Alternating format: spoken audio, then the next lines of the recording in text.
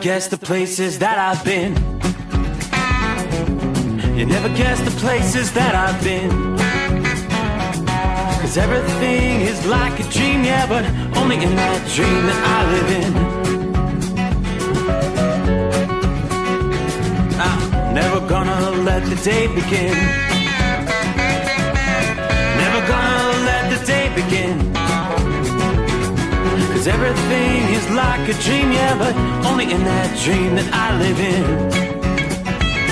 Oh, don't wake me up before you go, and I'll just make this bed my home. Oh, darling, please just let me sleep. Give me my dreams.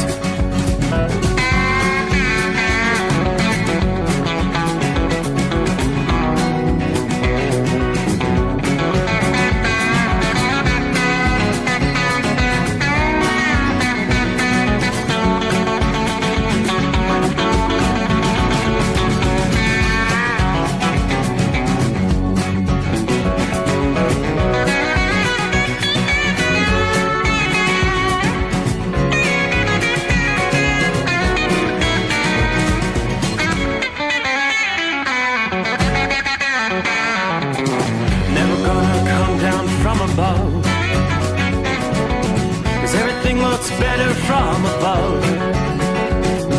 Nothing's ever as it seems, yeah, except in that world that I dream of. Never gonna lose the ones I love. Never gonna lose the ones I love. 'Cause everything is like a dream, yeah, but only in that world that I dream of. Oh, don't wake me up before you go, 'cause I can't face this day alone. Oh, darling, please just let me sleep. Give me my dreams. Give me my dreams. Give me my dreams.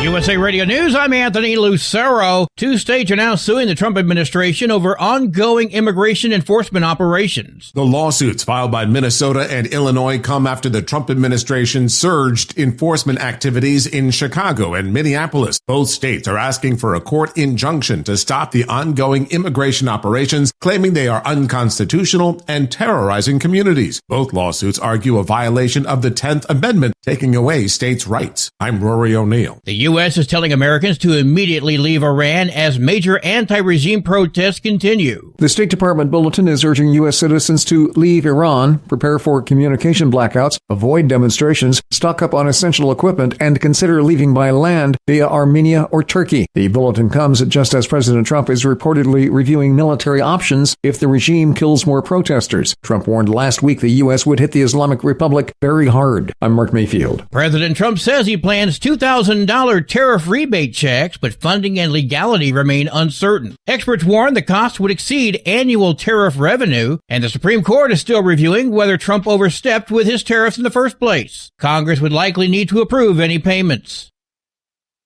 Consumer prices rose less than expected in December. The Labor Department reported the Consumer Price Index showed the core CPI, excluding food and energy, rose 0.2% for the month and 2.6% on a yearly basis. Meanwhile, the monthly figure for headline inflation put the annual rate at 2.7%. Analysts say the data makes it more likely the Federal Reserve will hold off on interest rate cuts at their first meeting of the year later this month. I'm Matt Mattinson. Wall Street closed lower. At the closing bell, the Dow Jones Industrial Average fell 398 points. The S&P 500 lost 13 points, and the Nasdaq dropped 24 points. I'm Sarah Lee Kessler. From America's News Network USA Radio News.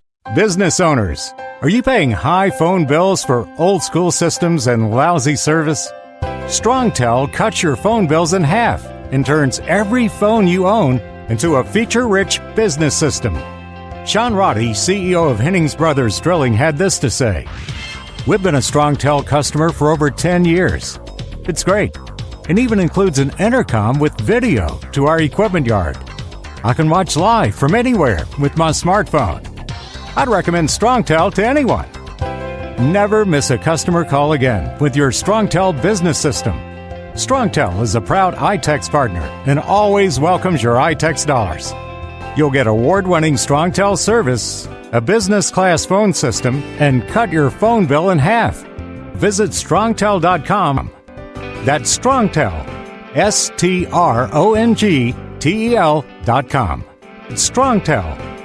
The Washington legislature is considering a bill that would ban law enforcement from wearing masks. The law would apply to local, state, and federal officers. Federal immigration officers have been criticized for wearing masks and not identifying themselves. There would be an exception for undercover work. Supporters say it's important to know who is enforcing the law. Critics say it makes officers open to doxing and other threats to themselves and their families. I'm Brad Ford. Dilbert creator Scott Adams, dead at 68. Adams had been battling prostate cancer, which had spread to his bones. His passing saddens many fans who admired his satirical take on corporate life. In the 1990s, Dilbert was syndicated in more than 400 newspapers, and he published his first book, The Dilbert Principle. By February of 2023, Dilbert was dropped from any syndicated newspapers following some comments made by Adams on his Real Coffee with Scott Adams live stream. I'm Monica Nelson. Sneezing is an involuntary reflex we humans generally do about 4 times a day, but sometimes it's not a good time to rattle the windows with that sneeze. Here's a little help. Home remedies include pressing your finger into the divot of your upper lip or pressing your tongue to the roof of your mouth. You can also scare someone's sneeze away by saying apricot loudly as a sneeze is approaching. It's not really word specific. You're just trying to distract the brain to make the sneeze go away. Doctors say sneezes are actually good for us. They clear out the sinuses, and some say the louder the better. So let them rip.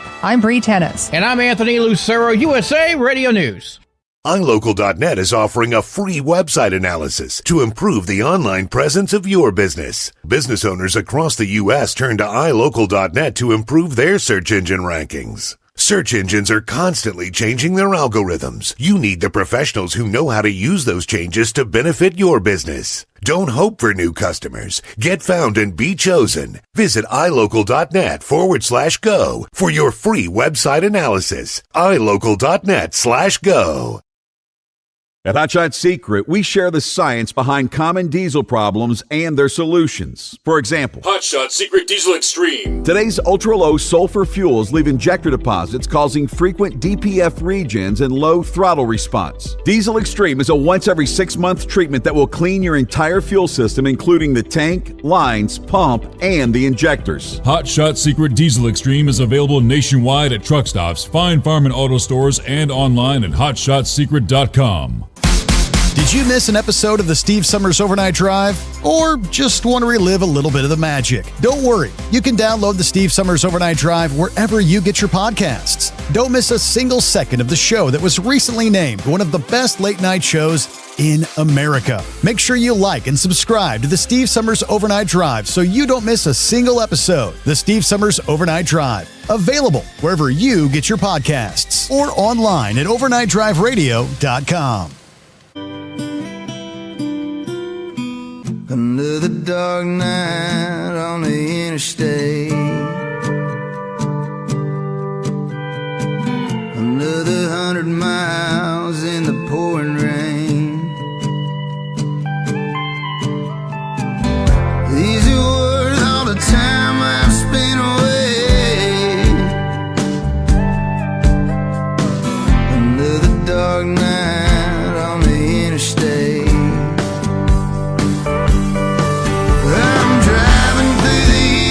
Trying to make it right, my baby's at home, hope she's doing alright.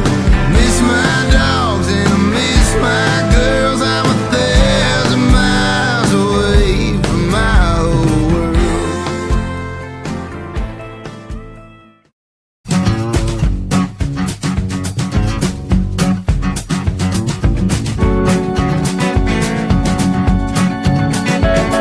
All right, yes indeed, check 1, 2.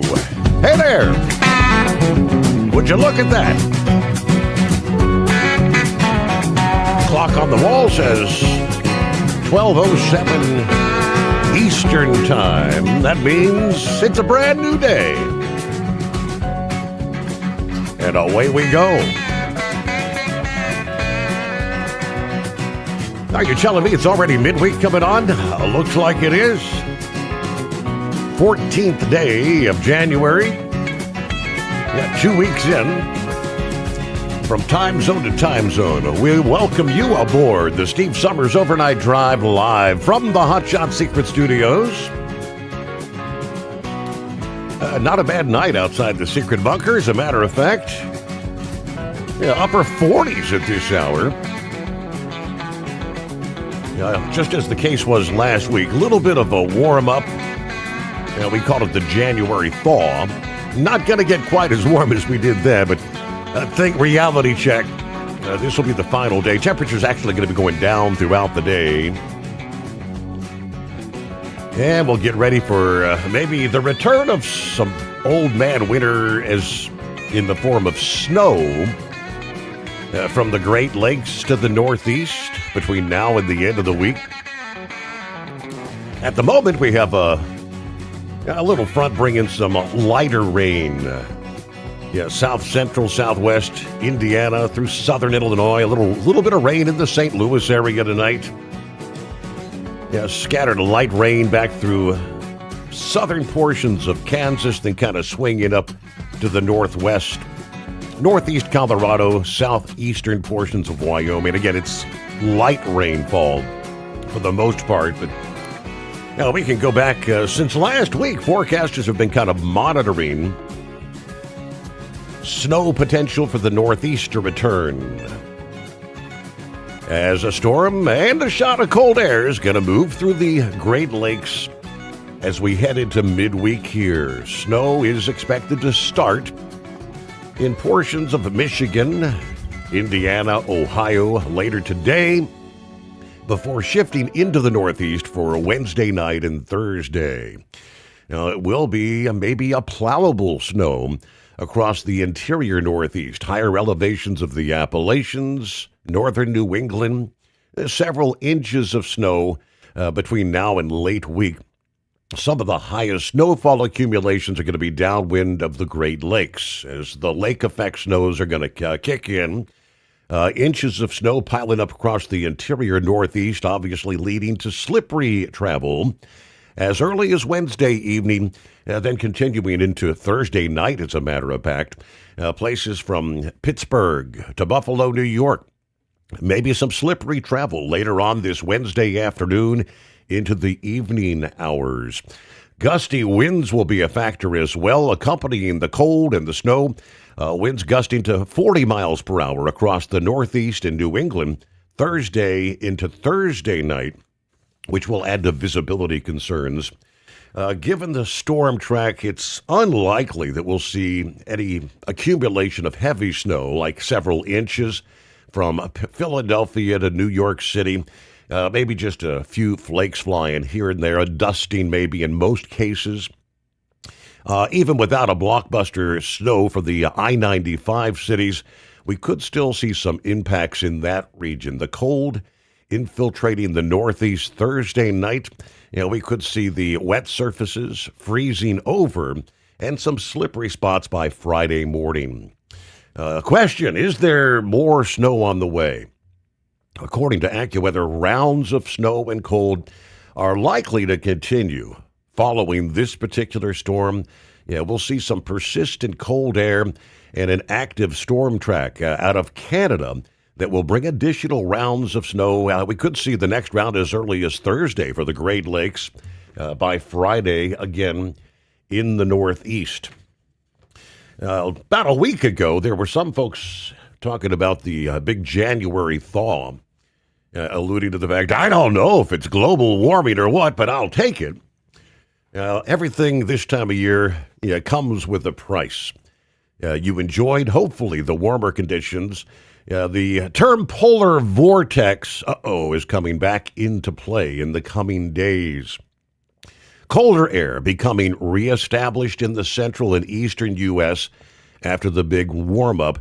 Over the next 10 to 14 days, the polar vortex will be arriving once again.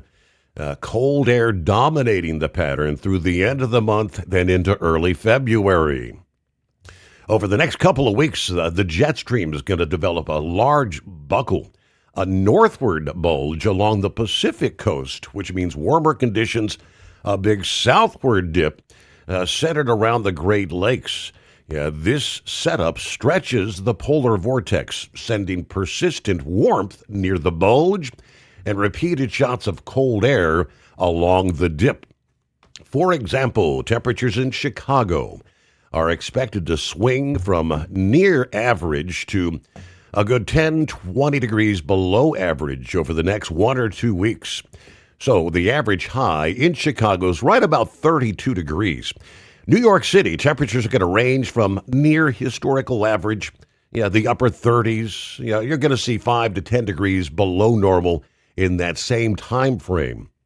Because of the large rounded shape of the jet stream dip, it's going to be difficult for storms in the south to strengthen along the Atlantic coast, becoming major snowstorms. Instead, most storms will stay weak, moving quickly, exiting out to sea through much of next week. Very cold air is indeed building back into western and central Canada, though. It's going to take some time, but as this happens, people in the central and eastern U.S. are going to feel more typical winter colder conditions than we've seen over the past couple of weeks for sure. These waves of cold bringing clipper system and rounds of lake effect snow squalls and flurries from the Midwest to the Northeast. Later this month into early February, there's potential for a more significant shift in the polar vortex. There are some indicators pointing towards unusual warmth poking all the way into northern Alaska. That setup could play a role in a major shift of the polar vortex, depending on snow cover across southern Canada, the Midwest, and the interior Northeast, along with ice cover on the Great Lakes. This has the potential to bring some of the coldest air of the winter. And we've already had some pretty cold shots, as you know. In December, while the lakes were mostly ice-free, there was extensive snow cover across the north central and interior Northeast. On those coldest December days, temperatures were running 20 to 30 degrees below average. The snow and ice cover tend to act like an insulator, locking out the warming effects of the ground and water. One way a major storm could develop would be if a roadblock in the atmosphere forms near Greenland, which can trap storms along the Atlantic coast, raising the risk of heavy snow. There are signs a large storm could develop late next week, but the long-range team says it's way too early to determine specific details of that specific storm. Interestingly, I have seen a number of forecasters pointing out that there was a GFS model run, and some of these weather hype pages are posting this, making it look like we are going to see a storm of the century coming up here in a couple weeks. One forecaster from the Ohio Valley region says, I'm usually against posting this raw model sort of data, but I just had to show you how insane of a run the GFS just had. It dropped a mind-boggling 48 inches of snow over the Miami Valley with one potential storm. Folks, this will not happen. There's no chance. I don't know what went wrong with the model for it to produce a snowstorm with literally 2 years worth of snow. So if you see some of the weather hype pages sharing this, saying this could happen, it won't. There are several other forecasters pointing out the same thing. Some sort of, they say when you feed junk into the models, junk comes out of the models. There was some sort of corrupted data apparently fed into the model for that run. So, there were that model run was showing portions of Indiana potentially 50 inches of snow. Much of Ohio 30, 40 plus inches of snow. It would be a whopper, but It ain't gonna happen. Hey, welcome aboard the Steve Summers Overnight Drive, live from the Hot Shot Secret Studios. Did you miss an episode of the Steve Summers Overnight Drive? Or just want to relive a little bit of the magic? Don't worry. You can download the Steve Summers Overnight Drive wherever you get your podcasts. Don't miss a single second of the show that was recently named one of the best late night shows in America. Make sure you like and subscribe to the Steve Summers Overnight Drive so you don't miss a single episode. The Steve Summers Overnight Drive, available wherever you get your podcasts or online at overnightdriveradio.com. Truck downtime costs you money. One hidden killer on Cummins ISX 15 engines is weak injector cups. When they leak, coolant gets into the cylinders and suddenly you're facing a big repair bill. Industrial Injection has the fix. Our Torque Lock Injector Cup Kit with a threaded Torque Lock design. These cups stay sealed for good. No more coolant leaks. No more surprise downtime. Keep your truck on the road. Ask your shop for Industrial Injection Torque Lock Injector Cups today. Winter is here. When the temperature drops, so does your truck's performance. Avoid fuel gelling by using Hot Shot Secret's EDT Plus Winter Defense, a 7-in-1 fuel booster and anti-gel that improves cold weather performance. The 7-point cetane boost decreases DPF regens and increases fuel economy. Be confident that your engine is running smoothly and trouble-free, even in the coldest temperatures. Hot Shot Secret EDT Plus Winter Defense, available at Pilot Flying J, Amazon, O'Reilly Auto Parts, and HotShotSecret.com. Hot Shot Secret, powered by science. Your factory fuel filter is letting you down. AirDog heavy-duty diesel fuel systems don't just filter your fuel. The AirDog fully optimizes your truck's fuel system for peak efficiency. The factory-provided filter simply removes particulates and water from fuel. The AirDog system removes all contaminants, including entrained air, water, and particulates, and feeds the engine pump with optimal pressure. Check out airdogdiesel.com to learn how you can capture every bit of performance and efficiency from your fuel system.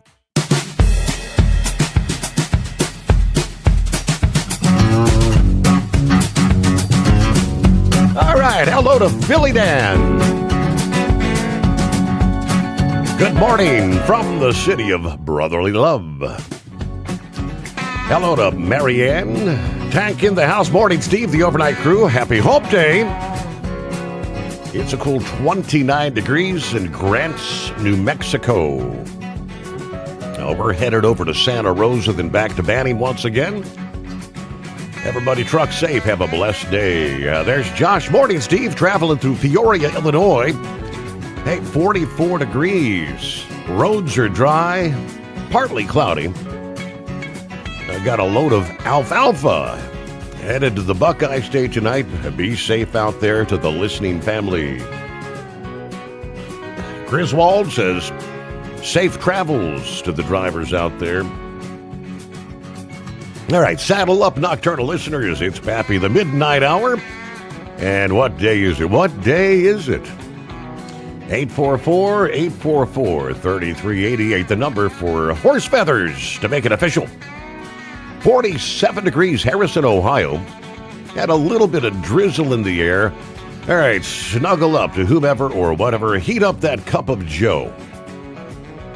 You know, why we call strong coffee Joe? 1914, the Navy Secretary, Josephus Daniels, banned alcohol on U.S. naval vessels. As a result, strong coffee was the replacement. That decision was credited for giving the good old cup of coffee a nickname, a Cup of Joe. All right, enough for the history lesson. Lesson number 1 for the night. Let's get the party started. Yes, indeed. All right, Kevin on board. Morning, Steve, and the overnight crew. Shorty rolling I-77 northbound at the Virginia-West Virginia line with 40 degrees tonight. Columbus bound. Good afternoon, Larry. Hammer down, be safe 44, Platkill, New York. It is round number 2 to Schenectady tonight. And hello to the 15 car. Morning, Steve. A cool 41 clear in Charlotte tonight. Today I learned Hillbilly Tex was a real person. My apologies to Tex, and rest in peace, my friend. Hey, 15 car, you were not alone. I can't tell you how many people thought that he was just trying to play the part of a character with the way he spoke, and so many. He had his own lingo, his own language for so many things. If he's headed to Home Depot, he called it the Home Depot. I'm heading over to the Home Depot. Yeah, it's just he had his own language, but yeah, he was a real person, and that was genuinely the way he spoke. Rest in peace, Hillbilly Tex there. Hello, Scrapyard. Waving all five at you this morning. Jerry, good morning. 44 degrees in Kokomo. Thank you to Hot Shot Secret for supporting the drivers, the listeners, and, of course, the Steve Summers Overnight Drive. I've been in the crash house with a torn muscle around my stomach. So I've been listening to the replay, and that's helped me get through the most aggressive pain this old guy's ever had. All right, tell them you love them and be safe out there, my friends. Santa Claus, top of the morning, Steve. 50 degrees in downtown Sacramento.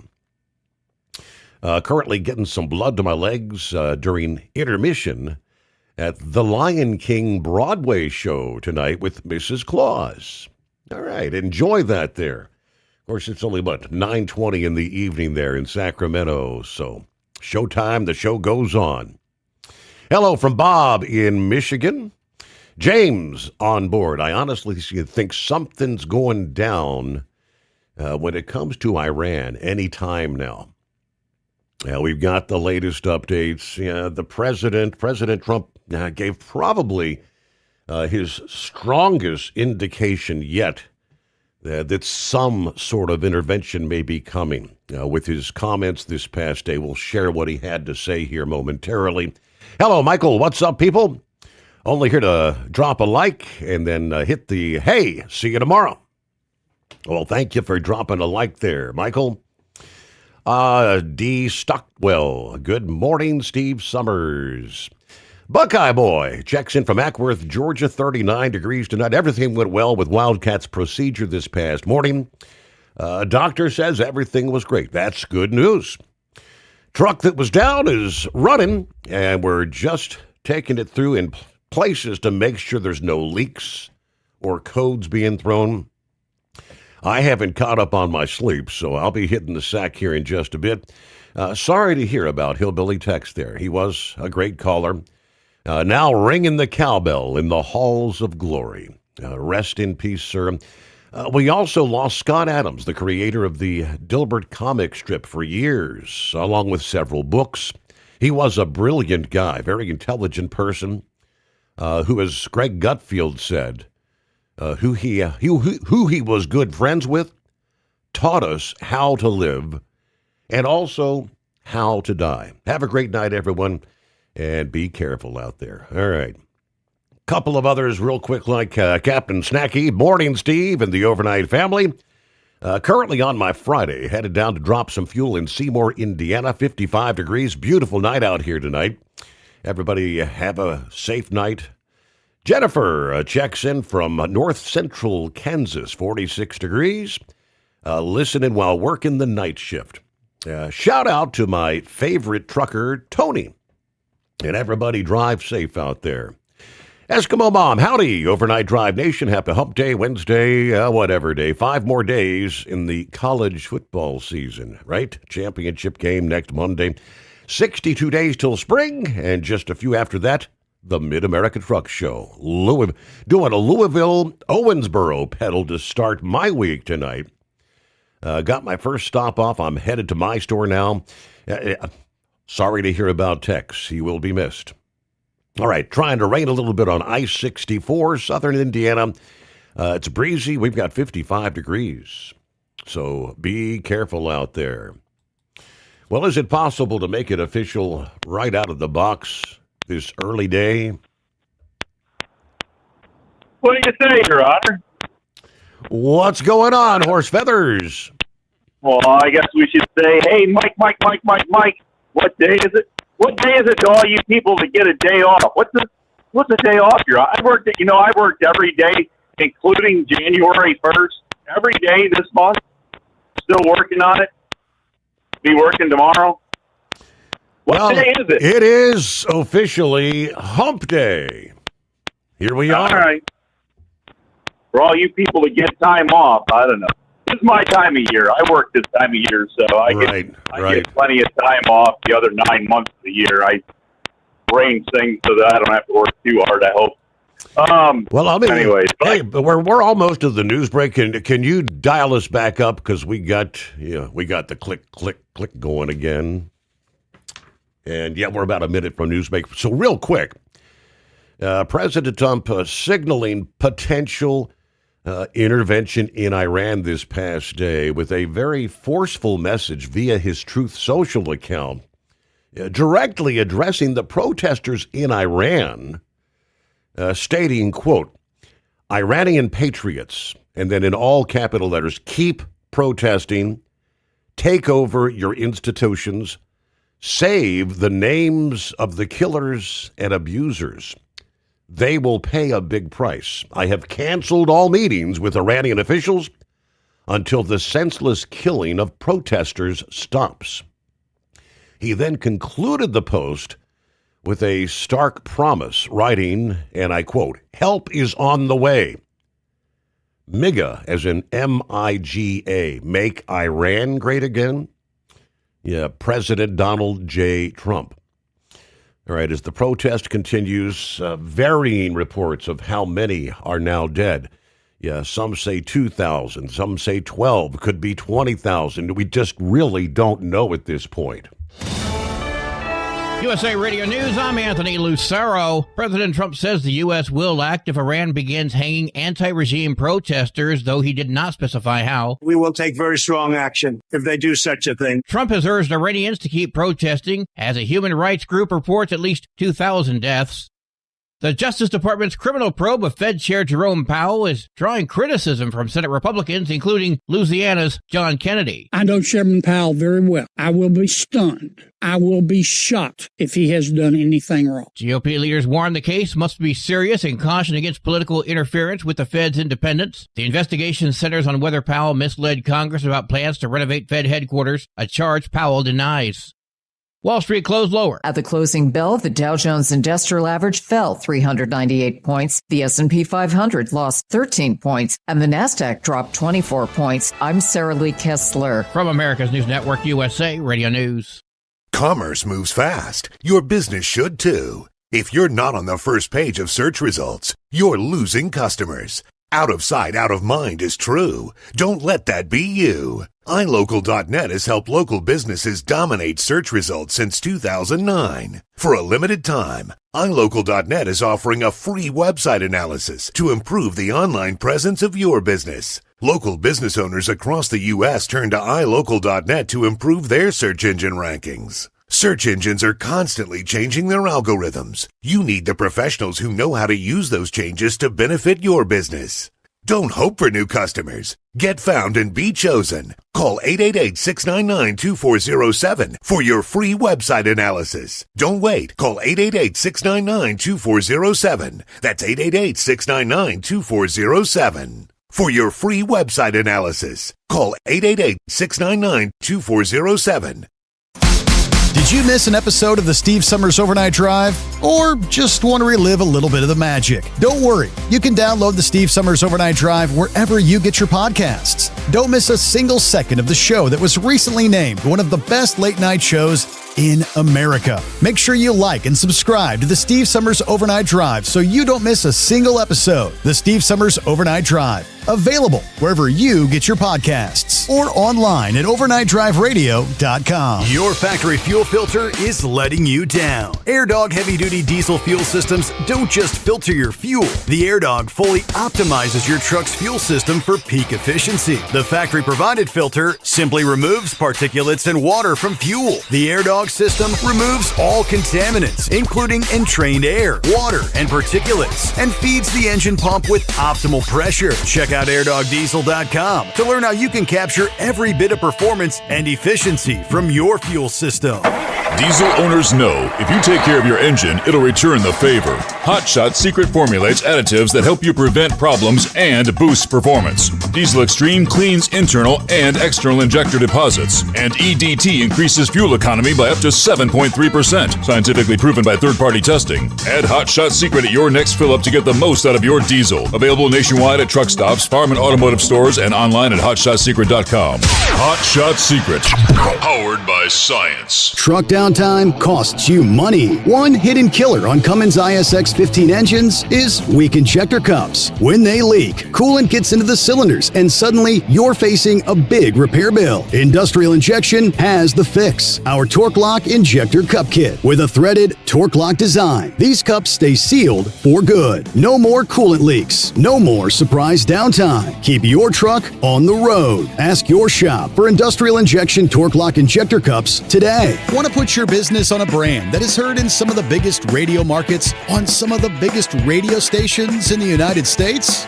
Or maybe you want to have your brand take advantage of the explosive growth in podcasting. Why not do both? The Steve Summers Overnight Drive offers the best of both worlds and is ready to put your business at the front of everyone's waking thoughts. I'm sorry, am I moving too quickly for you? Well, at least you'll be on their mind in there somewhere.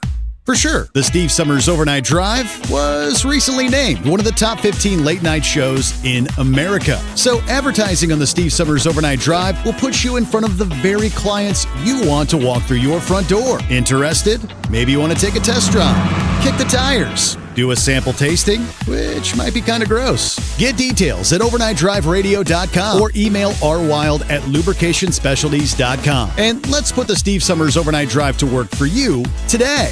Well, we're off the air. For good, I think. The Overnight Drive with Steve Summers. Live from the Hot Shot Secret Studios. Call Steve now. 844-844-3388. That's 844-844-3388.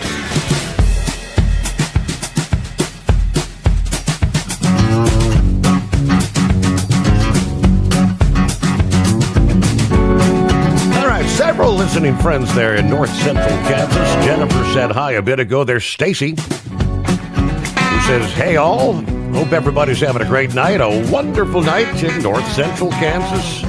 47 degrees with a clear sky. Safe travels to all. Thank you so much. All right, so we made it official, but welcome back, Mike. Yeah, we had the little click thing. I don't know what the heck happens every once in a while there.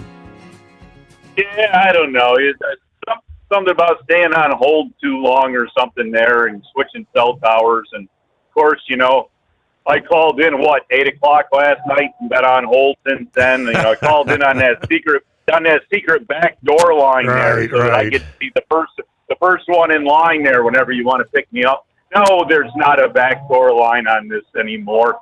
Now back at the other facility, you guys had all those local 513 numbers there, and if you knew a combination of the 513 numbers, you could. There was 2 or 3 different lines you could call. Correct. Yes, and they there could were. actually put you there. Yep. So yeah, there was a couple times I was on hold with a 513 number that I had to be let go because you had a guest calling in, and they couldn't call in because I was using the line they were supposed to call in on. But the good old days there, right? Yes, sir. But I don't know. I don't know if they were that good, but they were certainly the old days anyway. Anyway, so where can we go from there? So, hey, Mike, for anybody that couldn't hear it through all the clicking and nastiness, boy, that was terrible. I hope it's better now because if not, you're going to have a terrible show. It's good. But anyway, so I did see a report there that Mike Tomlin, the coach of the Steelers, resigned after 19 years. Yeah, how about that? So he let himself go? I mean, I know it's been. He had 1 Super Bowl win and I think 2 other appearances in the Super Bowl, but the last 3 or some years they haven't gotten really anywhere out of the playoffs. Right. Something like that. I can't can't help but wonder. So obviously, following the loss Monday night, there was a meeting with management this past morning. Now, maybe the discussions, he kind of knew the writing was on the wall. Yeah, was he pressured to leave? We can speculate, but he did issue an official statement, thanking the Rooneys and all that for all the years. I mean, a 19-year run, that is pretty incredible in the NFL. Well, you look at the Steelers themselves, I think they probably have the fewest amount of coach changes probably in NFL history, because you go from Chuck Knox to Bill Cowher to Mike Tomlin. I mean, it's a dynasty of 3 coaches over those years. And when did Chuck Noll start? I believe 1970. Yeah, 3 coaches since 1970. And how many other teams can say that? I mean, none. Yeah. So, anyways, even some of the other the big dynasty teams that were out there, because the Dolphins there they had Landry, and the Cowboys had Shula, and the Redskins, we won't call them what they're wanting to be called now. There, had what's his name there, the race car owner, Gibbs, and and there's been a few others that have been around for quite a while, but as you say, I mean, 1970 to 2026 with only 3 coaches. Yeah. I mean, that's really a feat in itself. There, I mean, they should get an award just for that. Anyways, I know there's all those Steeler haters out there though that don't. Hey, there's one other interesting headline that goes with that. In the AFC North, there's one coach that survived to go on into 2026. The Bengals. The Bengals. Well, yeah, but we've had that discussion before, too, of that maybe he shouldn't have survived into 2025, let alone 26, right? Right. So next year, the Ravens will have a new coach, Browns a new coach, Steelers a new coach. Same old for the Cincinnati Bengals, though. Well, hey, when you got what you got, sometimes people say, don't mess with what. Oh, wait a minute, it's what worked. But when it doesn't work, I get. Oh, wait a minute. Yeah, I don't know. So anyways, I don't know. Oh, what else we got to talk about here? I guess. What's the deal with this Justice Department people resigning out there in Minnesota? What are they afraid of? What are they running away from, Your Honor? Why don't they want to investigate? Yeah, the House of Cards is collapsing. Yeah, they definitely want to distance themselves for anything, and don't want to be there when the whole kit and caboodle opens up. But boy, I tell you, I don't know. We're starting to venture on the side of a third world country here by the looks of the TV newscasting here. What's going on with our country, Your Honor? How come we got citizens in this country going out and attacking police officers? What's up with that? Didn't realize we were dropped down that low so far. The paid agitators are off the rails. Yeah. So anyways, I don't know. Other than that, there was something else I was going to add in here, but I don't know. Maybe we'll see if we can think of it for later. It's kind of slipped off into the distance for right now. But anyways, there. So we got kind of a decent night out here. A few clouds hanging around. Our weather coming in, like you said. I guess it's supposed to be here sometime late afternoon into evening, and they're saying with the way it comes across, there's a possibility that in the transition of, because we're going to have some rain and switching over, there could actually be some freezing precipitation at the same through the transition before we get just that little bit of snow. So just kind of be aware of your surroundings where you are. It's been a little bit cooler, so even though we had the 50-degree day, there's still some frost in the ground, so it wouldn't spots and cooler valleys and stuff like that if we get regular precipitation to have things freeze up if it's not treated. But I'm sure Maryland will be right out there because, as I've said in the past, and I've actually gotten yelled at by some people that they didn't like the comment that there's apparently a salt to snow ratio that the state of Maryland uses for removal of snow, and it's somewhere in the area for every 1 inch of snow that gets dropped on the ground, they apply like 3 inches of salt to get rid of it. I'm just saying, Your Honor. You drive around here, it's like driving through the Great Salt Flats a day or two after it's done snowing and things, get sunny and dry up, and you cannot see the line. You cannot see the lines on the asphalt through the salt. The only thing there is just a great big plume of rooster tail of salt, and so, anyways, I don't know. Other than that, maybe we'll call back in with something if this thing seems slow. But I think you might have enough news stuff to talk about. I'm sure all the rest of our educated listeners are out there, and if there's anybody else that's new, we got to have some new people out here. I keep hearing about all these new people to listen. We got to have new people out there. So first-time callers get your $60 voucher coupon code for Hot Shot Secret products. All you have to do is let your fingers do the walking. 844-844-3388. Yeah, that was one of the under the sports headlines. Yes, word coming down. Mike Tomlin stepping down from his head coaching job after another disastrous playoff loss. An era has come to an end in Pittsburgh, widely regarded as one of the best coaches in the NFL. Mike struggled to find success with the Steelers in the second half of his tenure. Pittsburgh lost 7 playoff games in a row, dating back to 2016. The most recent coming in the wild card round in Monday night's game against the Texans. The loss led to Tomlin and the Steelers parting ways this past day. And it looks like Aaron Rodgers may officially be retiring as well. Rodgers actually stormed out of the press conference following that early playoff exit Monday night. Tomlin at the time refused to speak about his job status in the same presser following that game, at the time saying, it's not time for talk. We agreed that we would meet tomorrow morning, which was Tuesday morning, and go from there. When you're in this single elimination tournament, a whole lot to talk about. Either you win or you go home. And it appears that meeting ended with the two parties obviously deciding to split.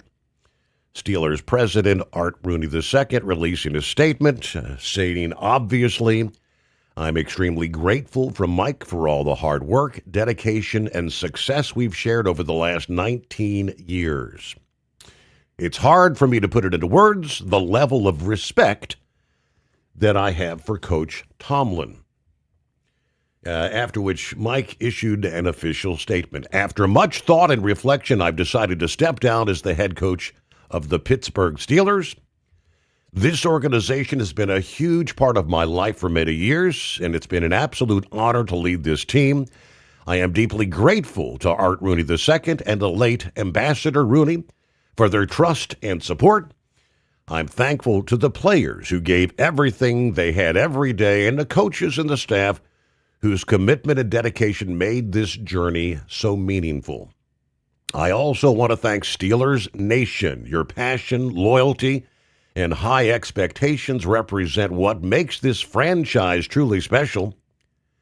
Coaching in Pittsburgh is unlike anywhere else. I'll always take great pride in having been a steward of this team. While this chapter comes to a close, my respect and love for the Pittsburgh Steelers will never change. I'm excited for what the future holds for this organization. I will forever be grateful for my time coaching in Pittsburgh. And many, have said that that's a pretty class act way of departing after 19 years, right? So. Did Did you miss an episode of the Steve Summers Overnight Drive? Or just want to relive a little bit of the magic? Don't worry. You can download the Steve Summers Overnight Drive wherever you get your podcasts. Don't miss a single second of the show that was recently named one of the best late night shows in America. Make sure you like and subscribe to the Steve Summers Overnight Drive so you don't miss a single episode. The Steve Summers Overnight Drive. Available wherever you get your podcasts or online at overnightdriveradio.com. Truck downtime costs you money. One hidden killer on Cummins ISX 15 engines is weak injector cups. When they leak, coolant gets into the cylinders and suddenly you're facing a big repair bill. Industrial Injection has the fix. Our Torque Lock Injector Cup Kit with a threaded Torque Lock design. These cups stay sealed for good. No more coolant leaks. No more surprise downtime. Keep your truck on the road. Ask your shop for Industrial Injection Torque Lock Injector Cups today. Winter is here. When the temperature drops, so does your truck's performance. Avoid fuel gelling by using Hot Shot Secret's EDT Plus Winter Defense, a 7-in-1 fuel booster and anti-gel that improves cold weather performance. The 7-point cetane boost decreases DPF regens and increases fuel economy. Be confident that your engine is running smoothly and trouble-free, even in the coldest temperatures. Hot Shot Secret EDT Plus Winter Defense, available at Pilot Flying J, Amazon, O'Reilly Auto Parts, and HotShotSecret.com. Hot Shot Secret, powered by science. Your factory fuel filter is letting you down. AirDog heavy-duty diesel fuel systems don't just filter your fuel. The AirDog fully optimizes your truck's fuel system for peak efficiency. The factory-provided filter simply removes particulates and water from fuel. The AirDog system removes all contaminants, including entrained air, water, and particulates, and feeds the engine pump with optimal pressure. Check out airdogdiesel.com to learn how you can capture every bit of performance and efficiency from your fuel system.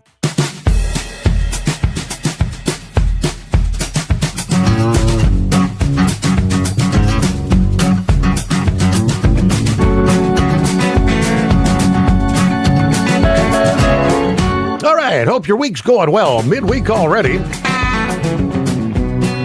So we'll reach the peak and then start rolling toward the weekend. All right, Scrapyard checking in. What do we have? 55 dungarees in Chickendale, Arkansas. Hello, Gilligan. Morning, Steve. Fellow listeners, driving under the stars atop Fancy Gap, Virginia. Not a bad night, 46 degrees. Yeah, everybody keep a shiny side up. Dennis says, how about this for a twist? Harbaugh to the Steelers, Tomlin to the Ravens. Okay. All right, it's 844-844-3388. See what's going on with the old retired Knucklebuster. Morning, Mr. Steve. Hey, Steve, yes, what sir? day is it? What day is it? Hey! It's still a totally terrific Tuesday where I'm at. That's true. It won't be hump day until 10 more minutes or so. Right. We'll eventually get caught up to you there.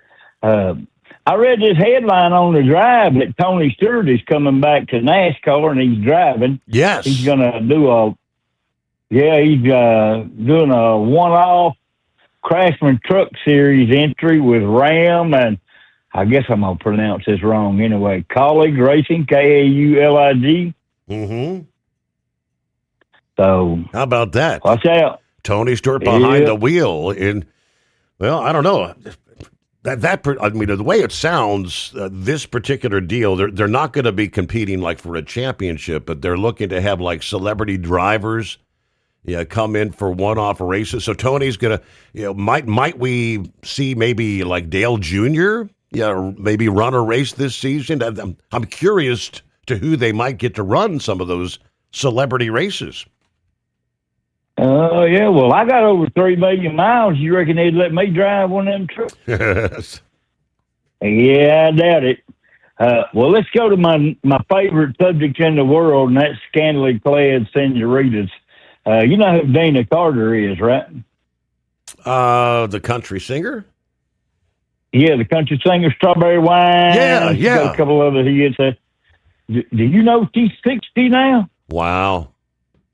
Yeah, and you can go to her Instagram to see her bikini photos too. And all I can tell you is good Googa Mooga, baby. That was looking pretty good. Well, this is also from the drive. The King is here. Chevy Corvette clocks 1.68 seconds in 0 to 60 and 8.67 seconds in a quarter mile. So I believe that's booking, ain't it? Yes, it is. And this diver over in Italy, he stumbled upon a treasure of a lifetime. He found 50,000 coins. They're bronze and copper. They were originally minted in Rome. They haven't given a price on it yet. But, Steve, that's a chunk of change. They still ain't even got all of the shipwreck up yet. So, ain't no telling what all they're going to find down there. Well, let's get a simplified shout out to Truck and Field, Captain Ron, Donut Man, all my Marine Corps brothers and sisters, and especially our gracious host, Mr. Steve Sommers. Y'all buy some Stabile products, Hot Shot Secret products. You can get them on Amazon where I get them. That's the best place. They just deliver it right to your door. But I think y'all do that too, don't you? That is correct. Yes, sir. Yep. Y'all get some Steve Sommers Overnight Drive products too. You can call Steve at 844-844-3388. Steve, what's the difference between a Porcupine and a Ford F-150? What is it? Porcupine's got a prick on the outside. Good. Good to hear from you, Knucklebuster. No, well, wait a minute. I got one more. Why did Mrs. Doubtfire spend time in prison? I hate to ask why. Mail fraud. That's all my baloney for today. There you go. Have a great morning. Knucklebuster and his baloney. Yeah, the Tony Stewart thing, that's interesting. I think, the same guys that run every week at the NASCAR tracks are the ones you see at the Daytona 500, right? The Chili Bowl is drastically different than that. Yeah, Tony Stewart didn't mince words when he recently took aim at NASCAR's Crown Jewel event, once again, highlighting how strained his relationship with the sport's become over the past few years. Smoke, as he is known, has openly criticized the charter system, lamented the sponsor struggles that ultimately sank Stewart-Haas Racing, and voiced frustration over NASCAR drifting away from their grassroots identity. So when Stewart questioned the prestige of the Daytona 500 a few days ago, it felt like another chapter in a long-running disconnect. Ironically, that same tension now makes his next move even more compelling. Despite all that frustration, Tony's headed back to Daytona, setting aside pride for a return that I don't think anybody saw coming. Tony Stewart is officially headed back to Daytona. This time, it's in a way even longtime fans did not see coming. The three-time NASCAR Cup Series champion will make his first stock car start in nearly a decade, piloting Kaulig Racing's number 30 Ram truck in the February 2026 Craftsman Truck Series opener there at Daytona International Speedway. That announcement also places Tony in exclusive company.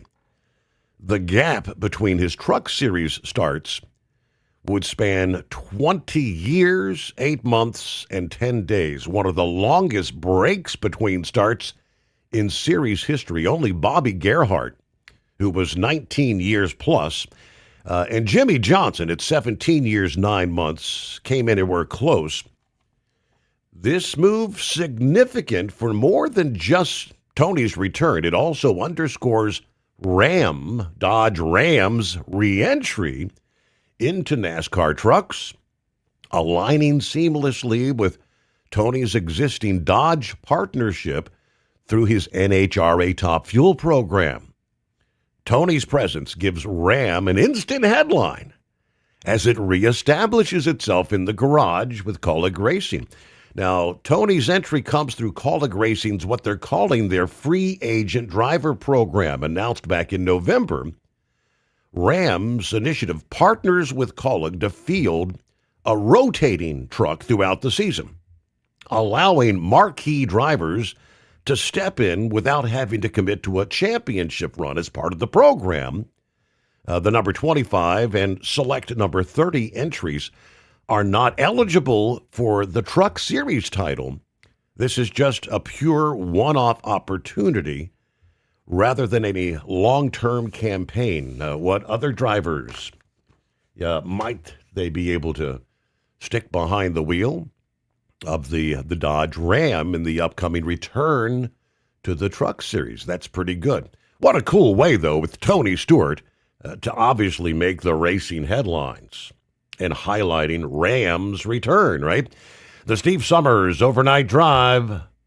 Want to put your business on a brand that is heard in some of the biggest radio markets on some of the biggest radio stations in the United States? Or maybe you want to have your brand take advantage of the explosive growth in podcasting. Why not do both? The Steve Sommers Overnight Drive offers the best of both worlds and is ready to put your business at the front of everyone's waking thoughts.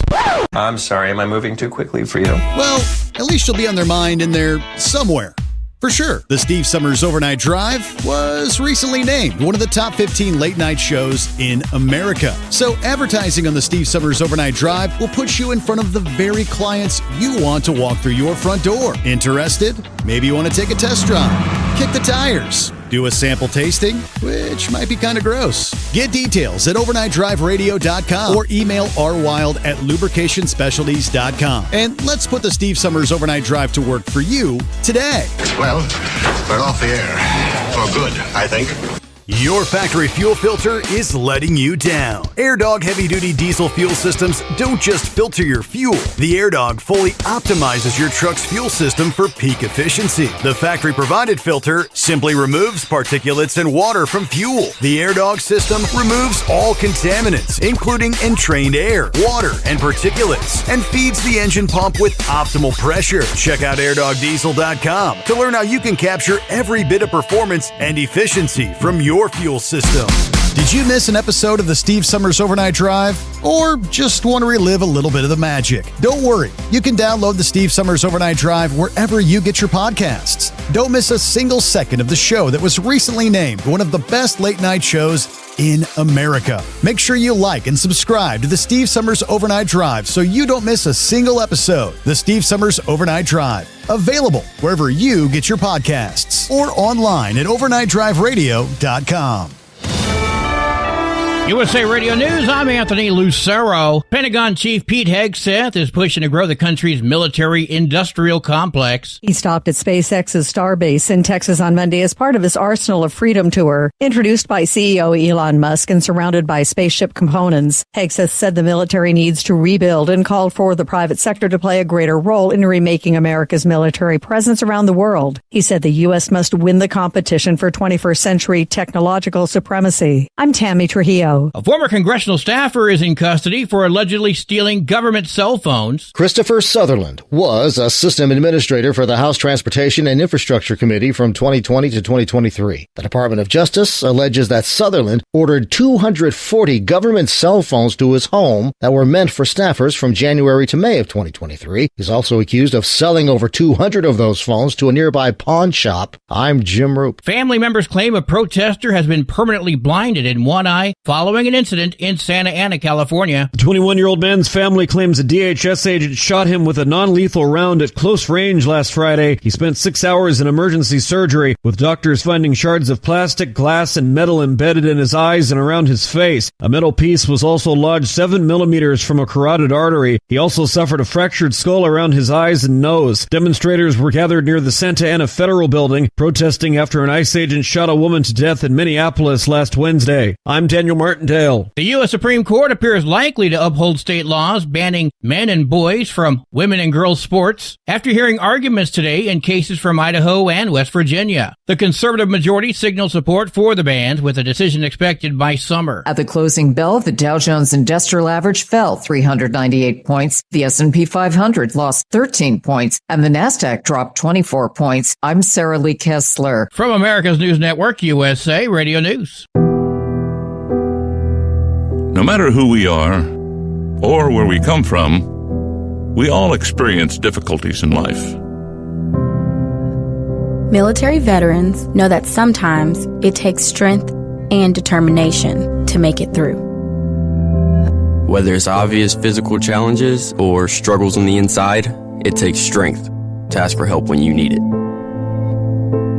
I knew that I had to get support, not just for me, but for the sake of my wife and kids. Talking about it has helped me feel more like myself again. Honestly, it was hard to open up at first, but it's changed my life for the better. Learn how veterans like us have reached out for help. And hear stories of strength and recovery at MakeTheConnection.net. The threat of a funding freeze for child care dollars in Colorado is still hovering over families, even though the judge has temporarily blocked that freeze. If the freeze goes back on, daycare centers and families could be out of money. It is unfathomable that we're in this situation, and we all need to speak up. Congresswoman Brittany Pedersen led a call featuring single mother Robbie Bemesh, who would quit her job if she lost assistance to enroll her son in daycare. I won't go on Facebook or any of the other social media places and have a stranger watch my son. The Trump administration says Colorado is one of the blue states allowing widespread fraud and is demanding documentation justifying the spending. I'm Rob Dawson. Remains found on a Washington State beach in 2006 have been identified as a former mayor from Oregon. The remains were found on the Quinault Indian Reservation. The Grays Harbor County Sheriff's Office and coroner weren't able to identify the remains. DNA was given to Othram, a company that uses genetic genealogy to narrow the search to family members. They determined the remains were Clarence Edwin Asher, who had been the mayor of Fossil. He went missing crabbing in Tillamook Bay and was presumed drowned. The remains were found nearly 2 months after his disappearance. I'm Brad Ford. Actor Kiefer Sutherland was arrested in Hollywood on Monday after allegedly assaulting a rideshare driver and making criminal threats. He was booked on felony charges, released on a $50,000 bond, and scheduled to appear in court on February 2nd. No serious injuries were reported. His representatives have not yet commented. For USA Radio News, I'm Anthony Lucero. Would you know where to turn if you or a loved one became paralyzed? For thousands of families, the National Paralysis Resource Center has been that lifeline. But now federal funding's at risk. Sherman Gillums Jr., a partially paralyzed Marine veteran with the Christopher and Dana Reeve Foundation, explains why. This is about more than just a budget line. It's about veterans, caregivers, and families, real people who need these resources to live more productive and independent lives. Learn more at ChristopherReeve.org. Want to put your business on a brand that is heard in some of the biggest radio markets on some of the biggest radio stations in the United States? Or maybe you want to have your brand take advantage of the explosive growth in podcasting. Why not do both? The Steve Summers Overnight Drive offers the best of both worlds and is ready to put your business at the front of everyone's waking thoughts. I'm sorry, am I moving too quickly for you? Well, at least you'll be on their mind in there somewhere. For sure, the Steve Summers Overnight Drive was recently named one of the top 15 late-night shows in America. So advertising on the Steve Summers Overnight Drive will put you in front of the very clients you want to walk through your front door. Interested?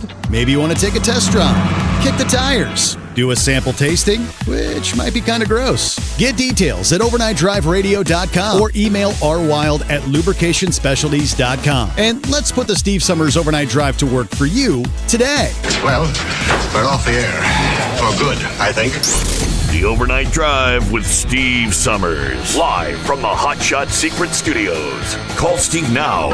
844-844-3388. That's 844-844-3388.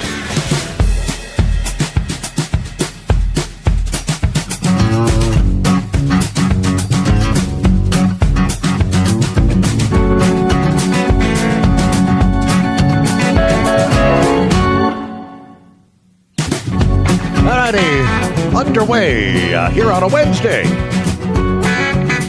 Time zone to time zone, make our way into a brand new day, and that'd be day number 14 here in January of 26.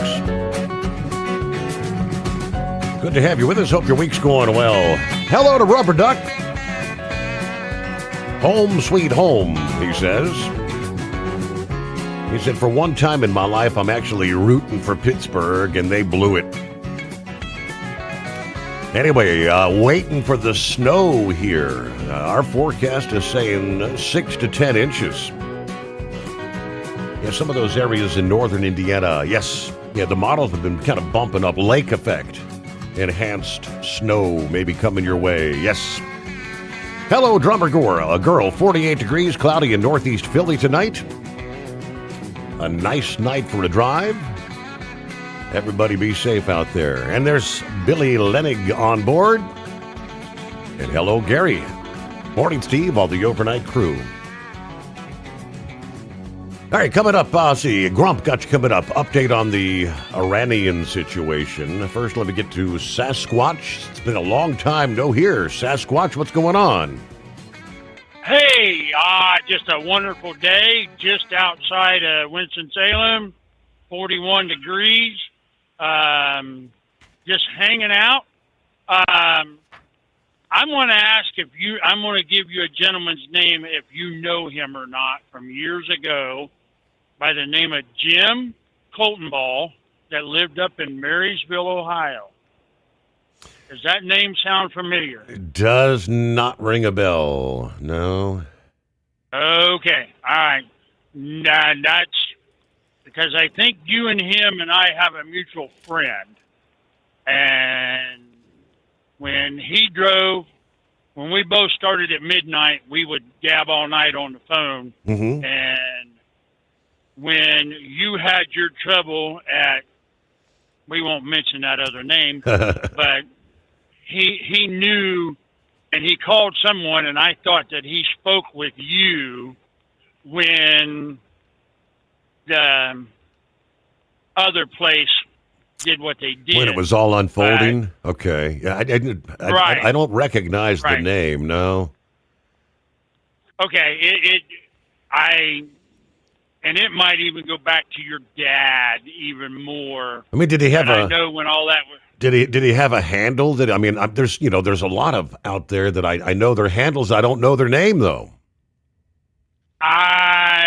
You know what? We at one time I knew what it was, but because you went from the CB to cell phones now, so you don't. If you see someone on a CB, that's kind of unusual anymore. Right. But so no, I was just thinking about it and kind of going from there. Jim passed away the other day, and we were all sitting around. And no, this is a good thing. We were all telling stories on all, and everybody was laughing and carrying on. And I told that story and all the other different stories, and it was just something. It was just a fantastic time to sit there. So it's not a sad day at all. Mm-hmm. Okay. So, and I just got to thinking about it, and I was like, hey, I'll ask. So because we're doing the service on Thursday. So and kind of go from there. But no, I do not remember his handle because we never. Yeah, the names that me and him use for each other, we cannot use on the air. So okay. Just one of them things. So pretty cool. But other than that, I've been pretty quiet. Been not doing a whole lot. Trying to stay out of the limelight. You know. Because, you just never know who's going to try to run over you with a car, you know, especially, so. Right. Yeah. So, but other than that, okay, I think this country's going in the right direction. I think we got a man at the helm that's got some great ideas. And I think he's going to figure things out. and go from there. And I got one other question that maybe one of these highway lawyers can answer. As you know, the Clintons refused to go to the Supreme Court hearings today. Yes. Okay? Or the congressional hearings. Yeah. They were subpoenaed to go there. And I seen the letter that they wrote to the congressional hearings that there's a time to stop doing all this stuff. Okay? If you or I get subpoenaed to go to a court hearing or whatever it might be, or subpoenaed for jury duty, can you just up and say, yeah, no, I don't want to do it? I don't get where the Clintons think that they can just up and say, hey. Right. Well, when they say turnaround is fair play, there were several during Trump's first administration who were cited for contempt of Congress that actually went to jail. Right. The only thing, I mean, I'm sure that they got answers, and I'm sure if Mr. Clinton had anything to do with Monica, I'm sure that Mr. Epstein helped him out a time or two. That's pretty obvious. But can we just kind of like, we sweep our trash under the rug. Why can't we just pick up a big rug and sweep them two under the rug, say, see you later, goodbye, go home, go do whatever, but stay out of our way? I'm sorry, but I think we need to do that with those two particular people. All I know is James Comer this past day, actually, he said he's looking to file contempt of Congress charges against Bill. I mean, technically, both Bill and Hillary had been subpoenaed. Will it go anywhere? I doubt it. I know Grump had some take on the latest as the protests in Iran are, I guess we're now entering, day number 14, if memory serves. New reports this past day, though, said Iran is using some sort of cutting-edge military technology and sophisticated psychological operations to dismantle these protests against the government.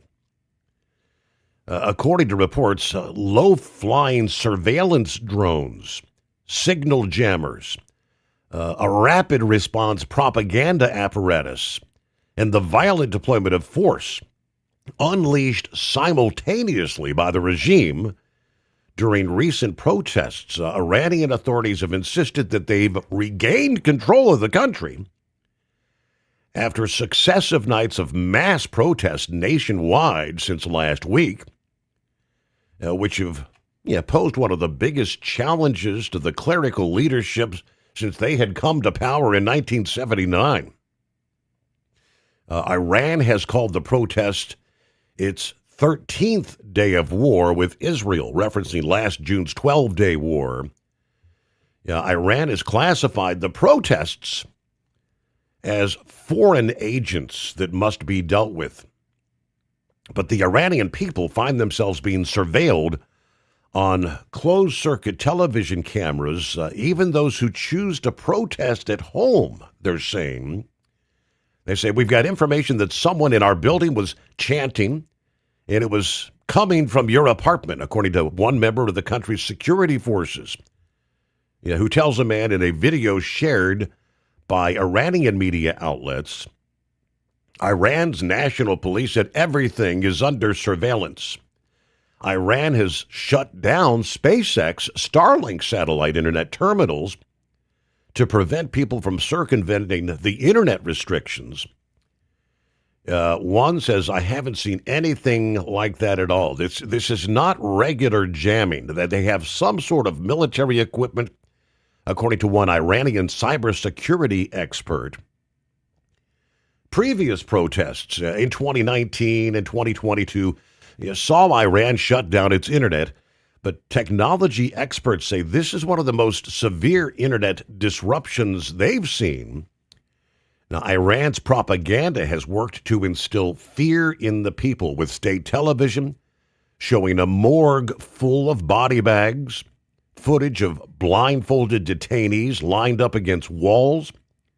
They've also claimed protesters have killed civilians and are agents of Israel in the United States. Of course, President Trump this past day warned very strong action. He didn't specify against Iran if they proceed with the threatened hanging of some of the protesters there. International outrage is indeed growing over the crackdown that one rights group said has likely killed thousands of people now. When they start killing thousands of people, and now you're telling me about hanging, President Trump said, we'll see how that's going to work out for him. All right, so let me see. Grump, see what his take is here. Welcome aboard. Yeah, it's I've been reading a little bit about that, the jamming systems that they have over there. I think they've, a lot of the embassies and stuff that's around, I think a lot of the people are getting closer to them, and they're still able to use their satellite systems and things like that, so that they can do some reporting on what's going on. They're saying right now up to 5,000 people has been killed in these attacks. Yes. From the Republican guards and stuff, and that's probably about right. I do know 5 B-2s took off last night or night before last. They're probably going to Diego and going to hang out there, and they had we see them all the time taking off, and everything right. I live just down the road from the base here, but they don't usually take off with support equipment, so that kind of leads you to believe that something's going to happen there, and it probably should. They'll probably, if we hit anything at all, we're probably going to hit their some of their infrastructure things. I know Pappy was concerned about the missiles, and everything that, he said they got a mess of missiles. They do have a lot of missiles. They got a ton of missiles. The problem with the Iranian missiles is so many of them are antiquated. They, even with the stockpile that they have, they, about 63% of their launchers got knocked out, and they don't know how many that, they were using for parts and things like that to, before the launchers got knocked out. That's how isolated they've been. And, nobody's really helped them. And, Russia and China both has been trying to get some stuff in there, but the sanctions has knocked the snot out of them. And a lot of the NATO countries and things that do different businesses and, has imports and exports with China and places like that, they just flat told them, we'll obey the sanctions there because, they need us. They need the United States badly. And so looking at that, I'm not sure right now, Steve, what is going to happen. I mean, it's, if Trump promised something, I do know, from reading and watching some of the some of the networks and stuff that's talking and looking at some of the stuff on YouTube and things that a lot of the Arab nations are condemning the actions of Iranians against their people. So that's a good thing. It's when they start doing that. And I know Big Ed talked about, Egypt getting involved. They need to do something with Egypt and Iran has had such strained relations ever since 1981, basically. But it, after Egypt signed on to the Abraham Accords, it really went down south. They just really, thought that they were, I guess Iran thought that they were kind of betraying the Muslim Brotherhood kind of thing. But, the Ayatollah is not a popular guy right now. And, of course Russia would take him, but they would also take all the money with him. Back in 1981, when Ronald Reagan took office. Everybody thought that they just released the hostages because of Reagan, coming into office. That wasn't how it worked. I mean, Reagan, and they'd been negotiating for months, before he even took office. And when he did take office, they continued with the negotiations on conditions of the hostages release. And after they did release them, they did release, Iran wanted the gold bullion.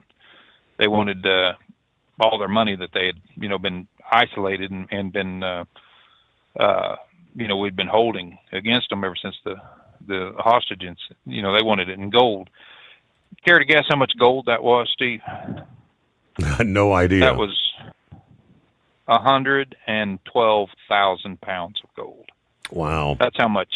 Yep.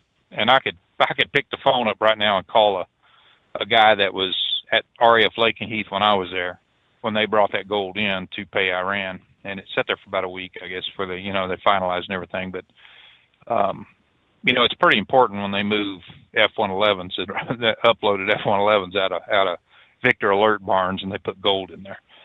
And, tractor trailer. It was on 3 trailers. And, it was kind of interesting. I mean, I remember that night just like it was yesterday. I mean, the Treasury Department was there. They had Secret Service there, and then they had commanders from all over the place was there. And they, when we went into our briefing, they said this night never happened. So but it's been so long ago. And then they reported it in the paper, and it was all over, BBC and everything else. So it's not like it was anything that was new. But they paid them 112,000 pounds of bullion plus a lot of money, and they, on today's market, it's what is it, $4,600 an ounce right now? Damn, that would be what? That'd be almost $9 billion right now in gold, I guess, for that much weight. But it's I wonder what they did with all of it. I know it went a lot of it went in the Ayatollah's coffers, but this is going to be an interesting next few days because they've been keeping at least our people has, Hegseth, and, of course, Trump likes to throw them little teasers out there, but he doesn't say what the hell's going to happen. So this is going to be interesting. I'm looking for, a pretty good bomb run probably across things. And, and Iran, they said that if that happened, they would be attacking every base in the United, that has the U.S. on it, and that would be. I just don't think they have the capability to do that. In 2023, you remember all them drones that they've been flying over? Them things have been stockpiled forever. They're just pieces of junk. They hadn't, of course, they were loaded with explosives and things like that. But in 2023, the Mossad went in and actually sabotaged their drone factory and put it on the ground. I mean, they planted explosives all over, and boom, blew it up. They knew it was the Mossad. They believe it. A couple of them were caught, but they weren't the Mossad that got caught. But they're known for that stuff, and it's just like we do little teasers.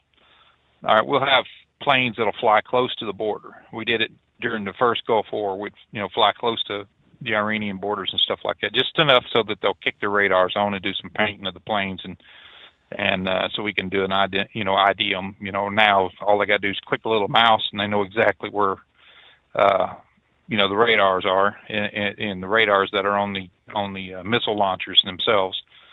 So they know where most of that stuff is, and it's no secret. I mean, hell, they could have probably took out 90% of them back in June, but they didn't. They took out everything that happened, about 63%. The missile launchers and things, and they didn't want to leave them. They wanted, to show them, hey, we're going to leave you a little bit of something here to defend yourselves with if some country wants to fight you or anything like that. But they know damn well that they don't stand a chance. I mean, they know they don't stand a chance. It just, the one assessment that the United States had, if we was to just go into an all-out war with Iran, it would take literally 46 minutes to destroy every part of that country, and that's on conventional weapons. I mean, it's amazing the submarines that we have out in the Gulf. how many Tomahawk missiles cruise missiles could hit, just in a matter of seconds. I mean, they've programmed, all these sites have pre-programmed in. I mean, it's no chance that they, that they don't know where everything is. They've been tracking this stuff forever. So, Iran knows that, and they run their mouths, and they like to bolster themselves up to the people, that saying, hey, don't rely on the United States because we'll kick their ass. They know damn well they can't do anything. But that's where we're standing right now. And I was, like I said, I was a little surprised to see all the Arab nations that are condemning this right now. And a lot of the NATO countries like England, Germany, Netherlands, so many of them are bringing in the Iranian consulates and, telling them, condemning everything and making sure that they understand that. And if it comes to it, they'll just, boot all their asses out, and that's common practice. So, we'll just have to see what's going to happen on that. But did you happen to catch any of that Supreme Court hearing today? That I did not. Over the transgender stuff. And, Steve, I listened to that. I listened to Ketanji Brown. How in the hell did that woman ever pass the bar exam? I have never in my life. I mean, the only person that can throw out more word salad than she can is Kamala Harris. And I sat there and listened to her and her comments that she was making and her what ifs and her scenarios and things. And I'm thinking, you got to be one of the dumbest damn people I've ever listened to in my life. She had no structure in her conversation whatsoever. And I listened to Alito. He made a comment that for the the lawyers that were for the transgender. He made a comment to me. He said, is it you think it's constitutional for them? It's their right to be able to participate. Even though they're men and they're and transgender. And oh yes. And he said, so you'd have no problem with just regular straight men participating also. And she just froze. That lady just had nothing to say after that. And that's exactly, I thought that was one of the best statements that I'd heard. Is kind of like a gotcha statement. We have to pause there. It's News Update, the Steve Summers Overnight Drive.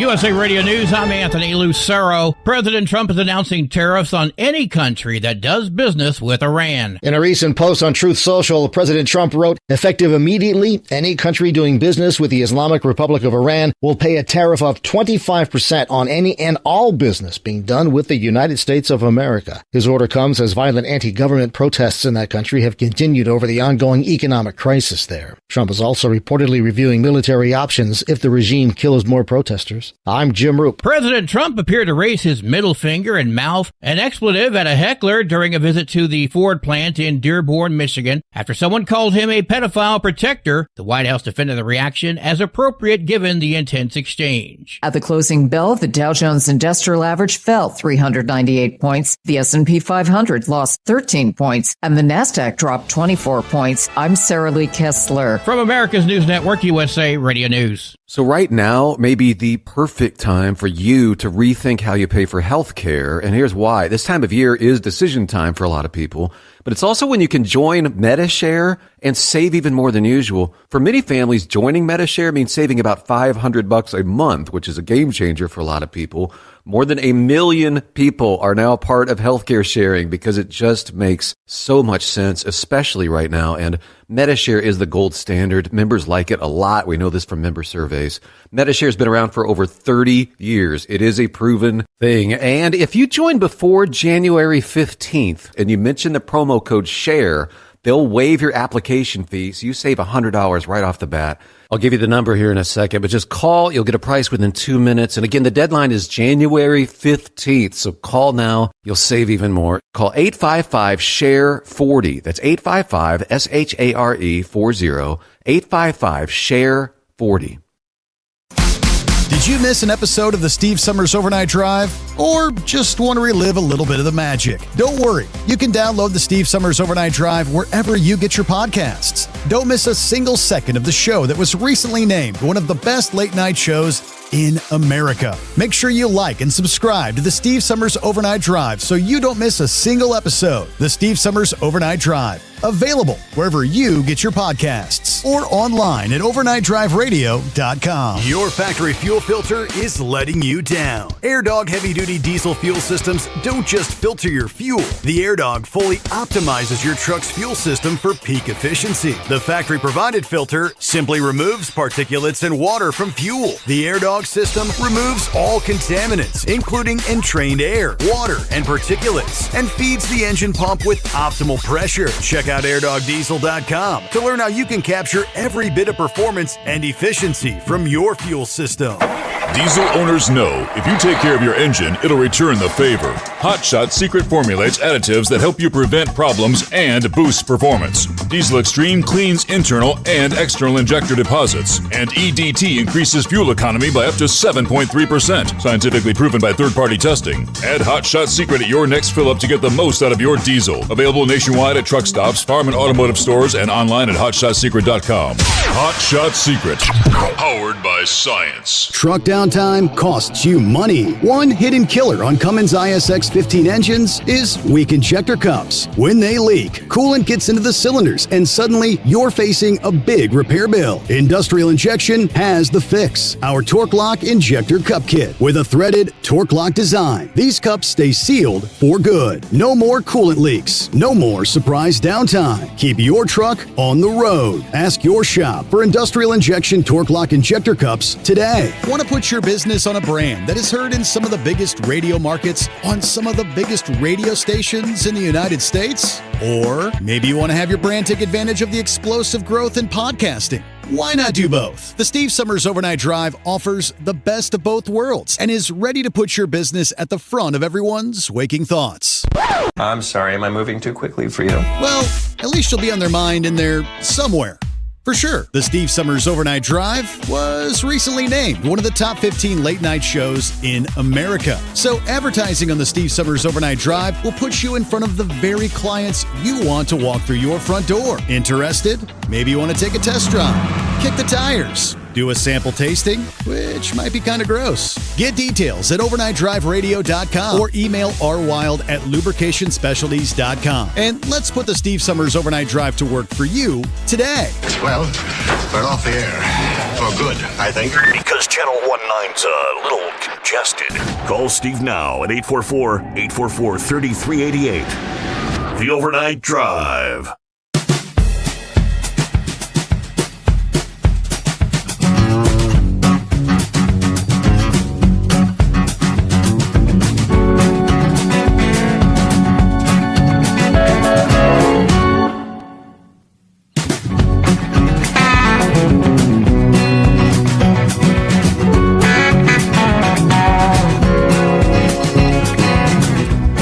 Good to have you on board. The Steve Summers Overnight Drive, live from the Hot Shot Secret Studios. Now, we left off, we were talking the, testimony before the Supreme Court this past day. I did not get to personally tune into any of it. I did see a post where I believe it was going through some of the commentary, the questioning from Justice Alito to, I don't know what her name was, but some ACLU lawyer. And when Alito asked, can you define what a man and woman is? To which the ACLU lawyer says, we do not have a definition for the court. And then the justice says, well, how can we determine if discrimination, sex discrimination, is taking place if we don't know the definition of a man or woman?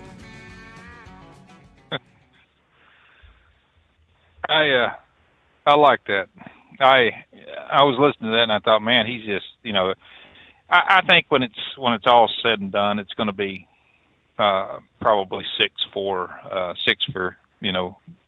states, and because they acted like a bunch of babbling damn buffoons on there, Steve. I mean, honestly, they just, when you ask questions like that and they don't have an answer for you, they lost. That's just a damn fact. I mean, it's just, of course, the liberal justices, the three main idiots that's on the court, they're going to, Kagan and Ketanji Brown, and then that dingbat out of Hawaii. She's,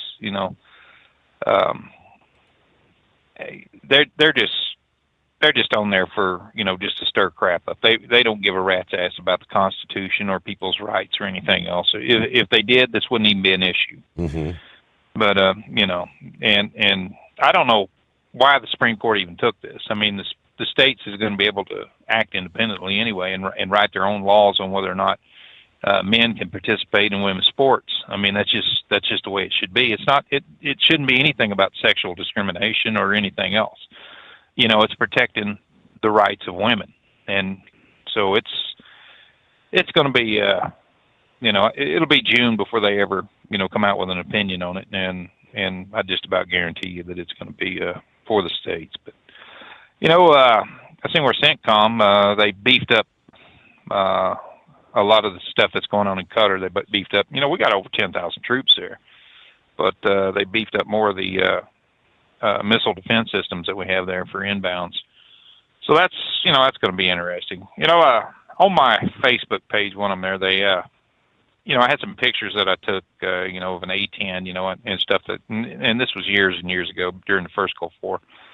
And we were up, I caught a ride on a KC-135 and they were actually going over to Egypt or not Egypt, dropping off some stuff over in Israel, and then we're going back up to Turkey. But we were down they were dragging some planes across the northern no-fly zone. They was refueling some F-16s, some A-10s, and we even did a couple of AWACS, which scared the hell out of me. But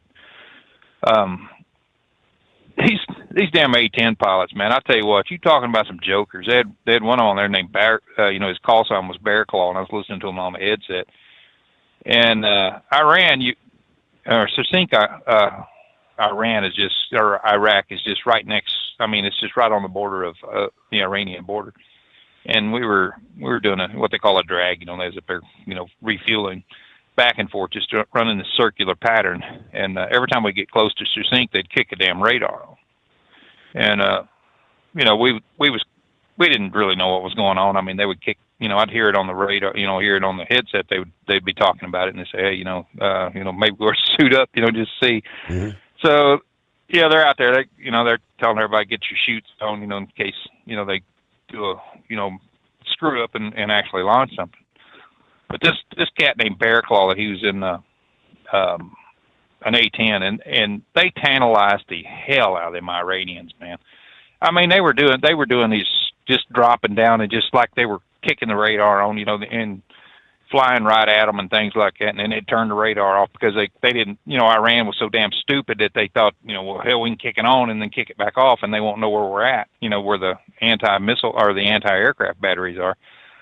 But they were laughing about it, and hear all these A-10 pilots and the F-16s and stuff, and they were just raising hell with Iran at that time. It was, I never will forget that, but it was this cat named Bear Claw. He was telling more jokes and just carrying on, well, I guess his testicles ain't that big. He just turned the radar off. That kind of thing. I'm like, wow. But it's, them guys are jokers anyway. But it takes a set to do what they do. I mean, I've seen them A-10s working close air support in northern Iraq, and man, I mean to tell you what, buddy, when they come bouncing up over the treetops, they tore some crap up. I mean, them cannons went off, and that was just you could just hear it, and they were gone. And it's I never want to underestimate the United States for any reason. I mean, the things that we have in the weapon systems that we have, it's just it's second to none. There's our military over the years has gotten a little smaller, but it's gotten a hell of a lot leaner, and it's got a whole lot meaner. And, countries out there know that. I mean, Russia, you look at Russia, if it wasn't for nuclear weapons, the fear that Russia might launch something like that, they wouldn't stand a chance for anything. Neither would China. China has a bunch of dumbasses. I mean, they got a couple of million people in their, in their military and stuff, and some of the ships and things that they have right now that they're coming out with, like them jump aircraft carriers and stuff like that. They don't hold a candle to ours. The only thing, some of the things that they got is them supersonic weapons and things like that. That that would be a handful for us to deal with, but we would. So they better make damn good shots of them, in the first round before things happen. I don't know, Steve. I think this is going to wind up. I seen a posting there from the Shaw's son. I don't know if he saw that, where he said, "I'll be joining the protesters soon, and on the ground soon." So I'm just kind of curious, if they know something we don't about, what's going on there. Maybe the Ayatollah hauled ass, and what's going on right now is just a bunch of, Republican Guard being psychotic, in their own way, and. But I think Mossad's probably on the ground right now. I mean, it's so chaotic right there. Jordanians has probably got people on the ground also, and they're probably mapping out exactly where a lot of the headquarters and everything is, and that's probably what they're going to do. They'll be sending in some stealths or something like that, and put them on the ground and level some buildings and be done with it. And I think after that, it's going to change. For President Trump to say, "quote help is on the way." That, I mean, you think like CIA, undercover stuff, or? No, I think they've been there probably for months, and probably ever since June after the bombing, they probably had people on the ground there. Yeah, and they're very good at what they do, and like I said, the Mossad can blend into anybody. I mean, these people, a lot of them probably are Iranians. They've fled before and got in with Mossad, but I think they understand exactly where things are and who the troublemakers are and what's causing the problems right now. And I think the help that's on the way is probably going to be in the form of some JDAMs or something, some good, some pretty damn good missiles that are going to, like I said, put a lot of them buildings on the ground that I don't think it's going to be in the infrastructure. But the problem they're having right now is they do not want to have the same mistake that we did in Iraq. And that was, just removing everything about the government. And even, like I said, Bob Baer, he wanted to keep the Ba'athist in charge of things, and we just control them. And because the people actually listen to the Ba'athists, and that didn't happen. Bush and Cheney and all the rest of them, and they said, well, we're going to be viewed as liberators, and we weren't. And that idiot that was on the ground in the green zone, I can't remember his name now, he was in charge of everything. He was, kind of acting as the president of Iraq at that time, who one of our, who the hell was it, Brennan? I think it might have, not one Brennan. But anyway, he removed everybody. And that's when everything just spiraled into chaos and all the guerrilla warfare and stuff like that. So we've learned some lessons on this. And I don't think for a second that's going to happen here. I think when everything starts falling, they're probably going to have the Shah or the Shah's son or some of the head honchos that are dissidents and people like that fled before, that was in the government. They're probably going to be staged somewhere there, close by, where when things starts falling, they can get in there and take control of things and get the country going. I look for the Red Cross to be, staged around there somewhere. I mean, this is typical stuff that they're going to look at, but I think, right now too, like I said, we're seeing a lot more of the Arab nations that are pretty ticked off about it. They don't want a flood of refugees either, so they're going to be providing a lot of money and a lot of, equipment and things like that can, rapidly move into Iran once everything falls. And I think it's going to fall soon, man. They're going to kill some more people, but I think here in about 2 days, by the time, Trump and everybody when they get everything in place and get the war plans drawn up and, and the targeting, programmed in, I think it's going to be go time. And then, it'll be over quick. I don't know if it had anything to do with the president's, statement yesterday about, continue doing what you're doing, get out on the streets, help is on the way. some photographs that came out of Tehran, the capital, this past evening, 5-6 hours ago, showing, again, massive numbers of people in the streets, again, on what would have been their Tuesday night into Wednesday morning there. We'll be right back. Want to put your business on a brand that is heard in some of the biggest radio markets on some of the biggest radio stations in the United States? Or maybe you want to have your brand take advantage of the explosive growth in podcasting. Why not do both? The Steve Summers Overnight Drive offers the best of both worlds and is ready to put your business at the front of everyone's waking thoughts. I'm sorry, am I moving too quickly for you? Well, at least you'll be on their mind in there somewhere. For sure, the Steve Summers Overnight Drive was recently named one of the top 15 late-night shows in America. So advertising on the Steve Summers Overnight Drive will put you in front of the very clients you want to walk through your front door. Interested? Maybe you want to take a test drive, kick the tires, do a sample tasting, which might be kind of gross. Get details at overnightdriveradio.com or email rwild@lubricationspecialties.com. And let's put the Steve Summers Overnight Drive to work for you today.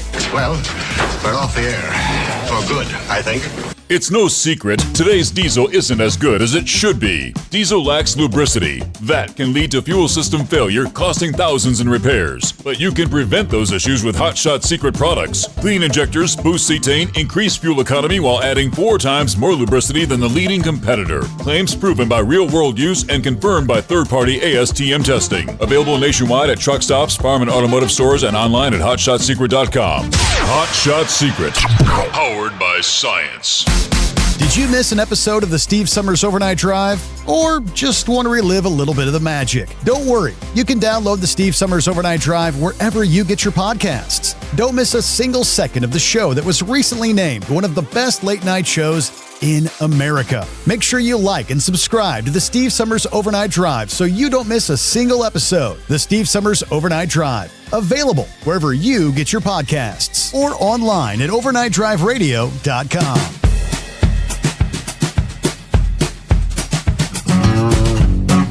All right, moving over to some of the industry headlines. Trying to clean up the industry, the trucking industry, that is, which has been ongoing. The big focus on non-domiciled drivers, non-English speaking drivers. We've been talking about for months now. Updates from a handful of states. According to Landline this past day, state lawmakers around the country working to keep unsafe truck drivers off the road. As we know, over the past year, both Arkansas and Oklahoma passed laws in those respective states to improve English skills for truck drivers in the coming months. Lawmakers in a number of states are expected to discuss similar rules for truck drivers and others.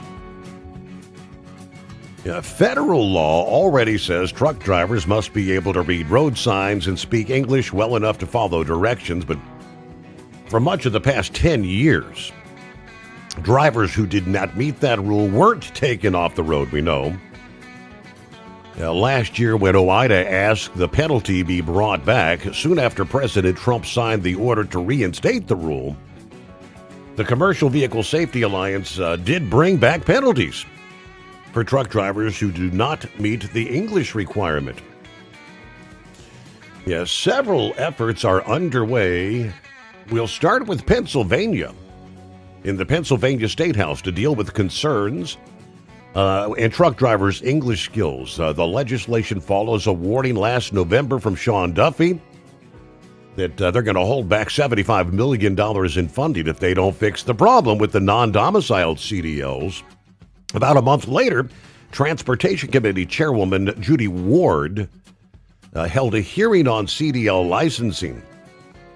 Said she plans to introduce 3 bills to address these issues. The first would target CDL training providers that are not properly qualified. It would change the state education code to improve training programs and strengthen penalties to shut down unqualified CDL mills. The second would require all CDL test applicants to prove they can understand English. PennDOT could still offer the CDL manual in other languages, though. The third bill would create new penalties for out-of-service violations, such as driving a large truck without understanding English. A related House bill would set tougher rules for getting a driver's license. This would apply to truck drivers and motorists as well. Republican Representatives Marla Brown of Newcastle and Joe Ham of Cogan Station are sponsoring the bill. New drivers would have to pass an English test before getting a license. All driver's license tests would also be given only in English. In a memo, lawmakers said not being able to speak or understand English is a serious safety issue. We can't allow drivers who don't understand the language to obtain a driver's license in Pennsylvania. Now, right now, PA already gives road tests only in English. The bill would also require written tests to be only in English. PennDOT would create an English test to make sure new truckers and other drivers can read and speak English. Now, it says drivers who already have a license or are renewing one would not need to take the test. However, illegal immigrants who already have a license would need to pass the English test in order to renew. Unlike the Senate bill, this version would allow PennDOT to offer the driver's manual only in English. And it would ban the use of interpreters at any point during the license tests. Let's take a look at Indiana. A top Indiana lawmaker has introduced a bill to address the issue. The Roads and Transportation Committee Chair, Jim Pressel, sponsoring House Bill 1200, would require future truck drivers to demonstrate sufficient proficiency in English to safely drive a commercial vehicle. The bill lists 4 ways drivers must prove English skills. Drivers must be able to talk with the public.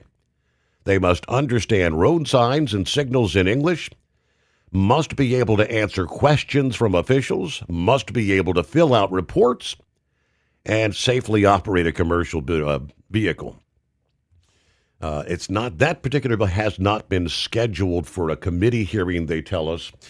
Illinois, apparently in the mix. An Illinois House bill would toughen rules for truck drivers or motorists who are not ready to be on the road. House Bill 4184 would stop non-U.S. citizens from applying for or renewing a driver's license or permit. Only U.S. citizens could apply for a commercial learner's permit. Now, he said the truck driver part of the bill would prohibit lawfully permanent residents or foreign domiciled persons from applying for a commercial learner's permit. The bill would also require drivers prove they know English. Drivers would have to show they can read and write English. In the state of Missouri, there is a House bill that could change CDL rules in that state to make sure truck drivers can read and speak English. Representative Carolyn Catton of Blue Springs, sponsoring House Bill 2741, would require CDL applicants and current drivers to show they can read and speak English. Under that bill, pretty similar to Indiana, a truck driver must be able to talk with the public, understand road signs and signals, answer questions from officials, and fill out reports and records. Drivers who break the rule could be placed out of service and fined $500. Drivers who keep driving while out of service could face fines of up to $1,000 and up to 6 months in jail. Now, the bill would also hold trucking companies responsible. A motor carrier could be fined $3,000 for each violation by one of their drivers. In other words, some of these companies that may have multiple drivers they know that can't meet the requirements could find themselves facing big-time fines. Now, there was, Tennessee jumped into the mix just this past day, taking steps to ensure CDL records comply with federal requirements. I guess it was on January 8, the state announced they'll be sending a notice in the mail to some 8,800 of Tennessee's 150,000 CDL holders, asking them to provide proof of citizenship and lawful presence. That announcement follows several actions by the DOT to ensure states revoke any non-domiciled CDLs deemed to be illegal. With actually following through, California pulled in $160 million in funding from that state, threatening to withhold $50 million from North Carolina. I guess other states are maybe seeing that we're not playing around here. This action is designed to ensure that all CDL records meet today's state and federal requirements and are in line with the presidential directive. The Assistant Commissioner of Tennessee's Driver Service Division. Drivers who file predate modern documentation rules will receive instructions on how to complete their records. Now, it says not every Tennessee CDL holder will receive a letter. However, the ones who do will need to make the necessary updates in person at state's driver licensing agencies there. All right, coming up, Plowboys on board. We'll get to Brain Dead. Hey, a little sports action. Looks like we got a little NASCAR, a little baseball, a little football. I think Buckeye Boy mentioned earlier, we're, counting down the days till Major League Baseball's opener, which sounds like something about it's going to be like the earliest ever opening day in Major League Baseball. So we'll get to that coming up here around the country. Great to have you along for the ride at 844-3388. Here comes a hump day. The Steve Summers Overnight Drive live from the Hotshot Secret Studios. Want to put your business on a brand that is heard in some of the biggest radio markets on some of the biggest radio stations in the United States? Or maybe you want to have your brand take advantage of the explosive growth in podcasting. Why not do both? The Steve Summers Overnight Drive offers the best of both worlds and is ready to put your business at the front of everyone's waking thoughts. I'm sorry, am I moving too quickly for you? Well, at least you'll be on their mind in there somewhere. For sure, the Steve Summers Overnight Drive was recently named one of the top 15 late-night shows in America. So advertising on the Steve Summers Overnight Drive will put you in front of the very clients you want to walk through your front door. Interested? Maybe you want to take a test drive, kick the tires, do a sample tasting, which might be kind of gross. Get details at overnightdriveradio.com or email rwild@lubricationspecialties.com. And let's put the Steve Summers Overnight Drive to work for you today. Well, we're off the air. For good, I think. It's no secret, today's diesel isn't as good as it should be. Diesel lacks lubricity. That can lead to fuel system failure, costing thousands in repairs. But you can prevent those issues with Hotshot Secret products. Clean injectors, boost cetane, increase fuel economy while adding 4 times more lubricity than the leading competitor. Claims proven by real-world use and confirmed by third-party ASTM testing. Available nationwide at truck stops, farm and automotive stores, and online at hotshotsecret.com. Hotshot Secret. Powered by science. Did you miss an episode of the Steve Summers Overnight Drive? Or just want to relive a little bit of the magic? Don't worry. You can download the Steve Summers Overnight Drive wherever you get your podcasts. Don't miss a single second of the show that was recently named one of the best late-night shows in America. Make sure you like and subscribe to the Steve Summers Overnight Drive so you don't miss a single episode. The Steve Summers Overnight Drive. Available wherever you get your podcasts or online at overnightdriveradio.com.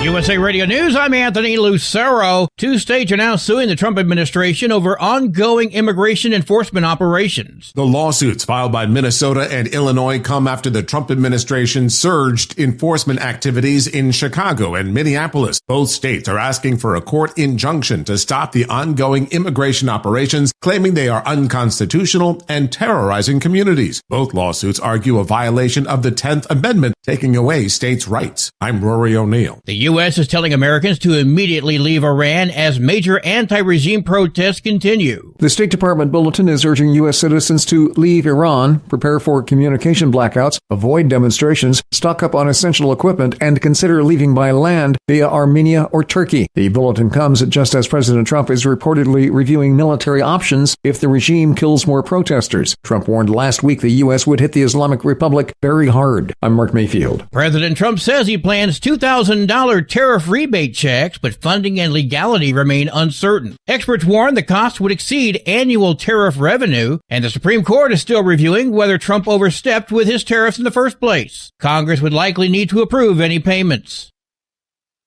Consumer prices rose less than expected in December. The Labor Department reported the Consumer Price Index showed the core CPI, excluding food and energy, rose 0.2% for the month and 2.6% on a yearly basis. Meanwhile, the monthly figure for headline inflation put the annual rate at 2.7%. Analysts say the data makes it more likely the Federal Reserve will hold off on interest rate cuts at their first meeting of the year later this month. I'm Matt Mattinson. Wall Street closed lower. At the closing bell, the Dow Jones Industrial Average fell 398 points. The S&P 500 lost 13 points, and the Nasdaq dropped 24 points. I'm Sarah Lee Kessler. From America's News Network USA, Radio News.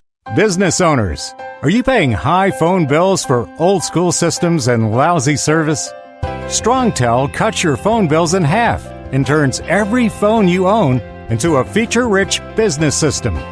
Sean Roddy, CEO of Hennings Brothers Drilling, had this to say: "We've been a StrongTel customer for over 10 years. It's great, and even includes an intercom with video to our equipment yard. I can watch live from anywhere with my smartphone. I'd recommend StrongTel to anyone. Never miss a customer call again with your StrongTel business system. StrongTel is a proud iTex partner and always welcomes your iTex dollars. You'll get award-winning StrongTel service, a business-class phone system, and cut your phone bill in half. Visit strongtel.com. That's StrongTel, StrongTel.com. It's StrongTel. The Washington legislature is considering a bill that would ban law enforcement from wearing masks. The law would apply to local, state, and federal officers. Federal immigration officers have been criticized for wearing masks and not identifying themselves. There would be an exception for undercover work. Supporters say it's important to know who is enforcing the law. Critics say it makes officers open to doxing and other threats to themselves and their families. I'm Brad Ford. Dilbert creator Scott Adams, dead at 68. Adams had been battling prostate cancer, which had spread to his bones. His passing saddens many fans who admired his satirical take on corporate life. In the 1990s, Dilbert was syndicated in more than 400 newspapers, and he published his first book, The Dilbert Principle. By February of 2023, Dilbert was dropped from any syndicated newspapers following some comments made by Adams on his Real Coffee with Scott Adams live stream. I'm Monica Nelson. Sneezing is an involuntary reflex we humans generally do about 4 times a day, but sometimes it's not a good time to rattle the windows with that sneeze. Here's a little help. Home remedies include pressing your finger into the divot of your upper lip or pressing your tongue to the roof of your mouth. You can also scare someone's sneeze away by saying apricot loudly as a sneeze is approaching. It's not really word specific. You're just trying to distract the brain to make the sneeze go away. Doctors say sneezes are actually good for us. They clear out the sinuses, and some say the louder the better. So let them rip. I'm Bree Tennis. And I'm Anthony Lucero, USA Radio News.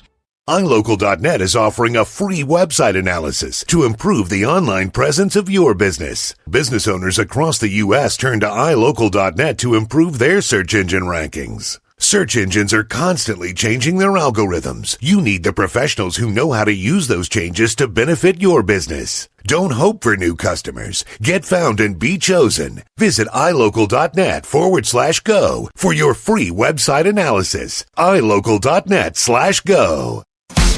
Did you miss an episode of the Steve Summers Overnight Drive? Or just want to relive a little bit of the magic? Don't worry. You can download the Steve Summers Overnight Drive wherever you get your podcasts. Don't miss a single second of the show that was recently named one of the best late night shows in America. Make sure you like and subscribe to the Steve Summers Overnight Drive so you don't miss a single episode. The Steve Summers Overnight Drive, available wherever you get your podcasts or online at overnightdriveradio.com. Your factory fuel filter is letting you down. AirDog heavy-duty diesel fuel systems don't just filter your fuel. The AirDog fully optimizes your truck's fuel system for peak efficiency. The factory-provided filter simply removes particulates and water from fuel. The AirDog system removes all contaminants, including entrained air, water, and particulates, and feeds the engine pump with optimal pressure. Check out airdogdiesel.com to learn how you can capture every bit of performance and efficiency from your fuel system. We know you'd like to be cuddled up real tight with a sweet little thing all night. But instead, you've got Steve Summers. It's the Overnight Drive.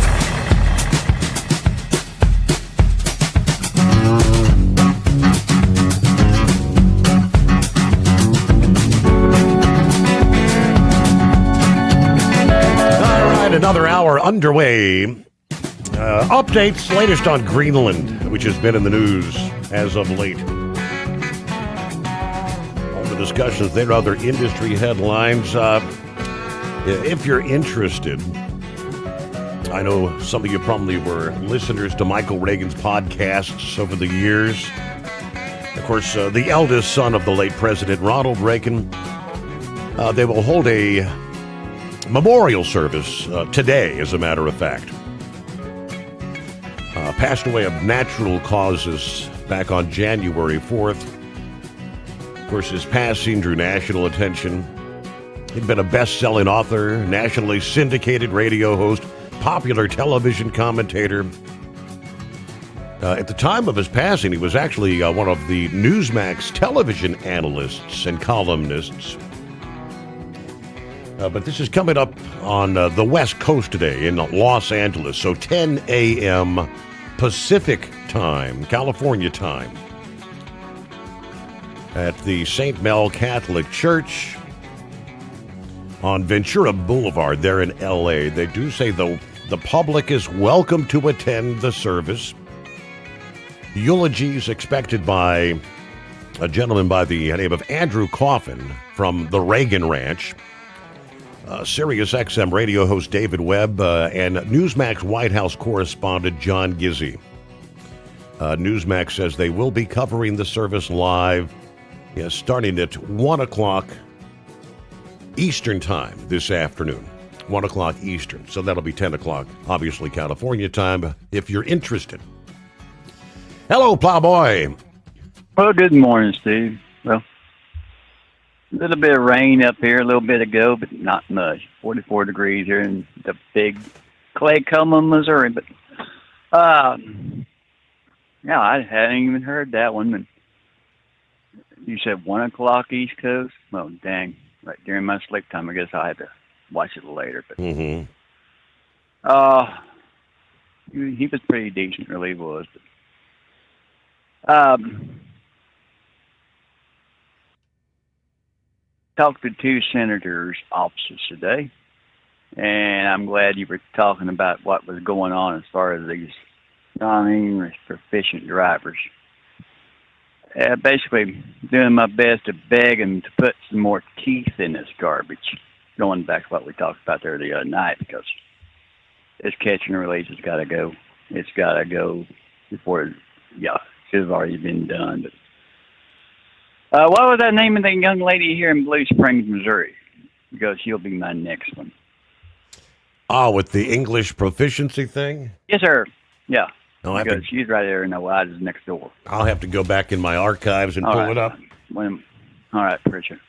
But, yeah, that's just... Carolyn Caton, C-A-T-O-N. Carolyn Caton. Thank you, sir. Of Blue Springs, yeah. Okay, yeah. That'll be a good phone call on me.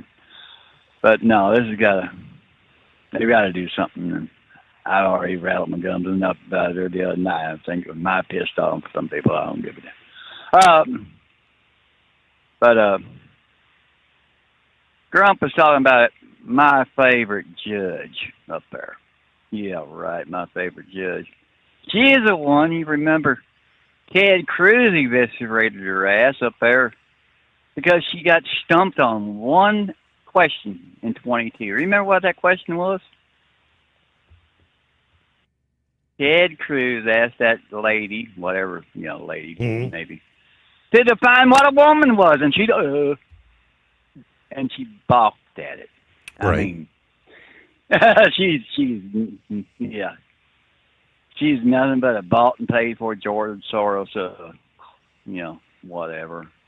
And I mean, it just goes on down. But somebody was talking here a bit ago about the Clintons going up for contempt of Congress. Hell, we still, doesn't the Obama administration still have one that's up on contempt of Congress? Or did they end up dropping the charges? Remember that feller's name? Eric Damn D. Holder. They had him in contempt. Never did see the light of day on it. In fact, I think Obama got him off on it, truth be known. But my final thought is, there's the DA award. I heard on your news here, I think the first round this morning, some brat, that's what he is, brat, and I think it was L.A., Southern Cal, somewhere there, got shot by a non-lethal. Right. And now he's boo-hooing and whining because he lost a damn eyesight in it. Hey, I'm sorry. Play stupid games, win stupid prizes. And, hell, he might just be glad he didn't. Something else happened to the guy because see all these protesters going on over here. If they really want to protest something, how about they really go protest what was Grump and Gilbert been talking about what's been going over in Iran? Them bastards don't play around over there. They squish that protesting pretty damn quick. Am I wrong or am I right? Well, there's numbers. We don't know how many have been killed. 2,000, 5,000. I mean, there's some saying it could be 12 to as many as 20,000. Nobody knows. Exactly. I mean, but yet there. All these over here, no, be glad that you live in the country you live in. I've always said, looking at all these liberals and what they've done, well, hell, this goes back in, 2017 when you had them pink hats protesting out there. Hey, we always heard, don't do this at home. Don't do this at home. Well, hell, they shouldn't do it at home. If you're going to try it somewhere, try it in a foreign country. Half of them wouldn't come back, I don't think. See? No doubt. All right, Plowboy. Hey, thanks for checking in. Last evening, we were discussing the elimination of temporary protected status for the Haitians in this country. Kind of focused on the state of Ohio, where a large number, tens of thousands, have congregated in the last few years. We now see, with all this fraud investigation ongoing, getting deeper and deeper with each passing day, looks like the Trump administration officially ending temporary protected status for Somalis in the United States. Temporary protected status, that allows individuals from a country where war or other forms of unrest are taking place to remain in the U.S. When they would not be eligible to be admitted through other immigration programs. The Department of Homeland Security now says temporary protected status for this group will end officially March 17. Temporary, that's a word, means temporary, according to Secretary Kirsty Noem. Country conditions in Somalia have improved to the point it no longer meets the law's requirement for temporary protected status. Somalis have been covered by this since 1991 in this country. Kirsty Noem says further, allowing Somali nationals to remain temporarily in the United States is contrary to our national interest. We are putting Americans first. Now, Citizenship and Immigration Services said there are some 2,471 Somali nationals covered by TPS. Of those, 1,383 have TPS applications pending. About 600 of the Somalis covered by temporary protected status live in Minnesota, which obviously in recent weeks has emerged as the epicenter of government fraud operations. Many agencies that were involved in the fraud served the Somali community. President Trump has foreshadowed the action several months ago when he made a post on Truth Social saying, Minnesota under Governor Walz is a hub of fraudulent money laundering activity. I am, as President of the United States, hereby terminating, effective immediately, the temporary protected status for Somalis in Minnesota. Somali gangs terrorizing the people of that great state. Billions of dollars are missing. Send them back where they came from. It's over. President DJT. Now, according to a report from The Hill last month, 85 of the 98 people charged in various fraud schemes to date there were Somali. As a result, last month, White House Press Secretary Caroline Leavitt said the administration is investigating ways to revoke citizenship of Somali immigrants who've committed fraud. Now, there are more than 240,000 Somalis here in the U.S., more than 100,000 of those in Minnesota.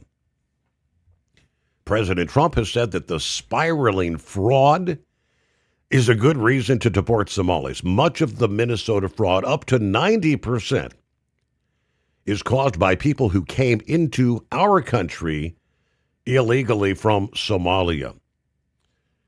He said at the time last month, lowlifes like this can only be a liability to our country's greatness. Send them back where they came from. Somalia, perhaps the worst, most corrupt country on earth. Make America great again.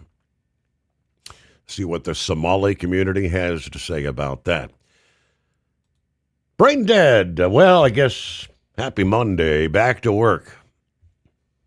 Yeah, don't remind me there, buddy. But, you know, you were saying that Buckeye Boy was reminding you about the opening day for baseball. There's also something big happening in March. Have you forgot about that, buddy? What's coming up in March? March 26th through 28th in Louisville, Kentucky. Happens every year. How could I forget? Yeah, Mid-America Truck Show, yeah. Slacking. I tell you what, you should be reminding everybody, get their tickets now while they're $19.95. Free if you hurry up and dial the number now, right? Oh, a lot going on. Hey, did you see the Steelers coach step down today? 19 years as a coach for the Pittsburgh Steelers. Tomlin, yeah. How about that?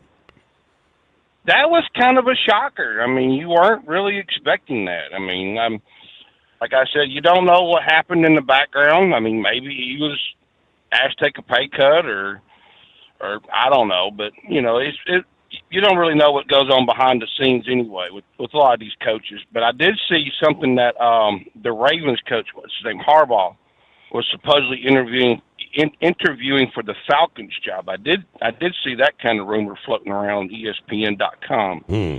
So that's going to be kind of interesting to see the whole coaches carousel going on. So let's see, baseball. Oh yeah, speaking of baseball. Did you see that Alex Bregman is going to the Cubbies? I did not. I know he was a free agent. I know he was one of the be kind of interesting to see how he slots in with them because I don't know if Brother Rambler's listening. I know Buckeye Boy's probably listening, but I looked at did a little digging around. I tell you what, over this all season, the Braves went in and really shored up their bullpen this off season. And I tell you what, if they play like they have back into the past, they can take the Dodgers, give the Dodgers a run for their money because right now there's pretty much no team that can beat the Dodgers. That's going to be the good part. The Reds really, they really did good. I mean, they were chasing Kyle Schwarber from the Phillies but they were going to give him the same contract as the Phillies, and Schwarber just went ahead and re-signed. And that's who they need on the team, really, is a caliber player like Kyle Schwarber. But, you know, my poor Cardinals today, they dealt off Nolan Arenado to the Diamondbacks again. You know, I'm ready for hurry up and see what's going to happen, because that team there has got to stop sending off their veteran talent and stop trying to invest in all the new talent that really needs to develop and tutelage from the veteran players. Mm-hmm. So, but yeah, baseball season is going to be fun. But did you also hear that Tony Stewart's coming back to NASCAR? Did you see that? About that, yeah, that's very interesting. That's a great tie-in with Dodge Ram, the Truck Series. Mm-hmm. Very interesting. Yeah, yeah. I think what it is maybe Dodge went to him and said, "Here's a little bit of money to shake out the truck," and because they're doing this whole driver recruiting program. I don't know if you heard about this or not, but they're going to take, I think it's like 10 or 20 guys, and they're going to run them throughout the season, and they're going to rotate them through the various truck throughout the year. And I don't know what they're trying to get for it. You know, I really don't, because you're going to have, I think they said about 5 teams that are coming into the Truck Series in the next, year or so. So I don't know what their agenda is, but I know you talked last night about the big NASCAR news, right? Big point system shakeup. Yes, right. I know it's a step in the right direction. Maybe, some are saying it ain't enough. It ain't enough, but I think I'll like that better. I like it better. It kind of gives you the best of both worlds, because me and you are purists. We go way back. We want to see the whole, the 36 race consistency, week in and week out. And yes, it does give you that consistency. And yes, they did take away the whole win if you're in and the whole elimination style. But they did keep that whole chase format and the chase styling. So, I just say just leave it alone, the reason is why they went to that is because the uproar. NASCAR listens to the fans. I don't know why it took 2 years to go back to the system, but NASCAR really does listen to their fans. When the reason they went to that whole elimination style win if you're in format was, remember, Jimmy Johnson won 5 in a row under this chase format. Remember? Right. And they went to the chase format because Matt Kenseth won one race all season, but really did consistency. And I'm sorry, winning a race is winning a race. That's no big deal. It's showing up every weekend to the track and running consistently. So let's just see what else NASCAR is going to put down the old pike, shall we? Mm-hmm. So, other than that, buddy, I got to get in here and go do that nasty 4-letter word, and I don't mean snow. Work. Work. You got to work to pay the bills, right? All right, I seen a post from about 1 hour ago from inside Iran. It says, using the Starlink internet. It says a source on the ground in Isfahan managed to get a message out to Fox News using Starlink. And what he described sounds like full-blown war zone. He says there are active battles in the streets between protesters and regime forces. Quoting, "Man, the situation right now is chaotic. There are battles going on between protesters and security forces who are using live ammunition. The government has really repressed them, using weapons of war against the demonstrators. At the moment, the situation for the demonstrators in the street, the atmosphere is like a war zone, and some people are trying to escape from it. I have to emphasize that among Iranian people, Trump is the most popular person right now. So much popularity because of the steps that he's taken toward preventing the growth of terrorism in the Middle East. They respect him. The internet blackout in Iran continues, making it difficult for people to get new information, although international calls were briefly going through overnight. And I did see that report, which was international calls from inside Iran out of the country were briefly going through. Calls from outside in were still not going through. Iranian authorities insisting they've regained control of the country. It doesn't much sound like that's true. Now, rights groups accusing the government of fatally shooting protesters and masking the scale of the crackdown with the internet blackout that has now surpassed 5 days. Trump, who earlier told the protesters in Iran that help is on the way, told CBS News that the U.S. would act if Iran began hanging protesters after Tehran prosecutors said Iranian authorities would press capital charges for these individuals for, quote, waging war against God. Some of those suspects arrested in recent days have been charged with that. Now, we will take very strong action if they do such a thing, says Trump.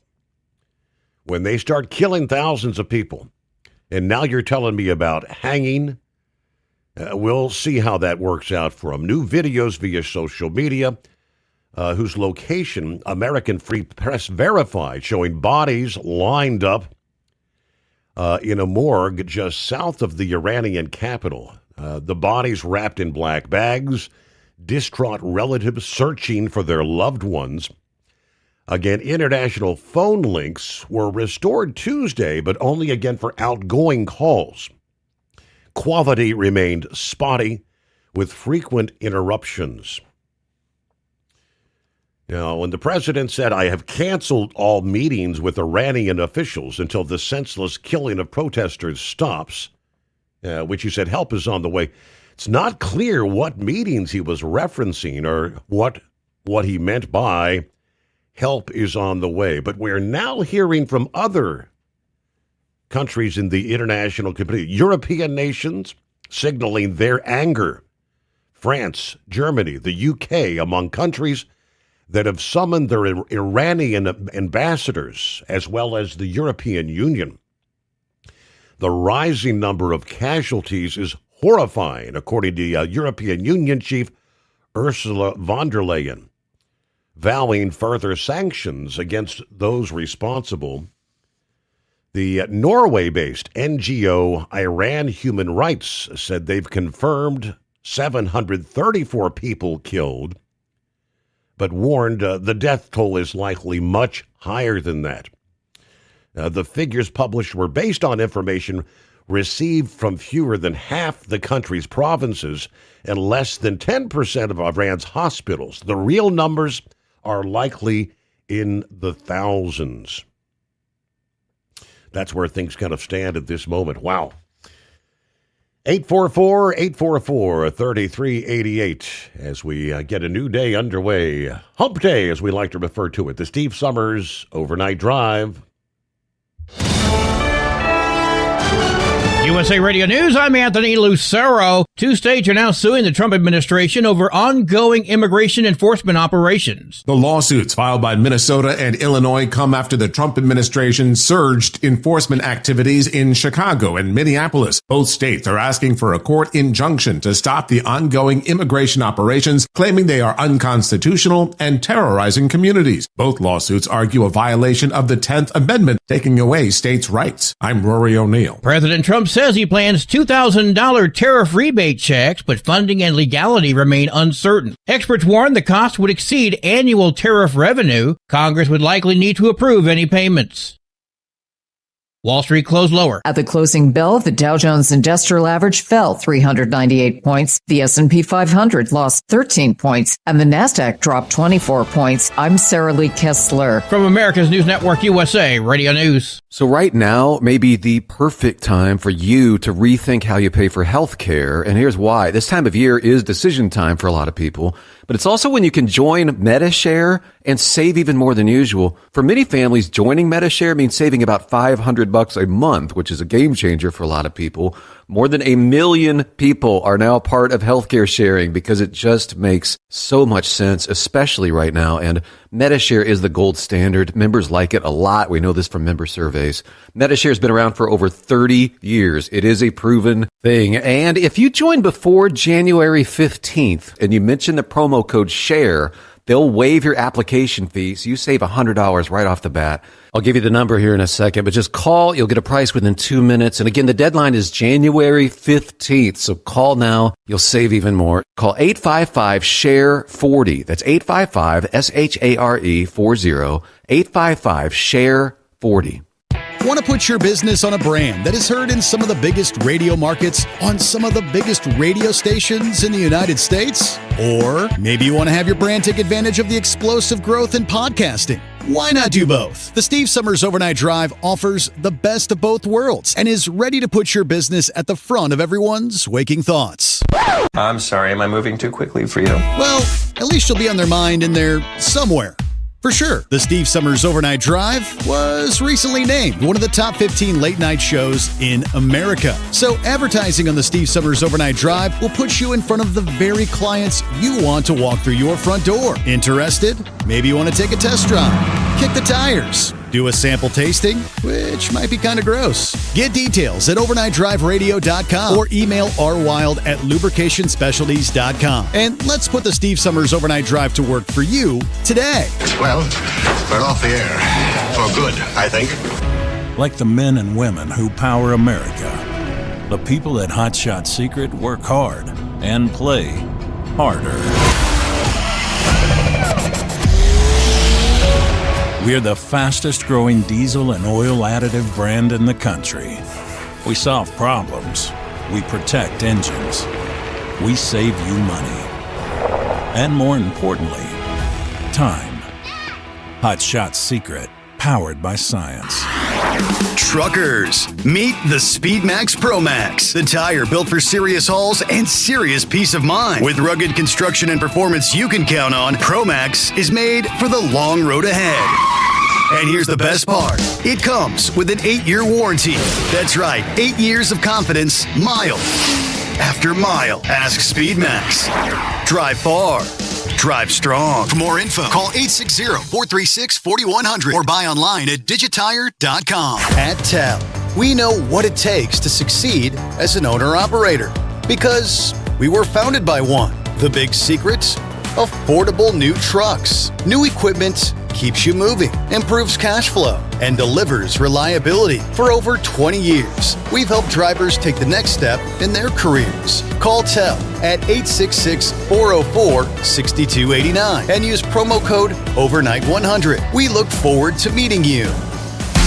Did you miss an episode of the Steve Summers Overnight Drive? Or just want to relive a little bit of the magic? Don't worry. You can download the Steve Summers Overnight Drive wherever you get your podcasts. Don't miss a single second of the show that was recently named one of the best late-night shows in America. Make sure you like and subscribe to the Steve Summers Overnight Drive so you don't miss a single episode. The Steve Summers Overnight Drive. Available wherever you get your podcasts or online at overnightdriveradio.com.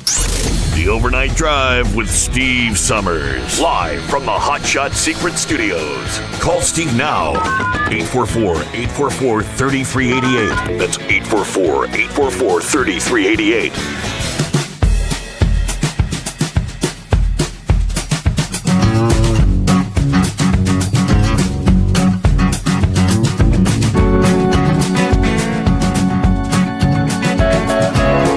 According to a report this past day, charging an electric truck may soon be easier than plugging it in.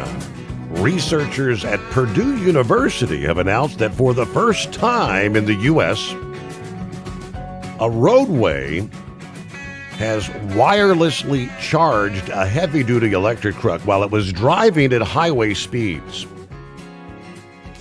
Tests on the experimental highway segment using patent-pending system designed by Purdue engineers. The segment was built by the Indiana Department of Transportation along a quarter-mile stretch of US 52, US 231 in West Lafayette. Purdue designed a wireless charging system that operates at power levels much higher than previously demonstrated in the U.S. The test segment in West Lafayette, Indiana, delivered 190 kilowatts to a truck traveling at 65 miles per hour. It takes a lot of juice to charge a commercial truck.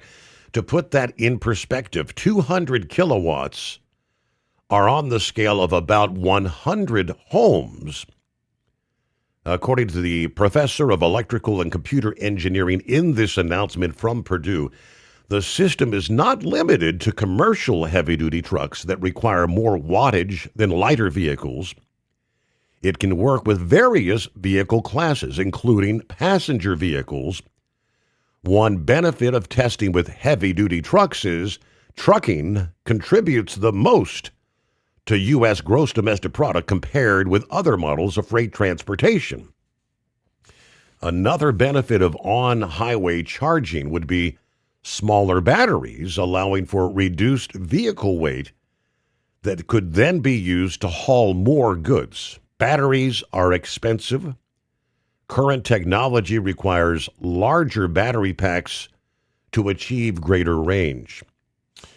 They say the technology, though, works similarly to wireless charging like for your smartphone, using magnetic fields to transfer power when the device is placed on a pad, as you know.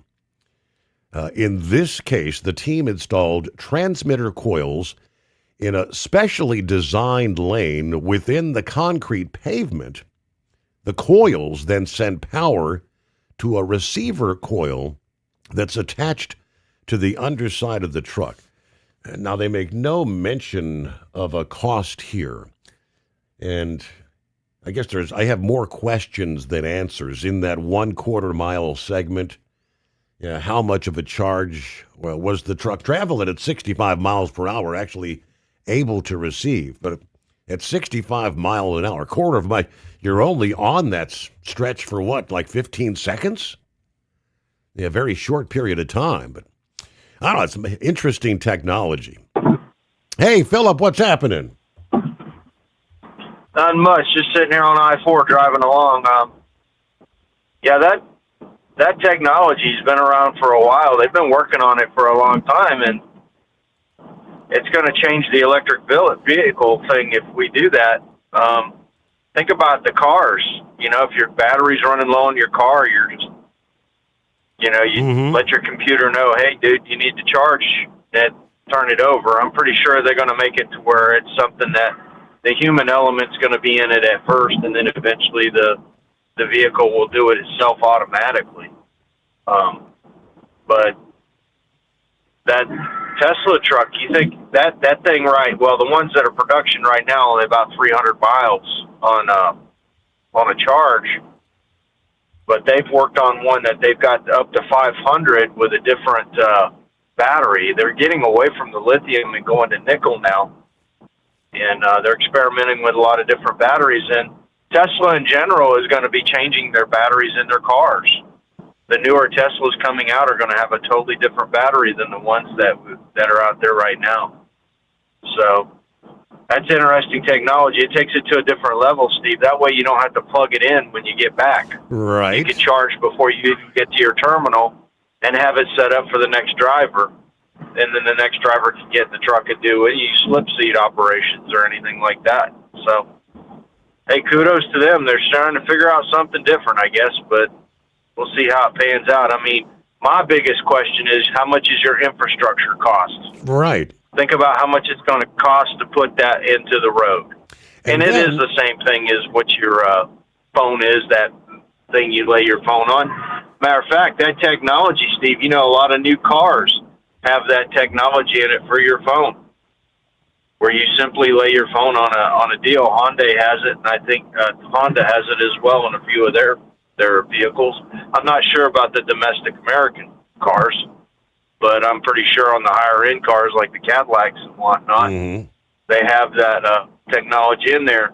And I guess somebody's coming back home today around 5 o'clock. Did you hear that, Steve? Yeah, that's the slated. I guess they're supposed to depart sometime later this afternoon, and then they'll be arriving back. I think they said like 3:40 in the morning tomorrow, like a little over 24 hours from now. Yeah, it's going to be getting those folks back quickly. I just haven't heard those, Steve. Have you seen where they're going to land it at? Are they going to go Pacific, or are they going to go Atlantic or Gulf? That I haven't seen. Pacific, splashdown in the Pacific.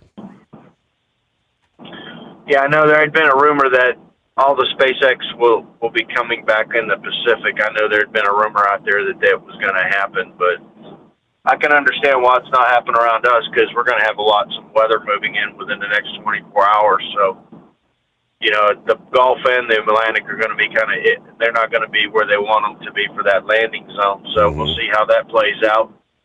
And then also, Steve, I saw yesterday some of the layouts for the new Pad 37 for the Starship program at Cape Canaveral. They released some of the preliminary, the studies are they're almost done with their studies, and it's coming down now to where they're going to set up. They're starting supposedly on the 23rd of this month. They're going to start doing more construction. They already put the cranes in place for everything. They've got sections made already. So it's going to be building that Starship program up. What's the deal with Tony Stewart and NASCAR, Steve? I didn't hear anything about that, and I just heard you guys talking about it. He'll be returning to NASCAR in the Truck Series. He's going to race at the Truck Series race there in Daytona here in a few weeks. Okay. Well, I know that when him and Leah first got together, he was, and that's when he had Stuart Haas, and he was sponsored by Ford, I believe back then, and she was sponsored by Dodge. And then when Stuart Haas did their thing and split apart, he probably went full force Dodge and then racing with her and taking her spot. I can understand why he's with Dodge, but Dodge, I believe that they have got their Cup car already in development, and I'm not sure when they're slated on the trucks how much they're going to put out there, but I do know that they've got training teams that they're putting drivers that are out there, new and upcoming drivers. They're putting them in different leagues. So they're going late model, they're going truck, they're going to do as much as they can. And I'm pretty sure the Xfinity and the Cup cars, they're already in the design mode, because I think Dodge wants to come back full force. What do you think, buddy? I think they do 100%, and that's you're right. That's the reason Tony is pairing up, because he's going to be in a Dodge Ram pickup truck for the Truck Series. Yeah, him and Leah, they've been sponsored by them. Since he's done all that stuff with drag racing.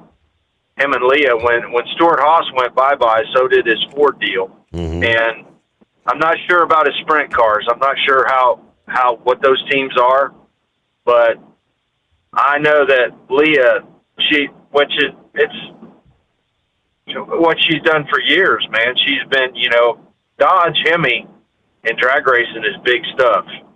It's big power. All those top fuel dragsters, those engines on those are a variation of a Hemi design. I don't care if they say Toyota on them or if they say Dodge on them or whatever. They're all a variation of a Hemi design, that engine. That's where the Hemi came from, was drag racing. That's where the power came from. And then, it got into Petty and all them guys as well. Look at what they did for the Hemi. So, Tony, he can do it. he can flat do it. I know. Supposedly, I don't know. Did he run the Chili Bowl and all that this year?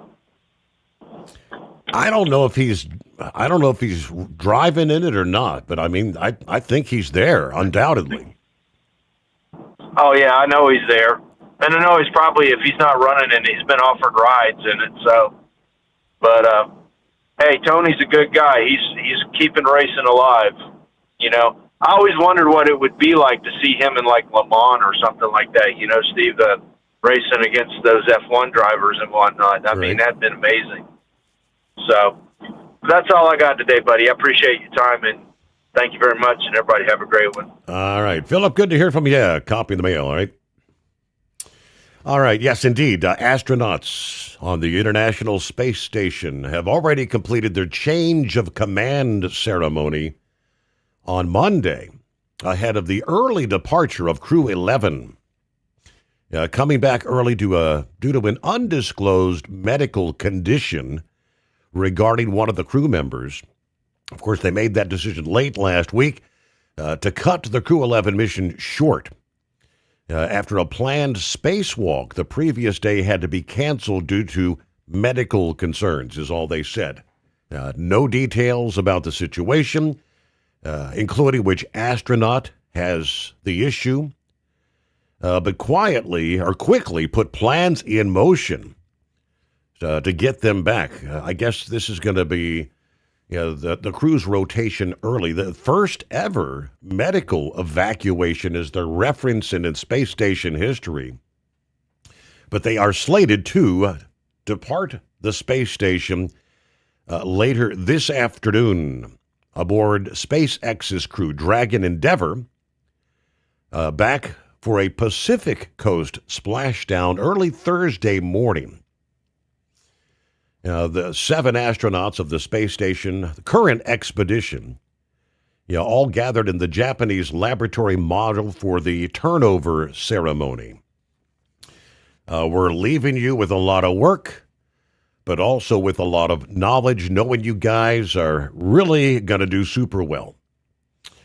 All right, Crew 11 undocking from the space station this afternoon. Hatch closing and departure coverage will begin at 3 o'clock Eastern time this afternoon. Various SpaceX, obviously, space.com, and all those various websites, NASA's television, NASA TV. That is, again, departure slated for 5 o'clock Eastern time. It's going to be an 11-hour deorbit journey with the spacecraft and crew expected to splash down in the Pacific early Thursday morning, about 3:40 a.m. Eastern time.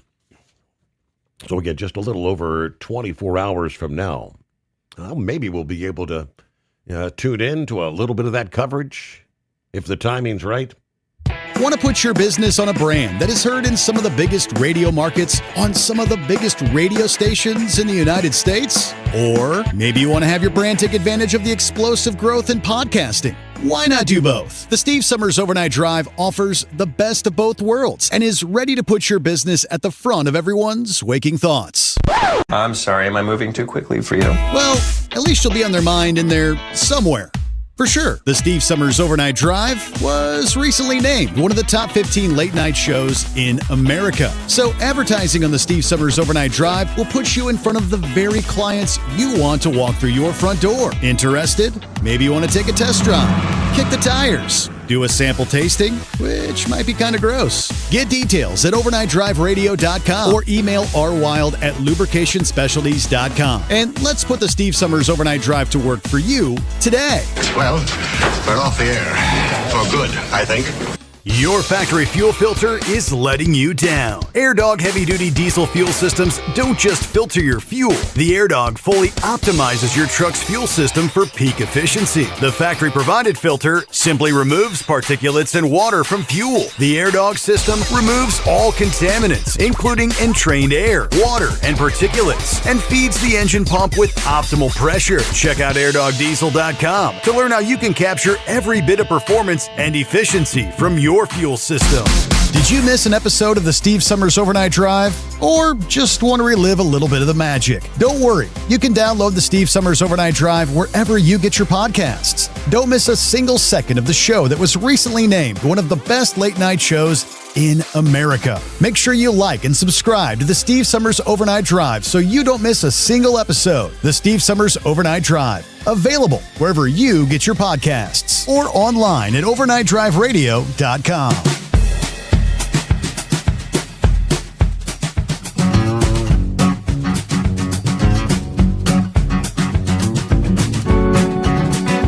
All right, he is the son of the former Shah of Iran, Reza Pahlavi, if I'm pronouncing the name correctly, who shares another message to the people of Iran this past day.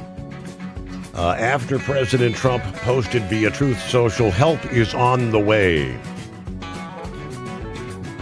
He's noticed Crown Prince Reza Pahlavi, who says, "My compatriots, as I told you in my previous message, the world has not only seen and heard your voice and your courage, they are now taking action. By now, you've surely heard the message from the President of the United States, help is on the way. Continue the struggle, just as you've done so far. Do not allow this regime to make the situation appear normal. After all this recent killing, there is a sea of blood between us and this regime. Note down the names of these criminals. One day, they will face justice for their actions. And now I have a special message for the personnel of the army. You are the National Army of Iran, not the Army of the Islamic Republic. Your duty is to protect the lives of your fellow compatriots. Not much time remains for you. Join the people as soon as possible." And just as previous messages that have been sent, how many of the people on the ground in Iran are actually seeing or hearing any of this? I'd have to say it's very limited, few and far between, due to the complete blackout of internet coverage and phone connection that continues there. Hey, Pappy, what's going on? What's happening, Steve? Hey, remember what I told you last night about Iraq? When the northern people up there were going to try to have a little revolution. Mm-hmm. United States promised to help them out, and we backed out, and it went to poop, and they got gassed. So, I mean, we know CIA and Mossad's been in country now for a while. So, have we promised the Iranian people for support? And your caller made a very good point last night. If they start doing these public executions, Trump's not going to stand for that. Nor thousands and thousands and thousands of people getting mowed down. But I think our question was answered today, Steve, when Trump came out and said help's on the way. Mm-hmm. I think the people were probably told, you can get this going and get it rocking and rolling. We won't disappoint you. We'll be there for you if need be. It sounds like need be. And he likes to drop little hints like that. If you remember, just going right after the New Year, I mean, going into the New Year's weekend, President Trump said something along the lines, there might be some interesting things happening in the next 48 hours. And sure enough, the Maduro thing unfolded. Right. So, we'll see what happens there. I fully expect we're going to have some targeted strikes in there. Yep, I fully expect that to happen here in the next couple of days.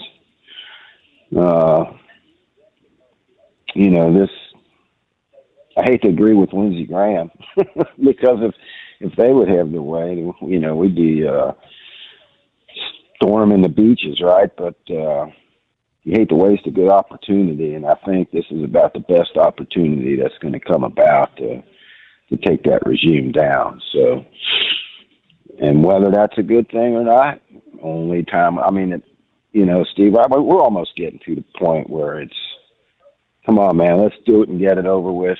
Let bygones fall where they let the rocks fall where they fall, right? Man, Steve, in Minneapolis, Antifa came out today. Antifa leaders came out today with some videos calling to draw up arms against ICE. There was one guy on there, gave an interview, flat out saying, hey, I didn't bring my gun this time, but next time I'm bringing my gun, and it's going to be bullets to the head of ICE. And he's questioning, why aren't we fighting back? Why aren't we bringing our guns if they want to shoot, kill innocent, murder innocent mothers? Why aren't we, you know? And it turns out this guy was big Antifa. He's always at their stuff. So these are all, you know, I mean, not your average Joe out there. What's funny, Steve, is these leaders, probably of Antifa, they're kind of like the suicide bombers that put the people up to putting the suicide vest on. They don't have the balls to do it themselves, right? They get some some mother, right, to do it. And then they strap them in the car, chain them in so they can't get out. And they send the car down that way. So unfortunately, it's probably going to be some whacked out leftists going to bring a gun for one of these protests. And Steve, we could be looking at Iran, man. I mean, you know, to think that this crap can't happen here in the United States. Man, people better pull their heads out their cabooses. Things could get crazy here. If this happens, they start shooting. I mean, they already have, Steve. Right. I mean, come on, man. I mean, they already have started shooting at ICE vehicles, government facilities. Have you seen some of the videos out today? They're ramming cars. Did you see that reporter was surrounded by protesters? They surrounded his vehicle. Probably about 20, 25 of them surrounded his car, standing in front of it. They want to knock this officer, right? Why was they doing in front of a car? But all these daggone protesters standing in front of cars, jumping. Yep. Hey, hold the thought. We pause there. Top of the hour. Want to put your business on a brand that is heard in some of the biggest radio markets on some of the biggest radio stations in the United States? Or maybe you want to have your brand take advantage of the explosive growth in podcasting. Why not do both? The Steve Summers Overnight Drive offers the best of both worlds and is ready to put your business at the front of everyone's waking thoughts. I'm sorry, am I moving too quickly for you? Well, at least you'll be on their mind in there somewhere. For sure, the Steve Summers Overnight Drive was recently named one of the top 15 late-night shows in America. So advertising on the Steve Summers Overnight Drive will put you in front of the very clients you want to walk through your front door. Interested? Maybe you want to take a test drive, kick the tires, do a sample tasting, which might be kind of gross. Get details at overnightdriveradio.com or email rwild@lubricationspecialties.com. And let's put the Steve Summers Overnight Drive to work for you today. Well, we're off the air. For good, I think. Like the men and women who power America, the people at Hot Shot Secret work hard and play harder. We're the fastest growing diesel and oil additive brand in the country. We solve problems. We protect engines. We save you money. And more importantly, time. Hot Shot Secret, powered by science. Truckers, meet the SpeedMax Pro Max, the tire built for serious hauls and serious peace of mind. With rugged construction and performance you can count on, Pro Max is made for the long road ahead. And here's the best part. It comes with an 8-year warranty. That's right, 8 years of confidence, mile after mile. Ask SpeedMax. Drive far. Drive strong. For more info, call 860-436-4100 or buy online at digitire.com. At TAP. USA Radio News, I'm Anthony Lucero. Pentagon Chief Pete Hegseth is pushing to grow the country's military-industrial complex. He stopped at SpaceX's Starbase in Texas on Monday as part of his Arsenal of Freedom tour. Introduced by CEO Elon Musk and surrounded by spaceship components, Hegseth said the military needs to rebuild and called for the private sector to play a greater role in remaking America's military presence around the world. He said the U.S. must win the competition for 21st century technological supremacy. I'm Tammy Trujillo. A former congressional staffer is in custody for allegedly stealing government cell phones. Christopher Sutherland was a system administrator for the House Transportation and Infrastructure Committee from 2020 to 2023. The Department of Justice alleges that Sutherland ordered 240 government cell phones to his home that were meant for staffers from January to May of 2023. He's also accused of selling over 200 of those phones to a nearby pawn shop. I'm Jim Roop. Family members claim a protester has been permanently blinded in one eye following an incident in Santa Ana, California. The 21-year-old man's family claims a DHS agent shot him with a non-lethal round at close range last Friday. He spent 6 hours in emergency surgery, with doctors finding shards of plastic, glass, and metal embedded in his eyes and around his face. A metal piece was also lodged 7 millimeters from a carotid artery. He also suffered a fractured skull around his eyes and nose. Demonstrators were gathered near the Santa Ana Federal Building, protesting after an ICE agent shot a woman to death in Minneapolis last Wednesday. I'm Daniel Martindale. The U.S. Supreme Court appears likely to uphold state laws banning men and boys from women and girls sports after hearing arguments today in cases from Idaho and West Virginia. The conservative majority signaled support for the bans, with a decision expected by summer. At the closing bell, the Dow Jones Industrial Average fell 398 points. The S&P 500 lost 13 points, and the Nasdaq dropped 24 points. I'm Sarah Lee Kessler. From America's News Network, USA Radio News. No matter who we are or where we come from, we all experience difficulties in life. Military veterans know that sometimes it takes strength and determination to make it through. Whether it's obvious physical challenges or struggles on the inside, it takes strength to ask for help when you need it. I knew that I had to get support, not just for me, but for the sake of my wife and kids. Talking about it has helped me feel more like myself again. Honestly, it was hard to open up at first, but it's changed my life for the better.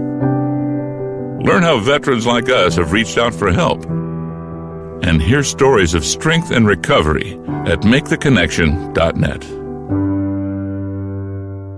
The threat of a funding freeze for child care dollars in Colorado is still hovering over families, even though the judge has temporarily blocked that freeze. If the freeze goes back on, daycare centers and families could be out of money. It is unfathomable that we're in this situation, and we all need to speak up. Congresswoman Brittany Pedersen led a call featuring single mother Robbie Bemesh, who would quit her job if she lost assistance to enroll her son in daycare. I won't go on Facebook or any of the other social media places and have a stranger watch my son. The Trump administration says Colorado is one of the blue states allowing widespread fraud and is demanding documentation justifying the spending. I'm Rob Dawson. Remains found on a Washington State beach in 2006 have been identified as a former mayor from Oregon. The remains were found on the Quinault Indian Reservation. The Grays Harbor County Sheriff's Office and coroner weren't able to identify the remains. DNA was given to Othrem, a company that uses genetic genealogy to narrow the search to family members. They determined the remains were Clarence Edwin Asher, who had been the mayor of Fossil. He went missing crabbing in Tillamook Bay and was presumed drowned. The remains were found nearly 2 months after his disappearance. I'm Brad Ford. Actor Kiefer Sutherland was arrested in Hollywood on Monday after allegedly assaulting a rideshare driver and making criminal threats. He was booked on felony charges, released on a $50,000 bond, and scheduled to appear in court on February 2nd. No serious injuries were reported. His representatives have not yet commented.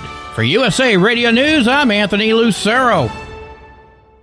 Would you know where to turn if you or a loved one became paralyzed? For thousands of families, the National Paralysis Resource Center has been that lifeline. But now federal funding's at risk. Sherman Gillums Jr., a partially paralyzed Marine veteran with the Christopher and Dana Reeve Foundation, explains why. This is about more than just a budget line.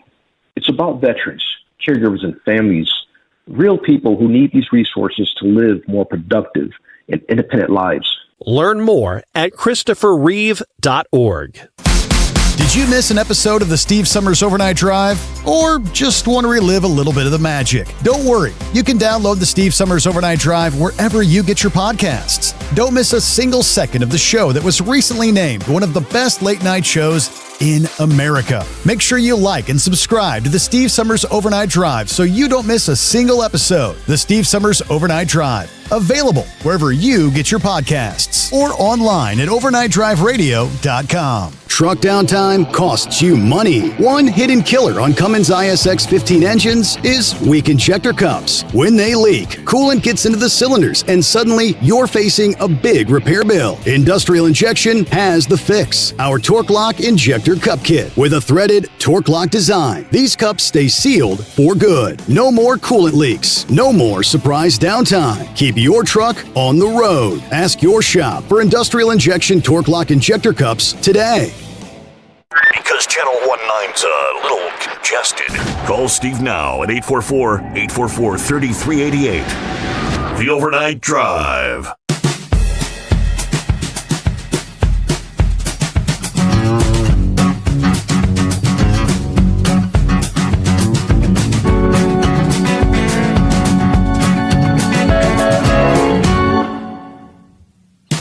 All right, indeed, as we cross over the midnight hour on the West Coast.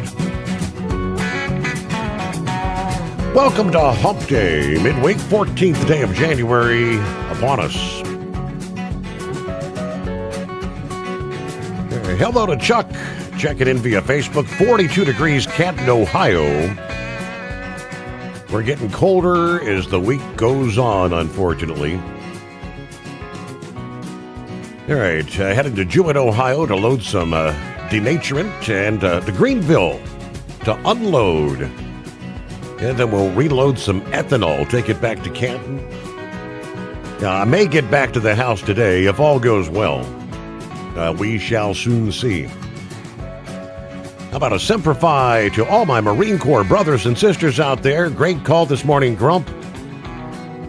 With your take on the Supreme Court. All right, there's Dave. Morning, Steve, and the overnight crew. Happy Hump Day from the Three Fat Truckers. Wishing everybody a wonderful rest of the week. Shorty says, are you going to wear your NASA jacket tomorrow for the splashdown? Shorty, I could do that because it's right there on the chair. After all these years, I'm still wearing that damn NASA jacket. Princess is kind of sick of it. That's not classy. I like it, though. Seeing eye dog, thank you very much. All these years later. Meanwhile, 844-844-3388. Roki on board. What do you say? I'm all for removing the illegals and stopping the fraud. But I do recall Kent State. My aunt was working the campus bookstore on that day. Don't want to see anything like that, for sure. All right, welcome back, Pac B. Thanks, Romeo. See, I don't know if you've seen that video. And listen, it's not just the Antifa leaders again now. It's government officials calling for this. But did you see that video? I don't know if he was a Fox reporter, who he was with. I did not see that one. Fox. They had cameras rolling, Steve, inside this vehicle. Now, I want you to picture this. You are in your car with your family, and you go into the store, whatever, you turn down the wrong street, and right? You got 25 protesters, if you want to call them that, pounding on the windows, surrounding your car, blocking you in. Steve, could you articulate that their actions put you in fear for your safety or life? Right. And do you realize that that's what they have been doing to these ICE agents and vehicles for months now? And we talked about the restraint that these ICE officers had. They're going to do this to the wrong vehicle, the wrong bat date and time, and somebody's going to get shot and ran over, and there's going to be a bunch of dead Antifa laying on the street. And Steve, that's what they want. That's why they're going to send the minions, the stupid blue-haired, green-haired ladies out there to do their dirty deed.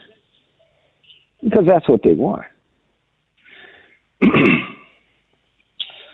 Steve, one last thing. I'm going to get off here. I'm going to look the radio straight in the face. I did not have sexual relations with that one. And it depends what the definition of is. Old Billy Boy's in trouble, Steve. You think they're actually going to do anything? So I mean, if Comer puts forward the contempt, Listen to me. They perp walked Stephen K. Bannon, yes, Peter Navarro, yep, shackled, perp walk his ass.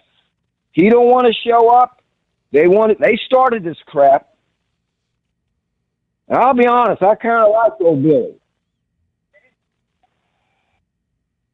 Perp walk his ass. Thanks for taking the call. I appreciate it, Steve. Watch your six. I know you said what's good for the goose is good for the gander. Okay, I've heard that before. I promised we'd get an update. Greenland, all this hoopla. President saying we're going to take them by one way or another. We're going to take them by force. House Speaker Mike Johnson this past day said, we don't think anybody is considering a military takeover of Greenland. 2 days after the president spoke to reporters that we'd take Greenland one way or another, as he put it. It has not been in any briefing that I've been in, and I go to all of them, said Johnson. This is a media narrative that's been created.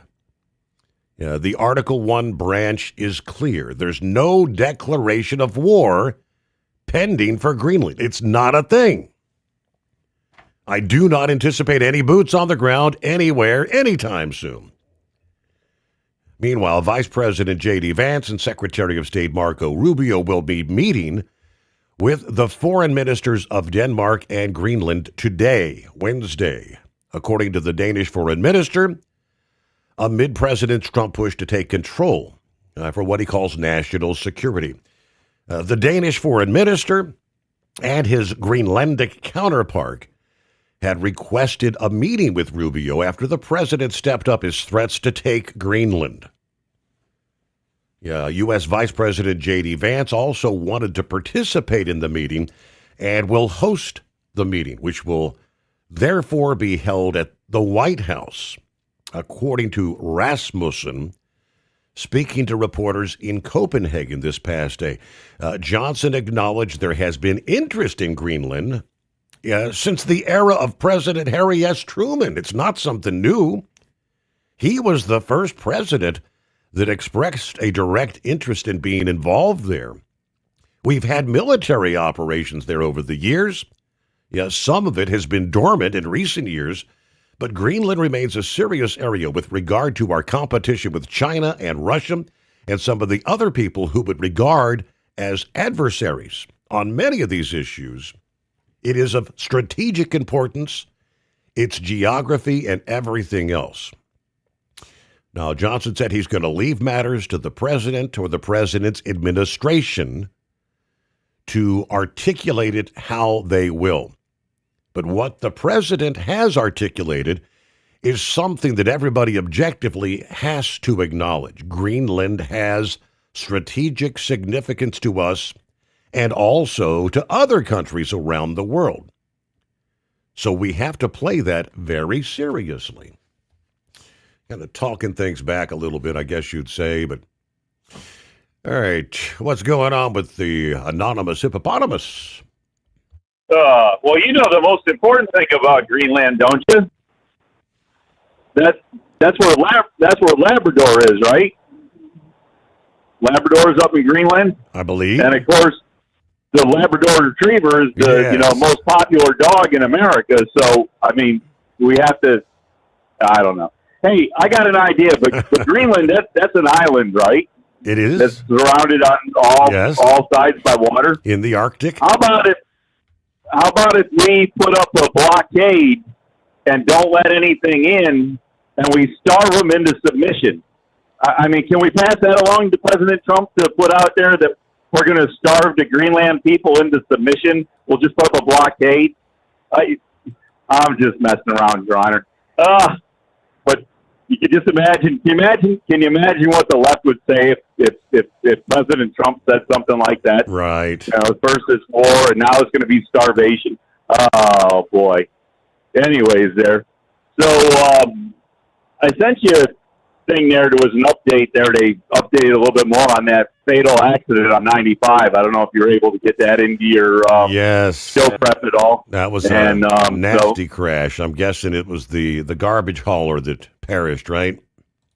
Yes, yeah, it was the driver of the garbage truck, and he had, of course, a couple riders in the truck with him that, you know, because they were on their way to start their morning, collection pickup time. So, but I still didn't get a chance to get through the story, so I don't know if there was any explanation of why he hit the truck that was supposedly on the shoulder of the road, and if the truck was fully on the shoulder of the road or if it was in the travel lane, or I'm not sure on all of that there. So I don't know what the story was that I got to you. I didn't get a chance to get into it. So, anyways, talking NASCAR there, and so last night he kind of explained it a little bit and said that there would be 16 drivers that would be able to go on and compete for the championship.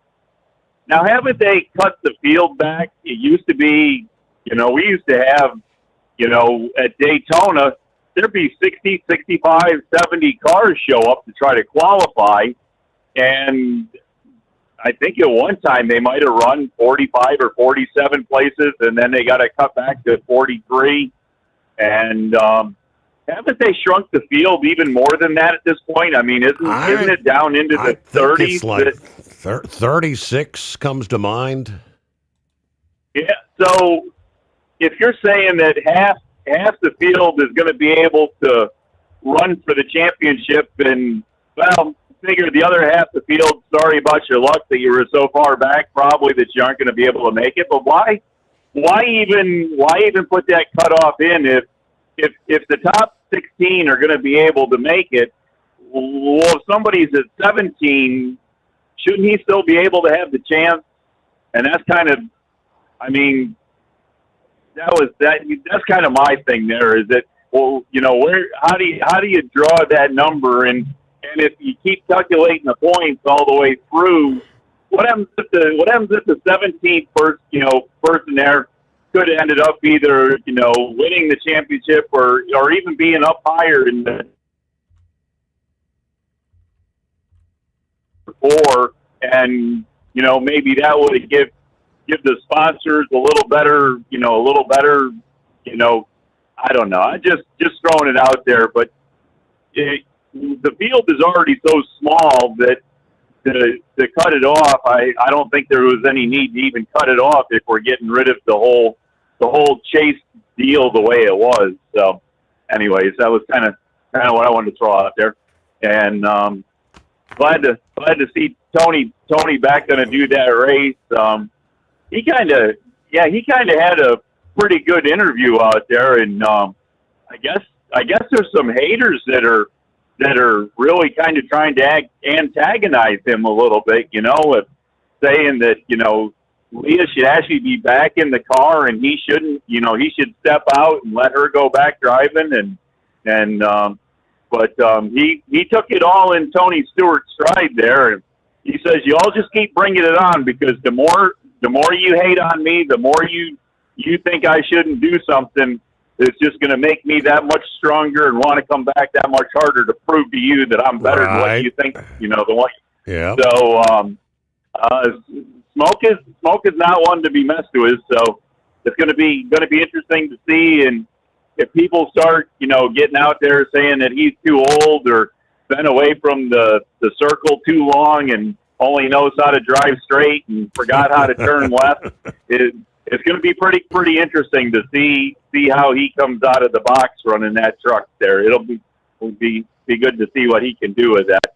Anyways, but anyways, yeah. So that was kind of my thing. But I'm glad to see that. But I think the biggest thing NASCAR has to do is to try to make the weekends affordable for the regular fan to come and visit the track. And whether it's just the gate admission, you get that down, or you can bring down some of the concessions and, merchandise costs. And I don't know, it's just, it can't be the fact that when the people want to go to the race, that it costs them as much for a week-long cruise or a trip to a destination weekend somewhere. Just to go watch a race. Stop charging me $10 for one beer and $9 for a hot dog.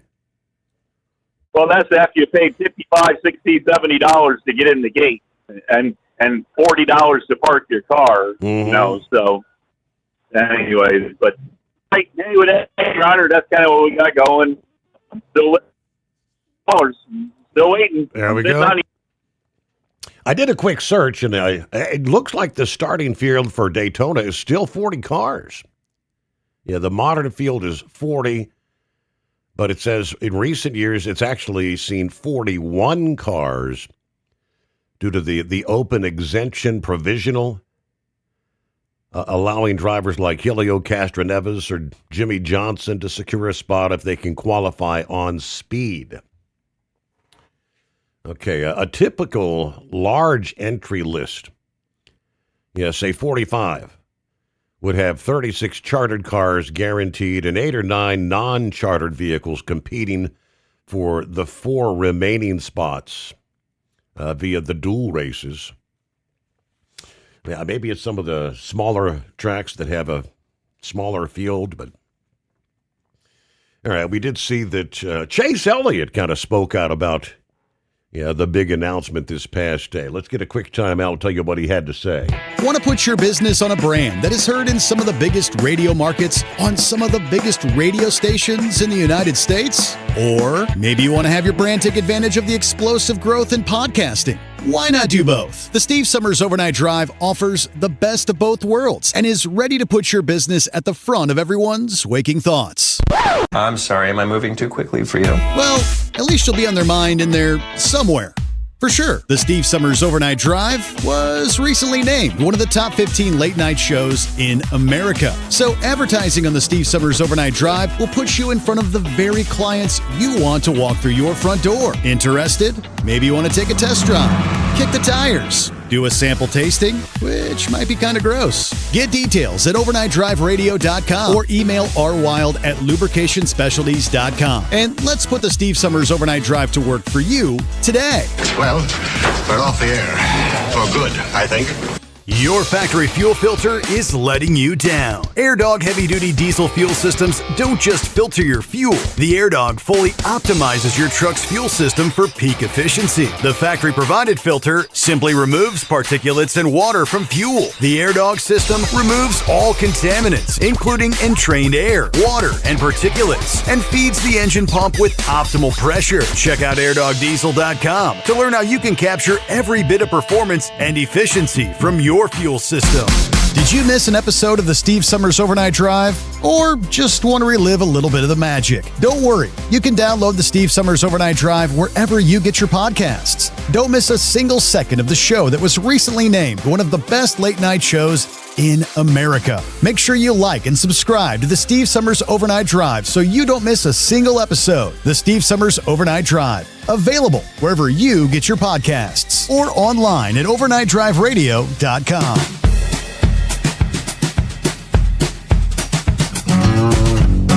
So again, the update yesterday, while NASCAR announced the new championship format the day before, it again reopened the old debate that really never went away. During the official press conference, Steve O'Donnell, joined by some current stars like Chase Elliott and Ryan Blaney, Dale Earnhardt Jr., the sanctioning body confirming what fans had speculated. The chase format is officially back. Welcomed by many, it also reignited the familiar criticism from a number of outspoken fans online. You really can't make everybody happy when it comes to NASCAR.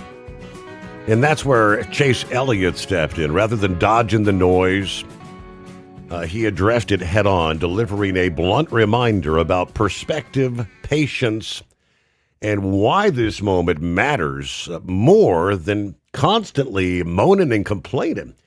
And not everybody walked away happy after the official confirmation and the return of the chase format. Yeah, there's a number of fans that wanted something far more traditional. Yeah, a full season point system like Formula One, where every race counts equally from February to November. Now, that frustration even spilled onto the stage during the press conference itself, as Mark Martin revealed bluntly, the fans were yelling at me. We want full season points. Kind of like what Horse Feathers was just saying.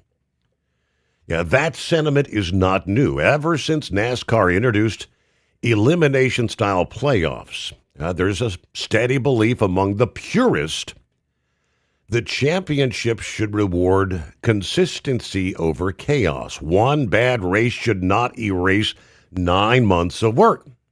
That argument hasn't gone away, and NASCAR knows it. But Chase Elliott wasn't buying into the doom and gloom. Instead of piling on, the sport's most popular driver challenged fans to pause. Let's pause before we tear into the new system. Let's enjoy what we got. Everybody's so quick to complain about everything that we have and everything we do. Let's enjoy what we have because we're making history, whether you like it or not. Celebrate the champions. Celebrate the guys who went out there and did a good job. This format really promotes that. Yeah, you have to understand the new format first. Starting this year, we officially return to a 10-race chase format, but it is not a carbon copy of the earlier version. 16 drivers will qualify for the postseason. And it's kind of that way in all sports, right?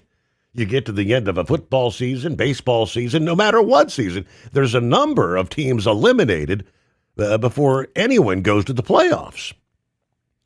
Yeah, and of course, this is going to be decided strictly by points accumulated across the final 10 races. No elimination rounds. No winner-takes-all finale. No manufacturer drama at the expense of season-long excellence. This alone is a big philosophical shift from the playoff formats fans have been criticizing over the last 10-plus years. The biggest change comes before the chase even begins, though.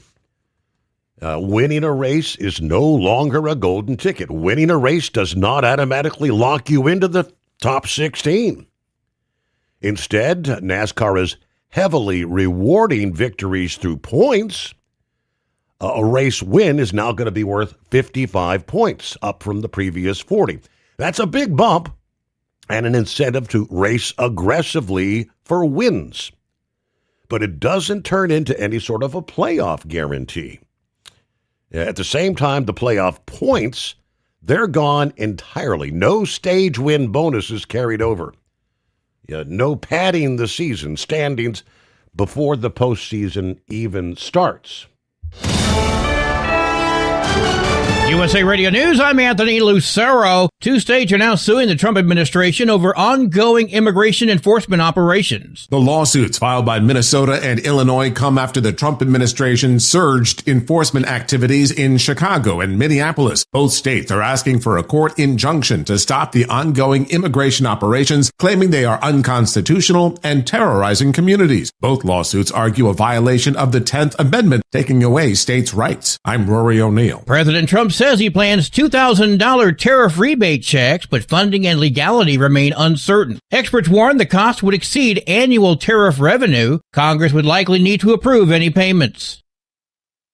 Wall Street closed lower. At the closing bell, the Dow Jones Industrial Average fell 398 points. The S&P 500 lost 13 points, and the Nasdaq dropped 24 points. I'm Sarah Lee Kessler. From America's News Network USA Radio News. So right now may be the perfect time for you to rethink how you pay for health care. And here's why. This time of year is decision time for a lot of people, but it's also when you can join MediShare and save even more than usual. For many families, joining MediShare means saving about $500 a month, which is a game changer for a lot of people.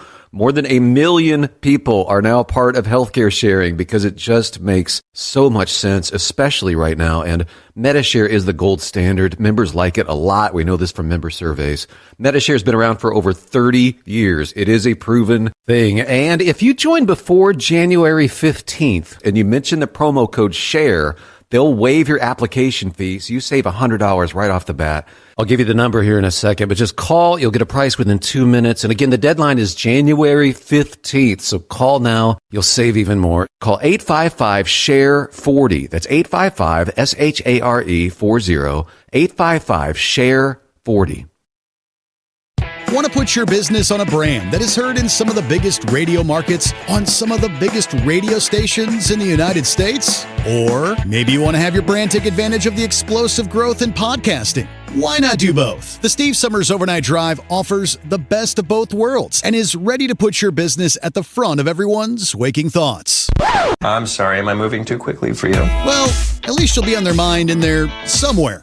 For sure, the Steve Summers Overnight Drive was recently named one of the top 15 late-night shows in America. So advertising on the Steve Summers Overnight Drive will put you in front of the very clients you want to walk through your front door. Interested? Maybe you want to take a test drive, kick the tires, do a sample tasting, which might be kind of gross. Get details at overnightdriveradio.com or email rwild@lubricationspecialties.com. And let's put the Steve Summers Overnight Drive to work for you today. Well, we're off the air. For good, I think. Like the men and women who power America, the people at Hot Shot Secret work hard and play harder. We're the fastest growing diesel and oil additive brand in the country. We solve problems. We protect engines. We save you money. And more importantly, time. Hot Shot Secret, powered by science. Truckers, meet the Speedmax Pro Max, the tire built for serious hauls and serious peace of mind. With rugged construction and performance you can count on, Pro Max is made for the long road ahead. And here's the best part. It comes with an 8-year warranty. That's right, 8 years of confidence, mile after mile. Ask Speedmax. Drive far. Drive strong. For more info, call 860-436-4100 or buy online at digitire.com. At TEL, we know what it takes to succeed as an owner-operator because we were founded by one. The big secret? Affordable new trucks. New equipment keeps you moving, improves cash flow, and delivers reliability. For over 20 years, we've helped drivers take the next step in their careers. Call TEL at 866-404-6289 and use promo code OVERNIGHT100. We look forward to meeting you. Did you miss an episode of the Steve Summers Overnight Drive? Or just want to relive a little bit of the magic? Don't worry. You can download the Steve Summers Overnight Drive wherever you get your podcasts. Don't miss a single second of the show that was recently named one of the best late-night shows in America. Make sure you like and subscribe to the Steve Summers Overnight Drive so you don't miss a single episode. The Steve Summers Overnight Drive. Available wherever you get your podcasts or online at overnightdriveradio.com. You're listening to the Overnight Drive with Steve Summers.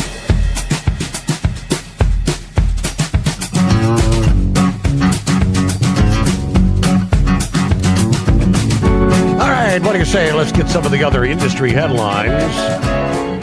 FreightWaves has learned that the R&R family of companies is engaged in acquisition discussions.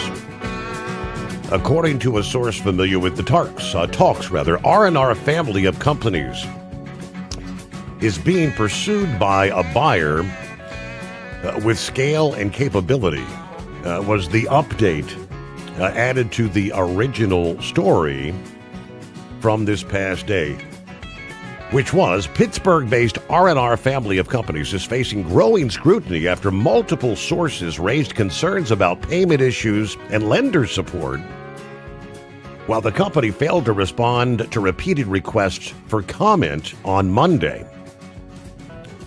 The uncertainty follows the termination of a top executive at an R&R subsidiary and reports from carriers and restructuring professionals that some business units may be facing operational disruption.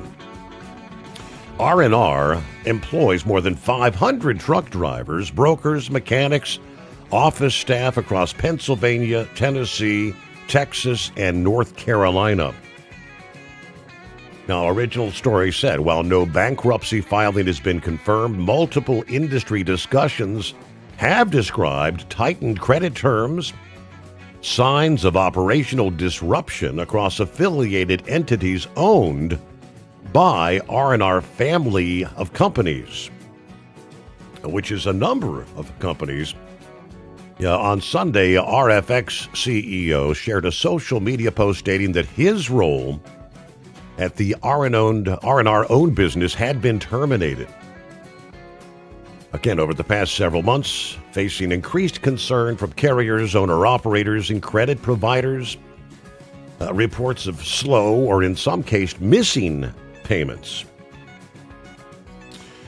All right, so following that initial, the family of companies, though, these are all, mostly Pittsburgh-based Giant Energy Solutions, Pittsburgh-based GT Worldwide, Pittsburgh-based Paradigm Brokerage, Pittsburgh's R&R Power Only, Pittsburgh's R&R Express, R&R Global, also out of Pittsburgh. Then you have Houston-based RFX Refrigerated Freight Logistics and Brokerage Provider, then Hope Mills, North Carolina-based Taylor Express, all part of that family. But again, the late update that they are engaged in acquisition discussions amongst a player being described as a buyer of scale and capability. So obviously somebody with deep enough pockets maybe to bring that family of companies under their umbrella. We'll continue to update as details become available. Meanwhile, he wasn't driving buzzed. He was driving drunk. A semi-driver facing charges after reports of erratic driving in Kansas over the weekend. Lyons County Sheriff's Department reported deputies were dispatched to I-35. Calls of a reckless semi on the interstate. Locating the semi, conducted a traffic stop based on driving behavior. During the course of the stop, deputies say they developed probable cause to believe the driver was under the influence of alcohol and placed him under arrest, taking him to the Lyon County Detention Center. While at the detention center, the driver reportedly blew more than 3 times the legal limit for a regular motor vehicle, which is .08, 7 times the legal limit for a commercial vehicle driver.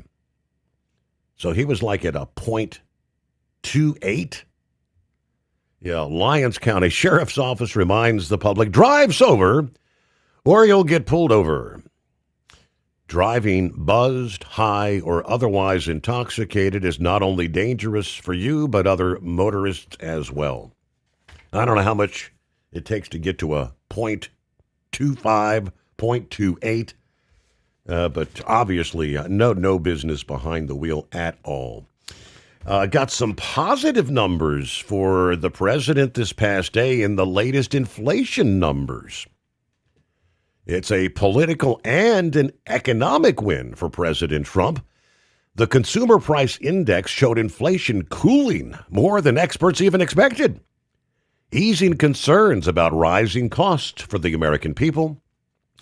Markets reacted calmly as investors reviewed the December Consumer Price Index, a key measure of how fast prices are rising. The S&P 500, NASDAQ, and Dow mostly flat after an initial bump after the report. None came crashing down over the investigation of the Federal Reserve Chair Jerome Powell, but the data showed prices excluding food and energy were up just 0.2% in December, 2.6% over the past year. Both of those numbers were below the forecast from economists, signaling a much slower price increase than predicted. Overall inflation, which includes all goods and services, rose in line with expectations at 0.3% for the month, 2.7% for the year. As CNBC noted, the good news comes just days after the jobs report showed while the labor market is not red hot by any means, it is stable. The numbers challenge all those repeated claims that we've heard that Trump's tariffs are going to send inflation through the roof. It's not coming to fruition, people. And we're plenty enough months into this now where it would be reflecting that if it were going to do so. Wall Street coming off a record-setting session. Major stock indexes closed at all-time highs on Monday. But when you recall when the president started enacting his trade policies last year, there were no shortage of economists predicting long-term pain for all of us, consumers, investors. The sky is falling. One economist, Justin Wolfer, said, quote, monstrously destructive, incoherent, ill-informed tariffs based on fabrications, imagined wrongs, discredited theories, ignorance of decades of evidence. The real tragedy is it'll hurt working Americans more than anyone else. It's not happening. Things are actually going better than economists had even forecast. Hey, let's get to Vic. Happy Hump Day, Vic. Good morning. Well, let me see if my computer... Hey, good morning. There he is. All right. What's happening, Vic?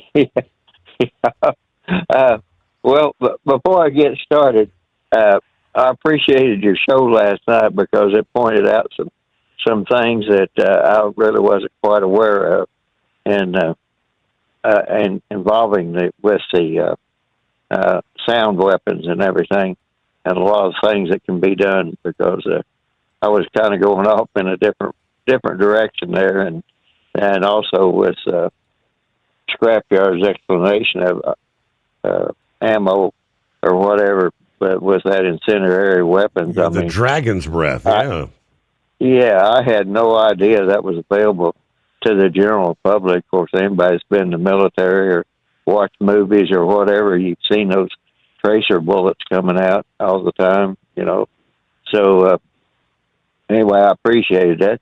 But you were talking real quick, you were talking about Tony Stewart there.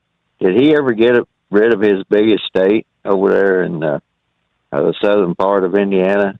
Because he had that up for sale for a while. Yeah, but, I don't know. Don't know about that. Yeah, I forget how many millions that was. Yeah, it was way overpriced for that area.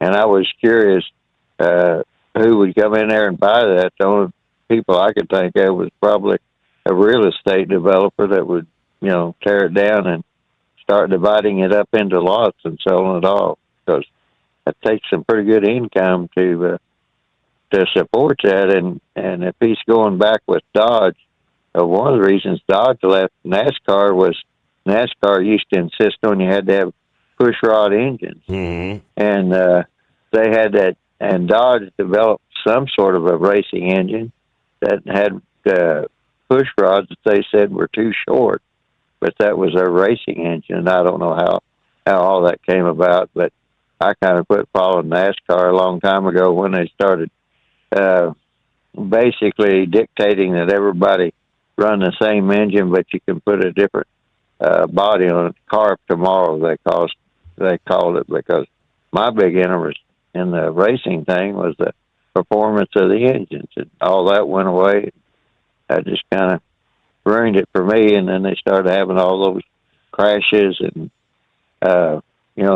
just a ordinary poor guy going in there. You can't have your car tore up every weekend or abolished or demolished or anything else. And then they went crazy on like every venue anymore. It'll cost you more for any refreshments than it sometimes costs you to go to them in the first place. But to get to what I was really calling about was, I don't know what Trump is talking about that help was on the way or anything of that nature, but the whole story of the hostages and everything, it was negotiated and settled, the original hostages, and it was signed on the Algiers Accord, and it was signed on January the 19th in the Carter administration, and they held the plane until Reagan was sworn in on the 20th, and then they released the plane.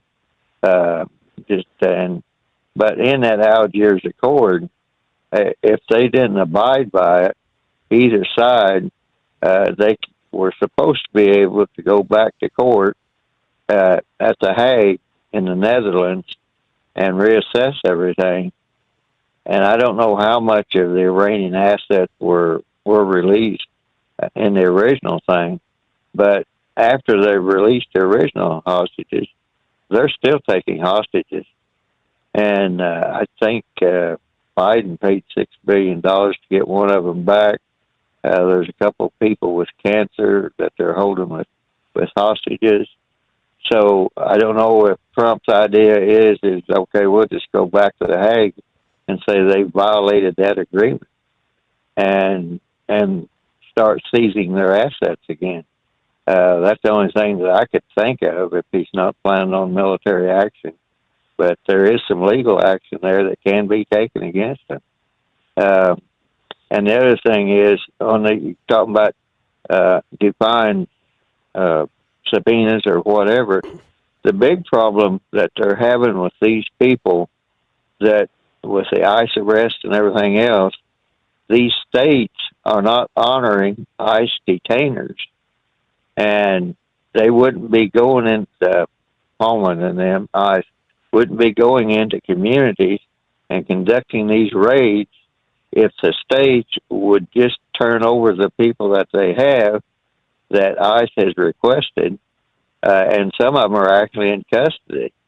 So they force ICE to go into these communities. So I don't know why these states thought they could file a lawsuit and make any headway with it, because in a way that could be turned against them. And the other problem we have with the temporary protected status, even though Trump removed that, those Somalis, they were here legally. And let's see, I know it was, they were bringing them in I guess, 93, somewhere back into there. I'd have to go back and look up on that Black Hawk Down thing. But the simple fact of the matter is they have had children in this country, and they were here legally. So we're going to have this Somali problem for quite some time. And the other part of it is there are a world of people that are defrauding the government in various ways, and just the elimination of fraud would go a long, long ways toward balancing the budget and everything else. And I really don't know. I mean, Trump has a good thing going with Venezuela. He has the world with him because Venezuela, when it was nationalized, they took a lot more countries' assets that they owe for than just the United States. So I heard a little bit of his speech today, and I think a lot of what he said sounded good. I just hope he follows through with it all, because this whole affordability thing, a lot of that has to do with the housing and everything else, and I don't know exactly where it stands, but by and large, if the illegals are taken out of the country or whatever, people that are drawing down the wages, and as far as like another thing that has irritated me for some time is if you go to a store and you want to buy a dress shirt, they don't think twice about charging you $40 or $50 for that dress shirt that was made for $2 or $3 in China.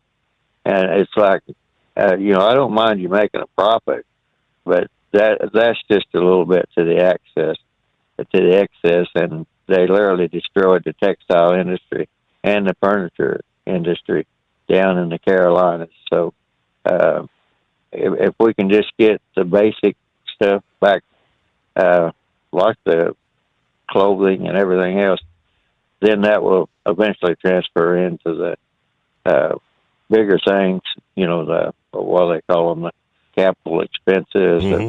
That's not the right term, but appliances and cars and houses and everything else. But the way he was up there in Detroit, and he was talking about how he was bringing the car industry back to Detroit, which would definitely be a good thing. But by and large, I hope Trump isn't planning on more military action other than cleaning up that mess down there in Venezuela, because he's going to have to use force to get rid of Maduro's minions there.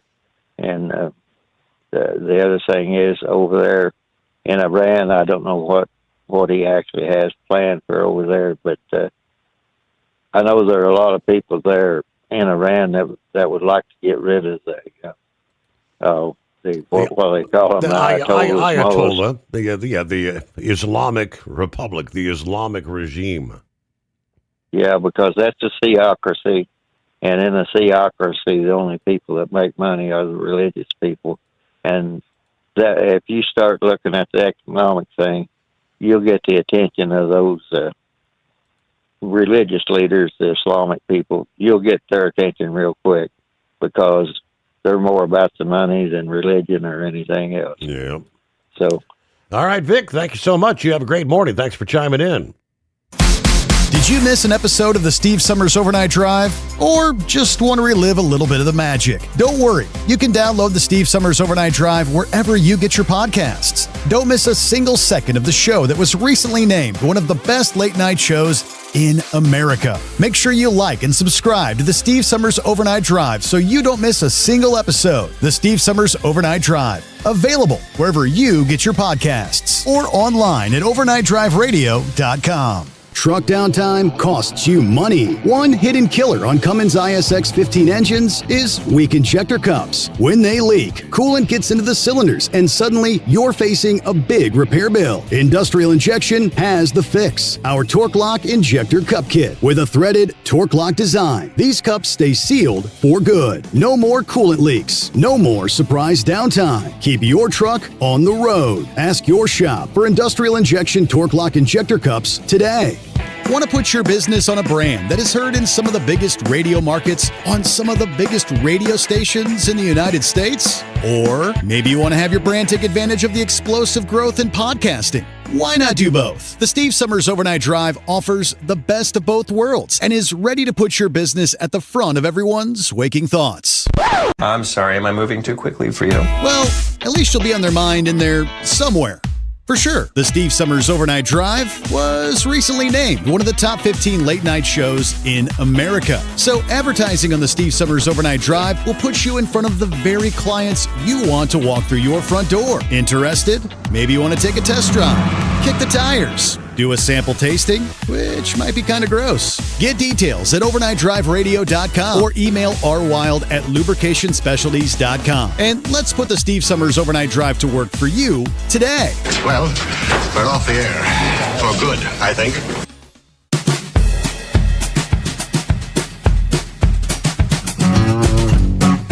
All right, meanwhile, another FreightWaves report from the intermodal sector tells us the nation's fourth largest asset-based intermodal marketing company, STG Logistics, filed for Chapter 11 bankruptcy protection in New Jersey Monday. The pre-negotiated plan wipes out 91% of the company's nearly $1 billion debt load and gives it $150 million in new capital support to support core business operations and pay employees and vendors. The debt for equity deal with sponsors and lenders is not a wind down, they tell us. The company expects to emerge from bankruptcy in about 5 months. Yeah, the company has filed a number of what they call first-day motions, which, upon approval by the court, will enable STG to continue to pay employee wages and benefits, maintain all customer programs, fulfill go-forward payments to key vendors, and execute other ordinary business functions, according to the statement Monday. The prepackaged deal also expected to address recent litigation brought by the company's minority lenders, who claimed their rights were impaired through a deal that allowed STG to delay interest payments and allegedly gave more favorable terms to senior creditors. Dublin, Ohio-based STG was acquired by private equity firm WindPoint Partners in 2016. As a portfolio company, it made 10 acquisitions, quadrupling in size. They acquired XPO's intermodal unit for $170 million in 2022.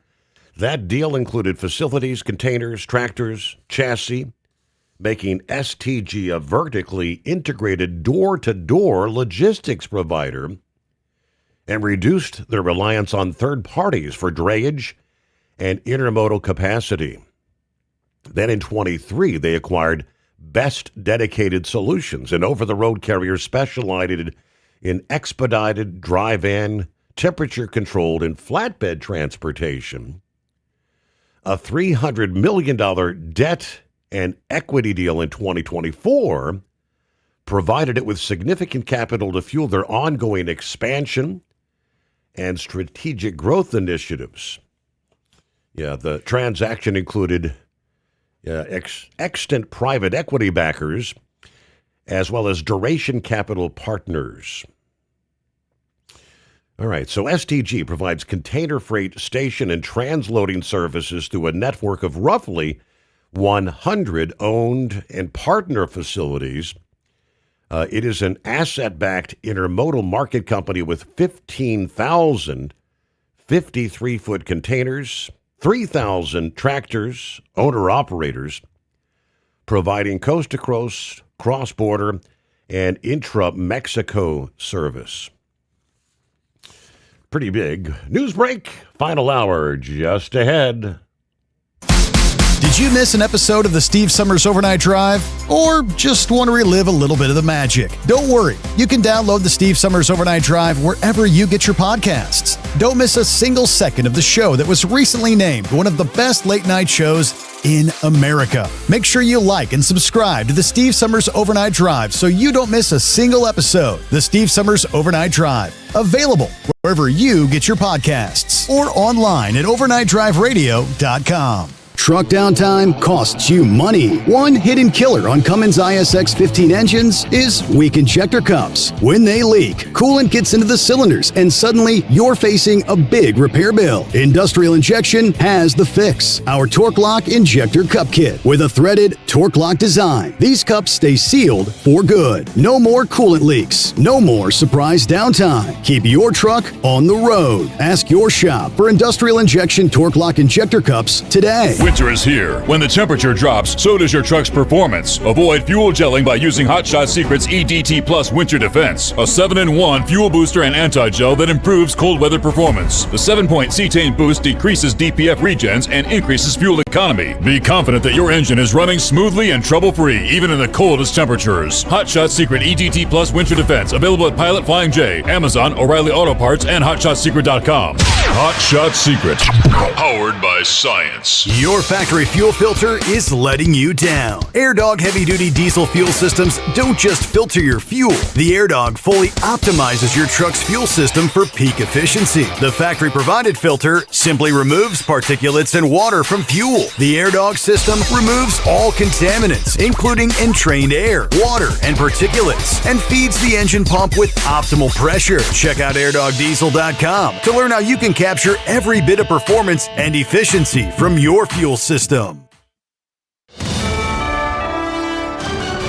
USA Radio News, I'm Anthony Lucero. President Trump is announcing tariffs on any country that does business with Iran. In a recent post on Truth Social, President Trump wrote, effective immediately, any country doing business with the Islamic Republic of Iran will pay a tariff of 25% on any and all business being done with the United States of America. His order comes as violent anti-government protests in that country have continued over the ongoing economic crisis there. Trump is also reportedly reviewing military options if the regime kills more protesters. I'm Jim Roop. Democrat leaders in Minnesota are suing the Department of Homeland Security. The lawsuit is over the surge of additional ICE agents to Minneapolis following the deadly shooting involving an ICE agent. The state's Attorney General Keith Ellison says the agents are untrained and are making illegal arrests, causing chaos and targeting people based on the color of their skin. Homeland Security Secretary Kristi Noem insists the agents are taking dangerous criminals off the streets. Protests in Minneapolis have been ongoing since the shooting in Minneapolis last week. I'm Mark Mayfield. Senators are questioning the value of a criminal investigation by the Department of Justice into the Federal Reserve. The DOJ is looking into Federal Reserve Chair Jerome Powell to see if he lied about the $2.5 billion renovation plan of the Fed's headquarters in Washington. Republican Senator Roger Marshall suggests that President Trump may be trolling Powell and that there are other issues that he should be focused on. Fellow GOP Senator Tom Tillis said that the independence and credibility of the Department of Justice are now in question. The president told NBC News Sunday that Powell's not very good at the Fed and not very good at building buildings. I'm Chris Coraggio. President Trump appeared to raise his middle finger and mouth an expletive at a heckler during a visit to the Ford plant in Dearborn, Michigan, after someone called him a pedophile protector in reference to the Epstein file controversy. The White House defended the reaction as appropriate given the intense exchange.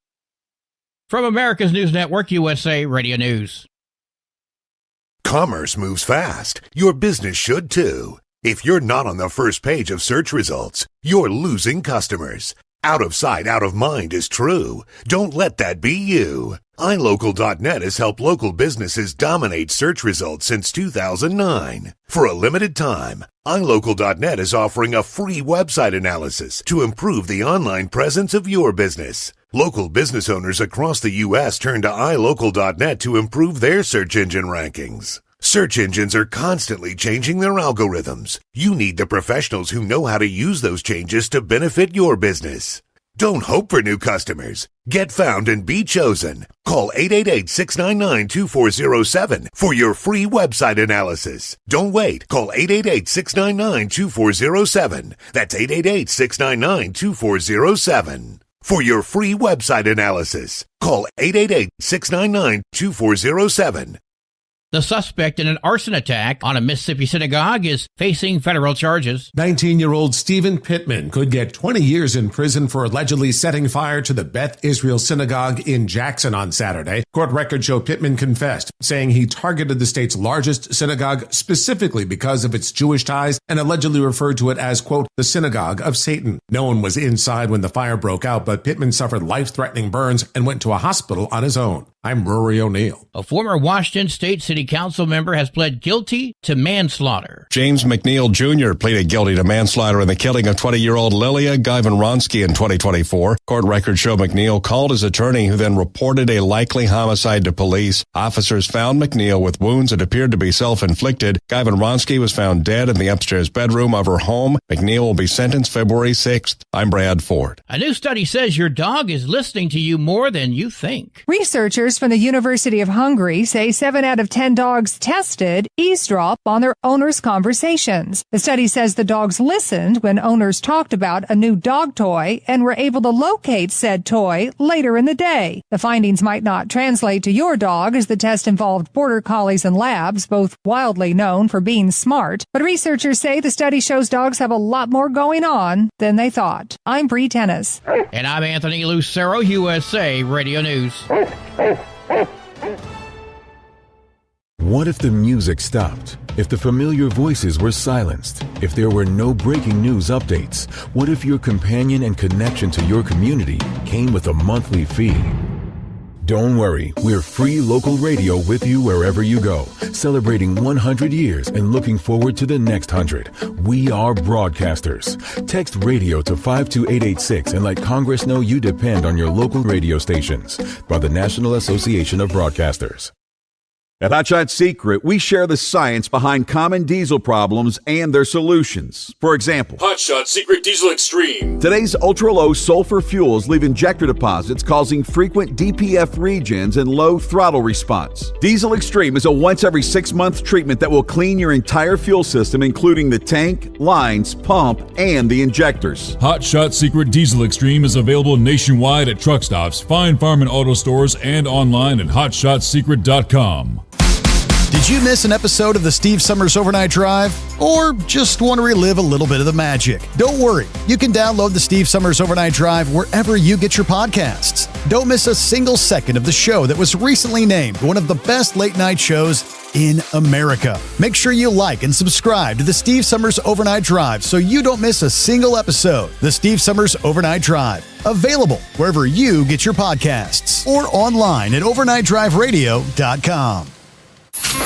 Keep the bugs off your glass and the smokies off your ass. This is the Overnight Drive with Steve Summers. Traditionalists may not love alcohol-burning tractors, but fans love watching them. From the NTPA headquarters in Marion, Ohio, this is the NTPA Overnight Report. I'm Greg Hunter. These high-tech machines are either 6 or 8-cylinder pulling machines. Some cackle, some are silent, all are great to watch. The Yoder Popcorn Pro Stock tractors had the longest season of any of the Grand National classes with 19 hooks. This battle was long, and with only one rainout, all 18 hooks mattered. Brandon Simon, RJ Simon, and Brett Meyer shared the driving duties on the John Deere 8530 called Loud and Heavy. But it didn't matter who was in the seat, the title was on the horizon from the opening hook of the year. The opening weekend in Hutchinson, Brandon Simon was in the seat and won both nights, setting up the title run. After a stop in Farley, Iowa, the next points pull was the Budweiser Dairyland Super National with Brett Meyer in the seat. Starting his portion of the season with a 7th on night 1 in Toma, he got comfortable with the tractor and posted a 3:49 on night 2, good enough for second. Brett stayed in the seat for the next 5 pulls. Chapel Hill, where he went 3:35, which is only good enough for ninth. Then Brandenburg, Kentucky, where Loud and Heavy took 4th both nights. The trip to Rockwell was good for Brent, picking up a 3rd and a 4th, even with a pull of 374. RJ Simon was in the seat for Napoleon, Ohio, collecting a 6th before heading to Bowling Green with Brett Meyer back in the seat. The first hook was a little less than the team hoped for, only going 327. Yeah, only 327, but it was only good enough for 15th on the first night in Pole Town. The second hook of 328 was much better in the standings, earning a 3rd. With both Brandon and Brent driving in Canton, it was a 3rd on night 1 and a 10th on night 2 before going into the last 3 hooks of the season. Brandon drove the final hooks with a 7th on night 1 in Sandwich and a 12th on night 2. The season wrapped up at the Enderley pull-off with a 5th for Loud and Heavy, which secured the 14-point advantage, good enough for the 2025 title. The same trio drove Loud and Heavy X to the runner-up position, the only class in the NTPA to have a trailer mate as the runner-up. That just proves how dominant this team was in 2025. In third was the duo of James Ray and Mike Connie with the John Deere 8410 they call Mac Nasty, with the trailer mate Mac Daddy piloted by James and Julia Ray in fourth. Holding fifth, a 2022 John Deere 8R340 with Sam, Denny, and Elijah Brown called Green with Envy. In sixth was Esden Lemke and his 2023 John Deere 4010 called New Generation Plus. In the seventh spot was the same team of Brent Meyer and the Simons with Injected Funds. In eighth, Tim Kane aboard his 2008 International 1066 he calls Red Gambler. In the ninth spot, veteran puller Rob Russell and his 2011 Case IH225 called the Workhorse. And rounding out the top 10, Brian and Brandon Schrammick with the 2020 AGCO DT275B they call Youngblood. This has been the NTPA Overnight Report. I'm Greg Hunter. Remember, pull hard.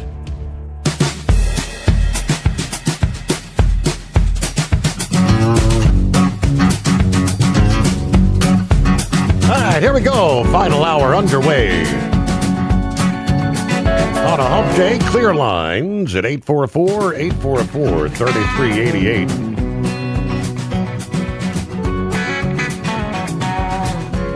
Trying to get some of the latest.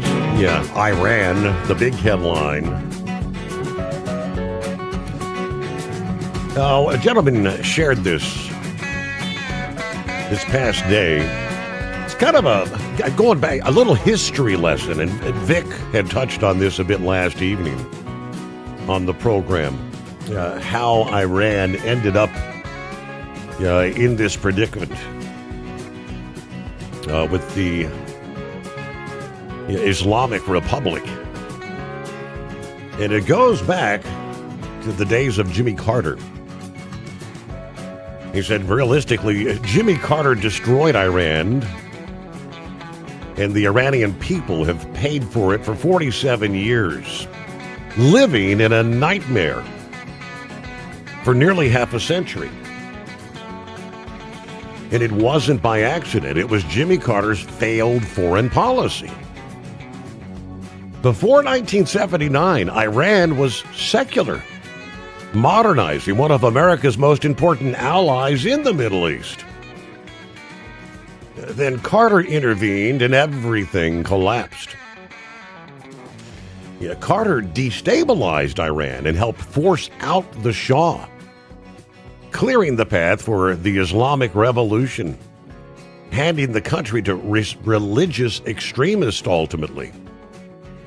But what followed was not liberation. It was theocratic prison state.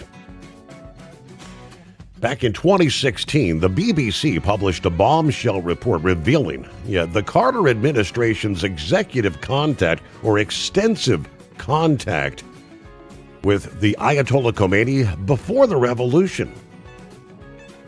Khomeini didn't hide his intentions. He actively lobbied the U.S. to stay out of his way. One message quoted by the BBC reads, "It is advisable that you recommend to the army to not follow the Shah, Prime Minister Sapur." In another message, Khomeini reassured Washington, "You will see we are not any particular animosity with the Americans." He even promised his Islamic Republic would be a humanitarian one that would bring peace and tranquility for all of mankind. They were lies.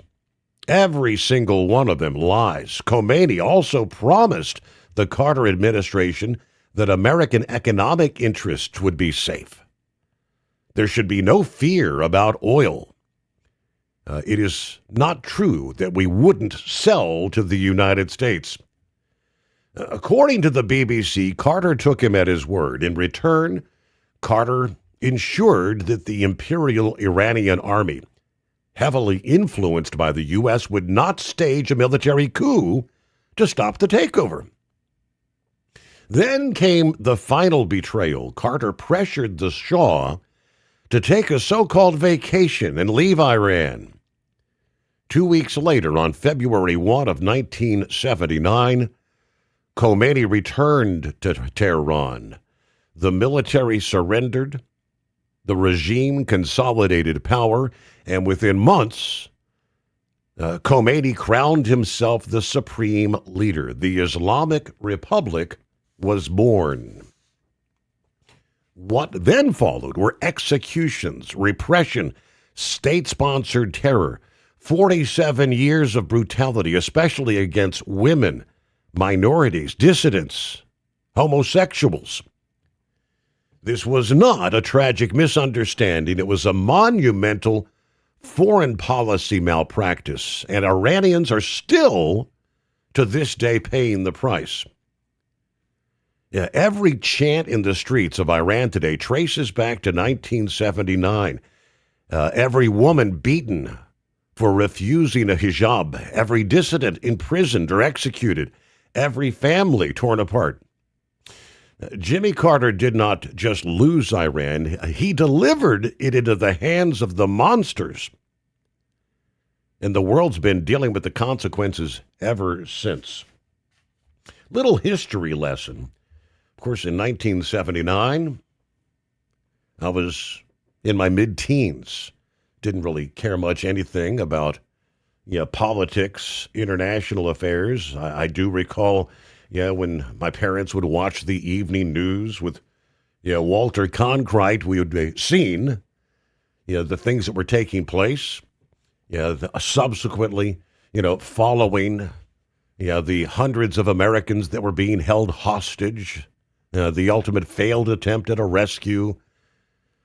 Today, the information that's trickling out of Iran suggests that the crackdown by authorities to end these widespread anti-government protests is likely much more deadly than anyone outside the country has even reported, with phone lines opening back up for calls from inside the Islamic Republic. Briefly this past day, several sources, including one inside Iran, told CBS News this past day at least 12,000, maybe as many as 20,000 people have been killed. Britain's Foreign Secretary said in Parliament this past day that the UK government believed there may be 2,000 killed, but there have been many more. My fear is the number may prove to be significantly higher. The truth is incredibly difficult to put together because of the hardline rulers cutting off internet access and phone service in the country for the last 5 days. While a complete internet shutdown remains in place, some Iranians were able to make phone calls out of the country Tuesday, although it was still not possible to call in from the outside. But again, a source inside who was able to call out told CBS News that the activist groups working to compile a full death toll from the protest, based on reports from medical officials across the country, believe the toll is now at least 12,000, could be as high as 20,000. Same source said security forces were visiting the many private hospitals across Tehran, threatening staff to hand over the names and addresses of those that are being treated for injuries sustained in the protests. CBS was not able to independently verify that massive death toll indicated by the source, which is many times larger than the numbers reported by most activist groups independently in recent days. Those groups, though, have always made it clear that their numbers are likely underestimated. The opposition Iran International Television Network said Tuesday that their information suggests about 12,000 dead. A source in Washington with contacts in Iran said that a credible source told him likely the number is between 10 and 12,000. Iranian officials have not provided official estimates of deaths due to the unrest. Reuters, quoting an unnamed Iranian official Tuesday, is saying about 2,000 have been killed since the protest began on December the 28th, blaming the violence on foreign-influenced terrorists, even suggesting that agitators had been paid to foment chaos. Does that sound familiar? some of what's happening here on the streets of the United States. But CBS News has verified video posted online Tuesday showing the bodies of at least 306, likely more than 400 who had been killed.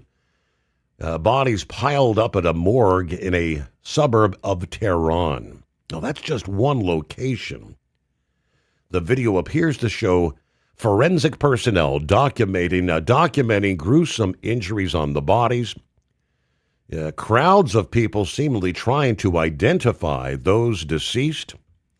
Injuries visible are extensive, including gunshot wounds, birdshot, shotgun wounds, gashes, and other severe injuries. Difficult times for people. Yet, this past evening, reports say they're estimating 1 million were again in the streets of Tehran. Tuesday night into Wednesday morning, their time. Our number, 844-844-3388. The Steve Summers Overnight Drive. Want to put your business on a brand that is heard in some of the biggest radio markets on some of the biggest radio stations in the United States? Or maybe you want to have your brand take advantage of the explosive growth in podcasting. Why not do both? The Steve Summers Overnight Drive offers the best of both worlds and is ready to put your business at the front of everyone's waking thoughts. I'm sorry, am I moving too quickly for you? Well, at least you'll be on their mind in there somewhere. For sure, the Steve Summers Overnight Drive was recently named one of the top 15 late-night shows in America. So advertising on the Steve Summers Overnight Drive will put you in front of the very clients you want to walk through your front door. Interested? Maybe you want to take a test drive, kick the tires, do a sample tasting, which might be kind of gross. Get details at overnightdriveradio.com or email rwild@lubricationspecialties.com. And let's put the Steve Summers Overnight Drive to work for you today. Well, we're off the air. For good, I think. Truck downtime costs you money. One hidden killer on Cummins ISX 15 engines is weak injector cups. When they leak, coolant gets into the cylinders and suddenly you're facing a big repair bill. Industrial Injection has the fix. Our Torque Lock Injector Cup Kit with a threaded Torque Lock design. These cups stay sealed for good. No more coolant leaks. No more surprise downtime. Keep your truck on the road. Ask your shop for Industrial Injection Torque Lock Injector Cups today. At Hot Shot Secret, we share the science behind common diesel problems. For example, Fuel additives. most fuel additives either impact performance or provide protection. Hot Shot Secret Everyday Diesel Treatment provides both performance enhancement and fuel system protection. Everyday Diesel Treatment delivers a 6-in-1 premium fuel treatment for every fill-up, every time. Everyday diesel treatment is available at truck stops, Tractor Supply, O'Reilly's Auto Parts, and online at hotshotsecret.com. Your factory fuel filter is letting you down. AirDog heavy-duty diesel fuel systems don't just filter your fuel. The AirDog fully optimizes your truck's fuel system for peak efficiency. The factory-provided filter simply removes particulates and water from fuel. The AirDog system removes all contaminants, including entrained air, water, and particulates, and feeds the engine pump with optimal pressure. Check out airdogdiesel.com to learn how you can capture every bit of performance and efficiency from your fuel system. Did you miss an episode of the Steve Summers Overnight Drive? Or just want to relive a little bit of the magic? Don't worry, you can download the Steve Summers Overnight Drive wherever you get your podcasts. Don't miss a single second of the show that was recently named one of the best late-night shows in America. Make sure you like and subscribe to the Steve Summers Overnight Drive so you don't miss a single episode. The Steve Summers Overnight Drive, available wherever you get your podcasts or online at overnightdriveradio.com.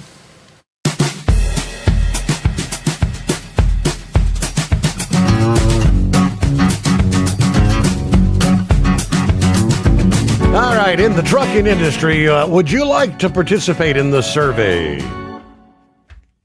What survey? Well, the American Trucking Association is launching a survey for the 2026, what they call the ATA Driver Compensation Study, a comprehensive analysis of pay, benefits, bonuses, for a broad spectrum of trucking businesses across the country. stating in this difficult, prolonged freight recession, the companies with the greatest edge are the ones that have the best data, according to Bob Costello, chief economist with the ATA. As a one-of-a-kind benchmarking tool, the driver compensation study provides the crucial, actionable intelligence that motor carriers need to recruit and retain their most valuable resource, and that is the professional driver. In order to get an accurate picture of the industry trends, we rely on input from a large cross-section of motor carriers to provide detailed information about their total compensation packages and supply a clear view of how and how much trucking companies pay their drivers. Now, the last study of this nature was conducted in 2024. That survey produced a unique, vital source of timely data. Previous studies covered hundreds of fleets, including for-hire truckload carriers, less than truckload carriers, private carriers, and other commercial haulers. This year's study will include detailed pay estimates broken down by carrier types, trailer types, and routes.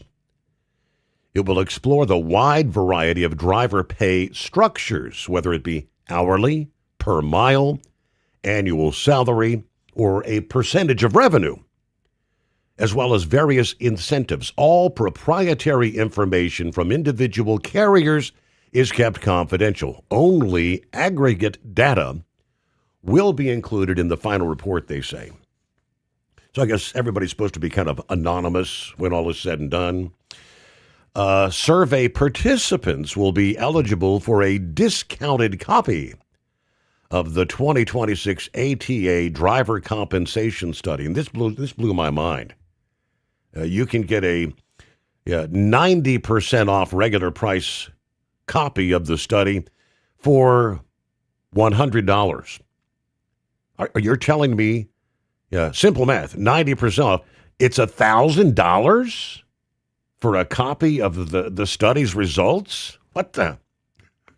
Additional benefits for participants include a free executive summary prior to the release of the report and an exclusive invitation to a no-cost webinar with the ATA's chief economist, Bob Costello, to discuss the survey results and answer questions.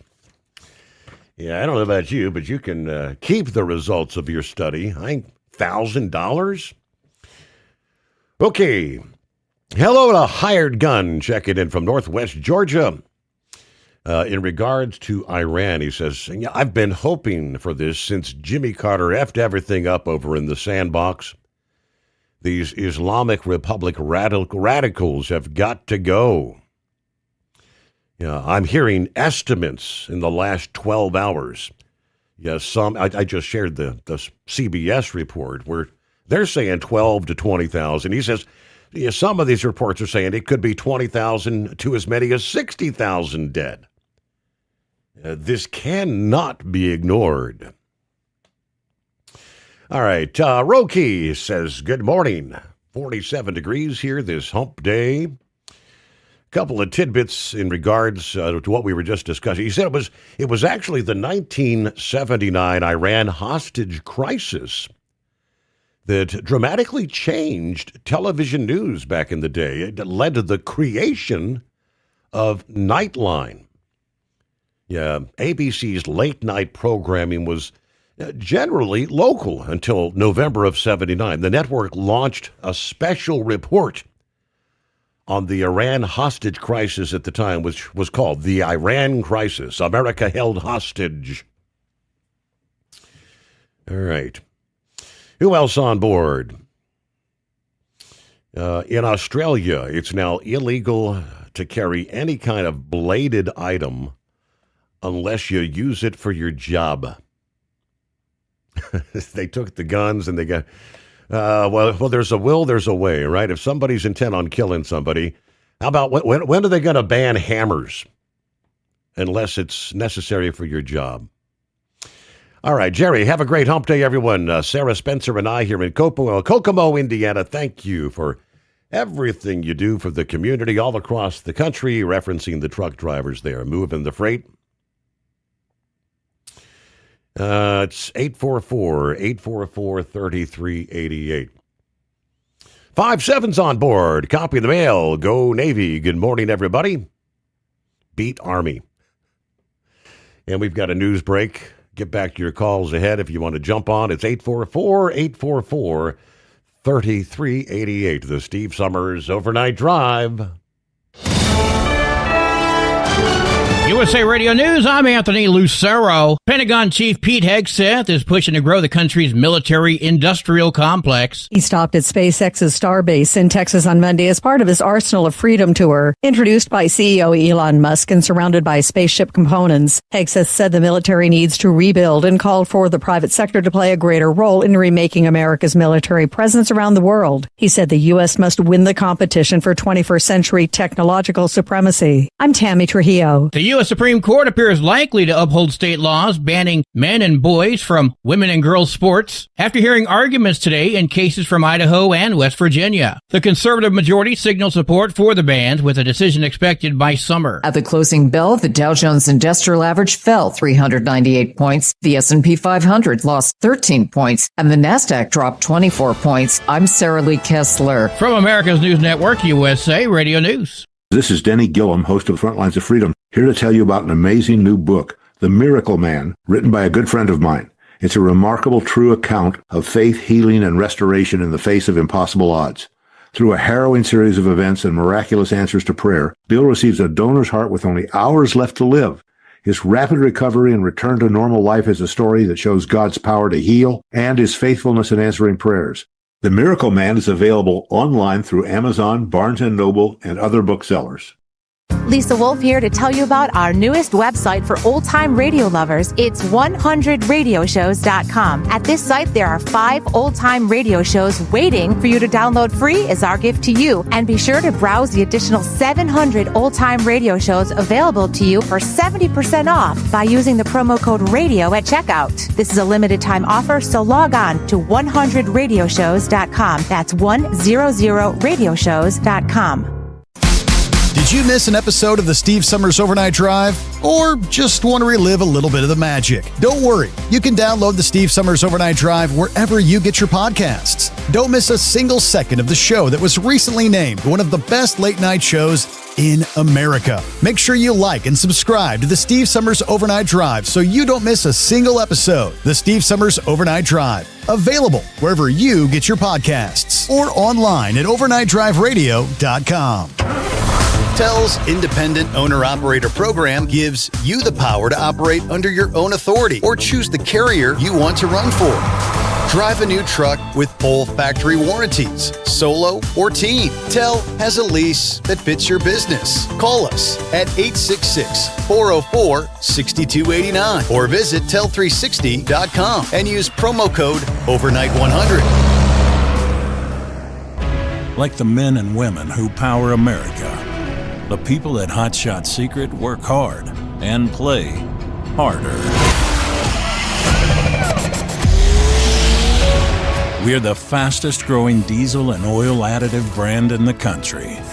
We solve problems. We protect engines. We save you money. And more importantly, time. Hot Shot Secret, powered by science. Looking to stretch every mile and every dollar? Go with Speedmax tires, designed specifically for U.S. roads and built tough for long hauls. With a best-in-class mileage-to-cost ratio, you'll get more miles, fewer swaps, and more money in your pocket. Built strong, priced smart. That's Speedmax. Speedmax, built for the long haul, priced for the smart hauler. For more info, call 860-436-4100 or buy online at digitire.com. Want to put your business on a brand that is heard in some of the biggest radio markets on some of the biggest radio stations in the United States? Or maybe you want to have your brand take advantage of the explosive growth in podcasting. Why not do both? The Steve Summers Overnight Drive offers the best of both worlds and is ready to put your business at the front of everyone's waking thoughts. I'm sorry, am I moving too quickly for you? Well, at least you'll be on their mind in there somewhere. For sure, the Steve Summers Overnight Drive was recently named one of the top 15 late-night shows in America. So advertising on the Steve Summers Overnight Drive will put you in front of the very clients you want to walk through your front door. Interested? Maybe you want to take a test drive, kick the tires, do a sample tasting, which might be kind of gross. Get details at overnightdriveradio.com or email rwild@lubricationspecialties.com. And let's put the Steve Summers Overnight Drive to work for you today. Well, we're off the air. For good, I think. And now, back to the Steve Summers Overnight Drive, live from the Hot Shot Secret Studios.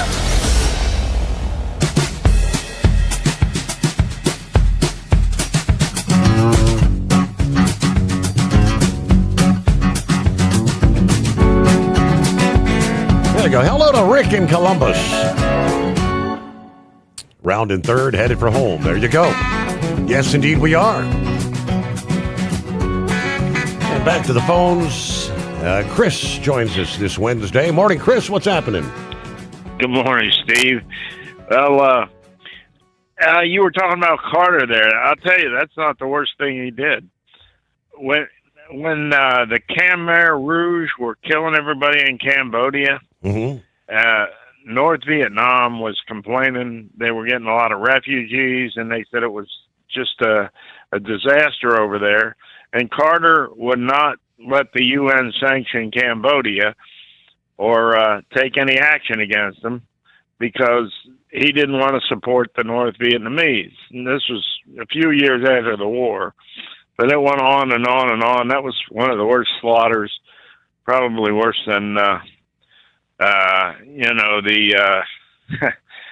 Nazi Germany. I mean, it was, they had literally had pyramids full of human skulls. They just murdered everybody. It was just a bunch of psycho teenagers with machine guns. But,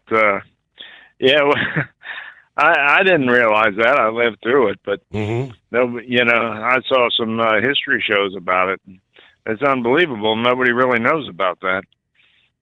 And it went on for years and years that he refused to let anybody do anything about Cambodia. Wow. But I did want to make one point about this ICE shooting. It seems, I don't think most people realize that he never walked in front of that car. When she backed up, she cut the wheels all the way to the left and swung toward him. He was on the right side of the car, and that's how he ended up in front of the car. You can just barely see his feet under that right corner when the car swung around. And then in his video, she's turning the wheel. She's actually turning them back straight. And she did cut to the right a little bit after she hit him. But that's the one thing everybody says, well, he shouldn't have been in front. Yeah, he shouldn't have been in front of the car, you know. She actually pointed it at him. I've seen so many different breakdowns from both sides, and I mean it's hard for me to get some of the videos from those saying that she did not do it intentionally. She had no intention of hitting the officer or anything. It's really difficult for me to tell. The video that was more telling to me was when they finally released the body cam video from the officer as he was actually walking around the car. His interaction with the woman's wife out there saying, why don't you go get you a good lunch, buddy? You want to come at us? You want to come at us? But either way, that's sad how it all ended there. No one needs to lose their life. But what we've seen since then is absolute insanity with, the number of people that are getting out there and pretty much doing the same damn thing as she was doing, blocking traffic, blowing their horns, blowing their whistles. I mean, ICE officials are enforcing federal law. And I mean, out of Minneapolis, they just detailed earlier this week, some of the latest individuals they've taken off the street, child predators, rapists, murderers.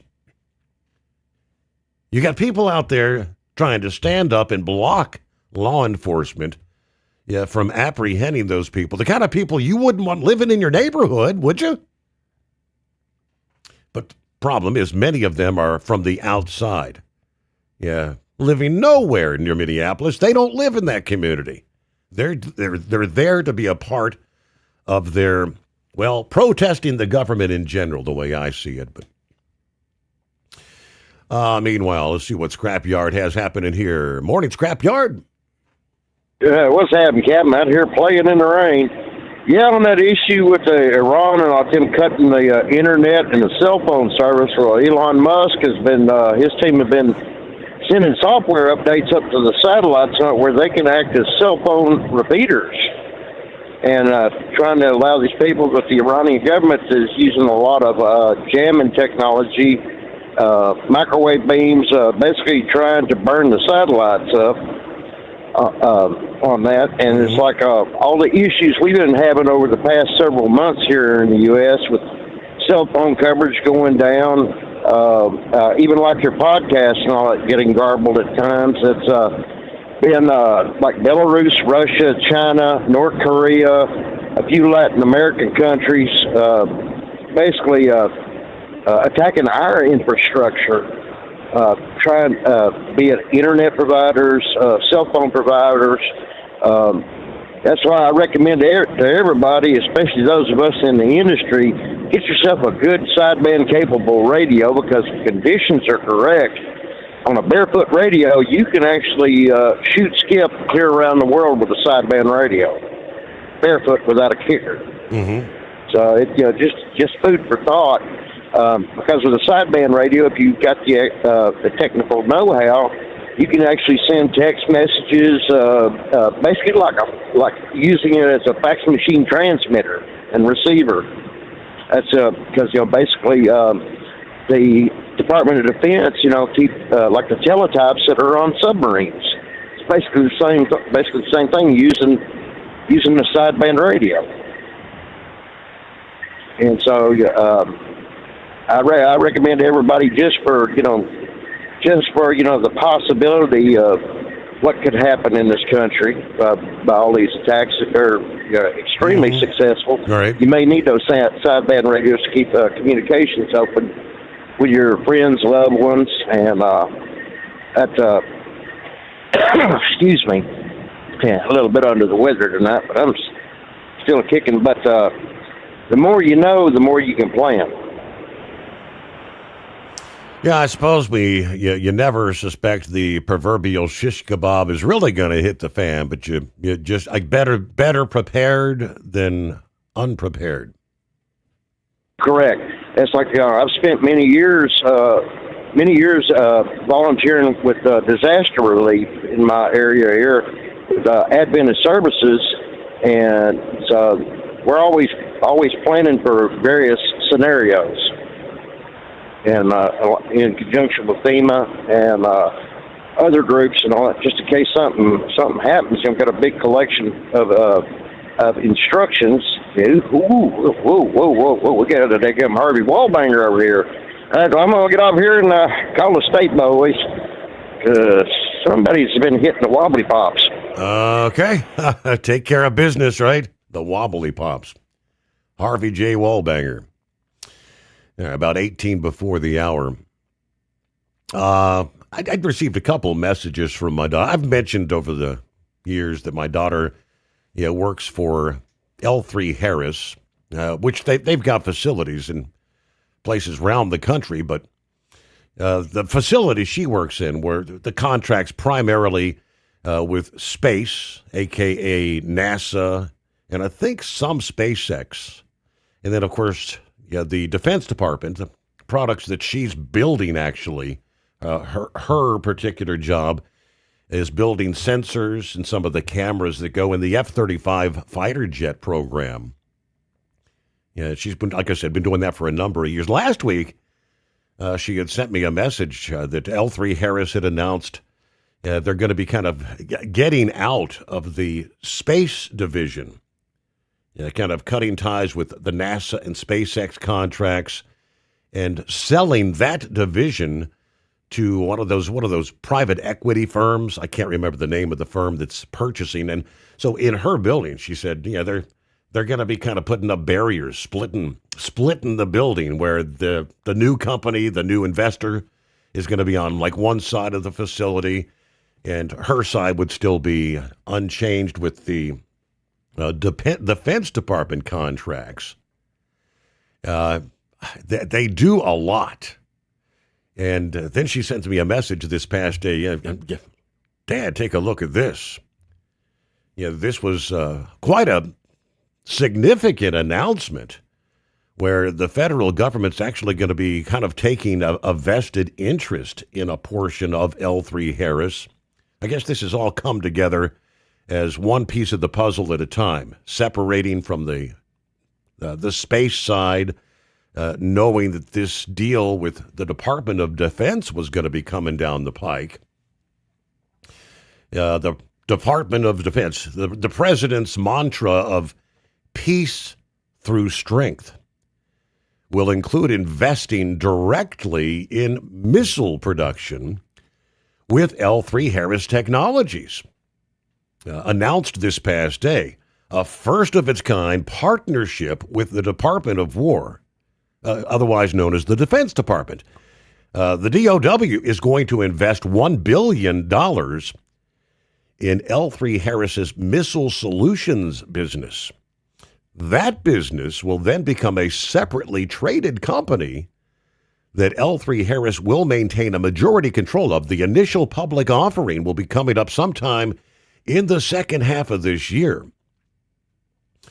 I told my daughter, I said, the president last week, remember he called all these defense contractors in there to D.C., and he was pretty much naming names. He was pretty PO'd at Raytheon, dragging their feet.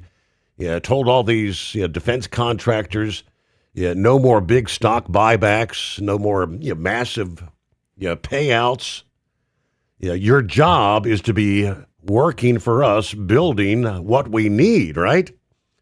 I think he had Raytheon there, Northrop Grumman. L3 Harris apparently is one of the largest makers of solid rocket motors that propel missiles. The key conclusion from this announcement is in the final statement, unlocking meaningful value. So said Vertical Research Partners analyst Rob Stallard, pointing out that higher growth businesses like missile production are oftentimes embedded in slower growing defense conglomerates. L3 Harris's move is innovative and shareholder friendly, which also likely to satisfy the Department of Defense's desire for defense contractors to make stuff quicker. He rates shares of L3 Harris as buy. Has a price of $355 target price on the stock. We're talking action to build today's arsenal of freedom by launching a pure play missile solutions provider, according to the L3 Harris CEO, adding that the Department of War will not be on the board of directors or run the company. Michael Duffy, Undersecretary of War, emphasized on a conference call that dealing directly with contractors will increase investment by smoothing out demand cycles and enhancing American security. Now, their shares closed at $341.24 after being up by north of 10% in pre-market trading. Prices kind of fell back by the end of the day, but the muted reaction might disappoint some investor, but the stock has been strong as of late. L3 Harris shares were up about 60% over the past year. This is another example of the War Department investing directly in companies to strengthen our defense supply chain. Back in July, we invested in MP Materials to ensure an adequate supply of rare earth minerals that are critical for our modern defense applications. Other contractors might feel as if the investment could give L3 a competitive advantage. Undersecretary Duffy said, this investment is about returning value to the taxpayer while reforming weapons acquisition. There are opportunities for other contractors. Recently, Lockheed Martin and the War Department announced a framework to expand their Patriot missile production from right about 600 a year to roughly 2,000 per year. Now, that deal did not include an actual equity investment, but it stabilized the demand signals, enabling Lockheed to invest in higher production levels. But for L3 Harris, the $1 billion investment marks the start of significant capacity increase. It's $1 billion out of several billion that's going to be needed. So that initial public offering coming later this year is going to be another step in raising the funds so they can accelerate production.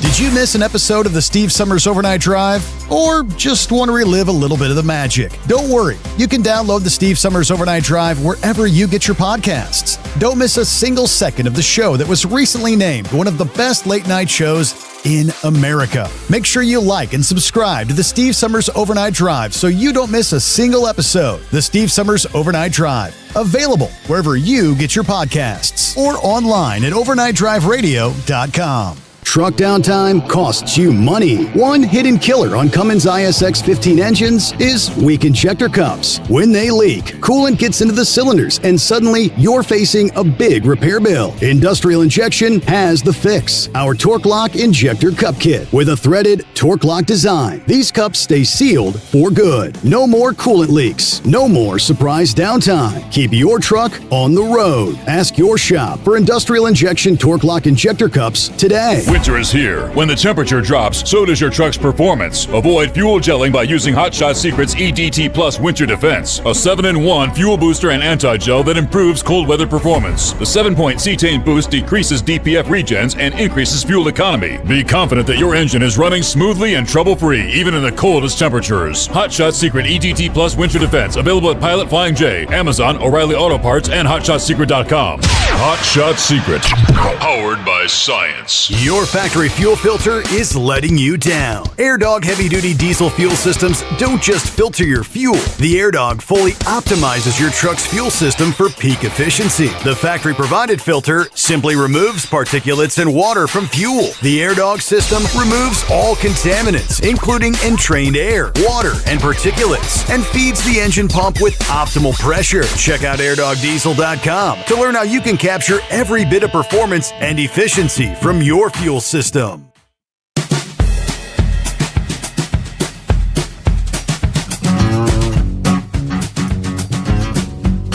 All right, what do we have here? Let me get up to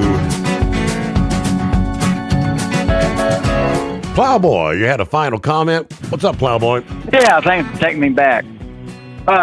With all that was going on and shutting down everything over there, would it not be a good time to people look at maybe a ham radio operator's license and stuff like that so we can still communicate?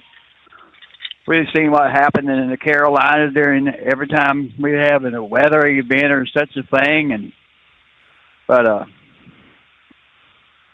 yeah, hour two. That's kind of like, I guess that's kind of like what Scrapyard was just kind of alluding to, but I don't know how many people over there would actually have access to the likes of ham radio. I don't know what their infrastructure is all about over there.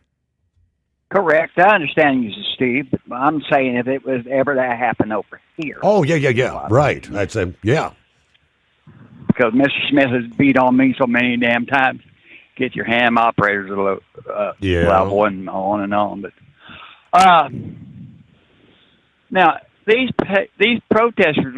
What? I got a crazy question. Grump or somebody smarter than I. Please answer it for me. These are all being AstroTurf, hauled in, paid protesters. Why can't somebody put sanctions or a hold on Soros' bank account to stop this nonsense? They weren't being paid when they not go away, Steve. I think the question is, who's paying them? Yeah, Soros, the Soros Foundation, we know does make donations to all these various activist groups and whatnot, but who's writing out the paycheck? It's almost like the fraud and corruption there in Minnesota that they're actually trying to dig into right now. Where's all that money going? And in this case, where's it coming from? Hey, Carl, what you got this morning? Good morning, Steve. Thank you for taking my call.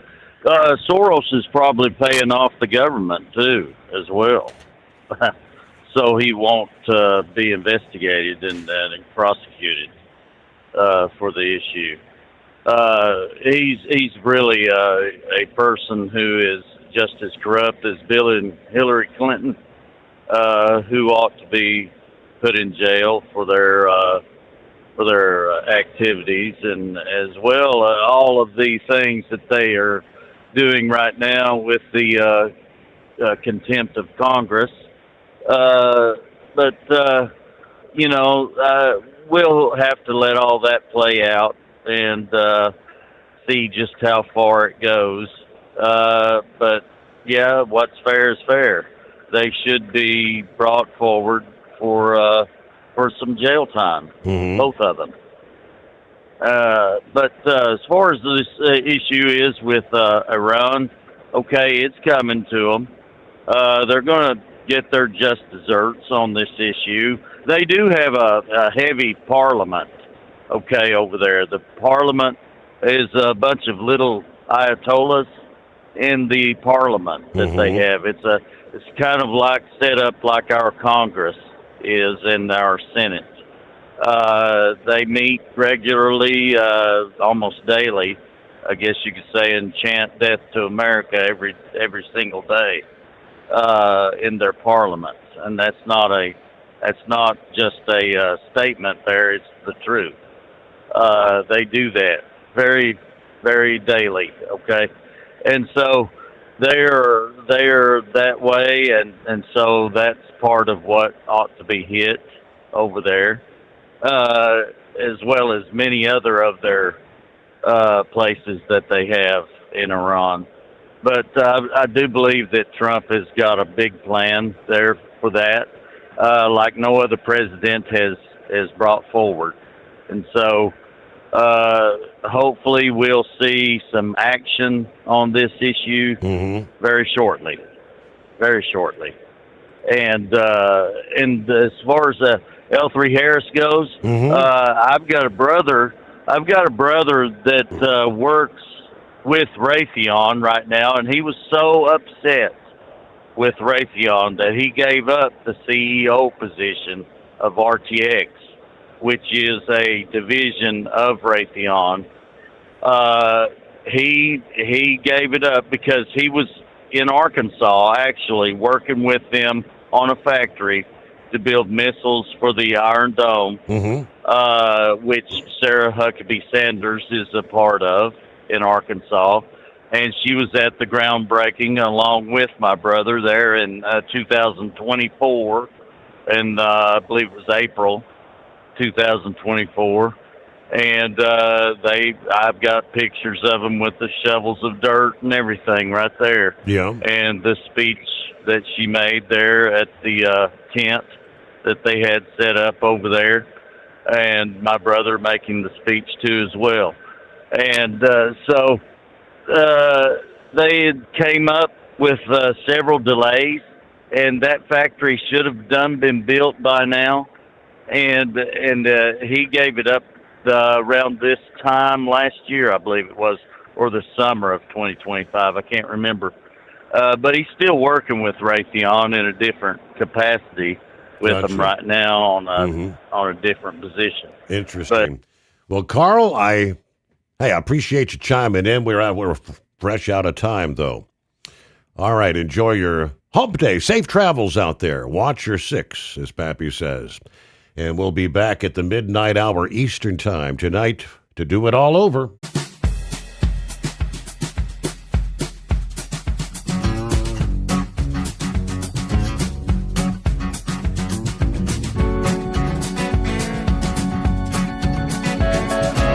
You'll never guess the places that I've been.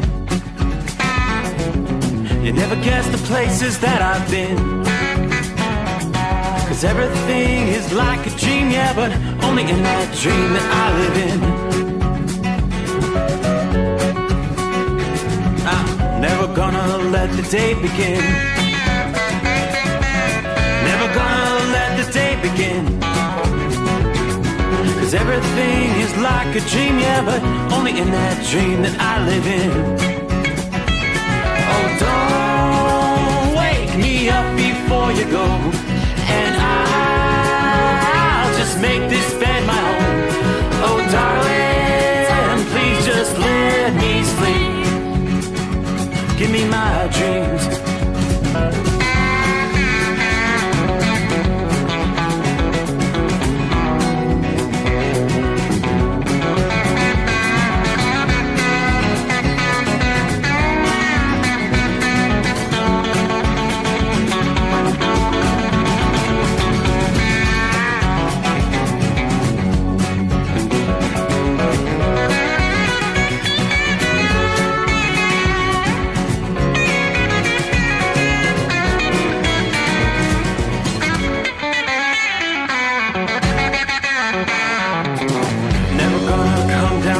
Above, 'cause everything looks better from above. Nothing's ever as it seems, yeah, except in that world that I dream of. Never gonna lose the ones I love. Never gonna lose the ones I love. 'Cause everything is like a dream, yeah, but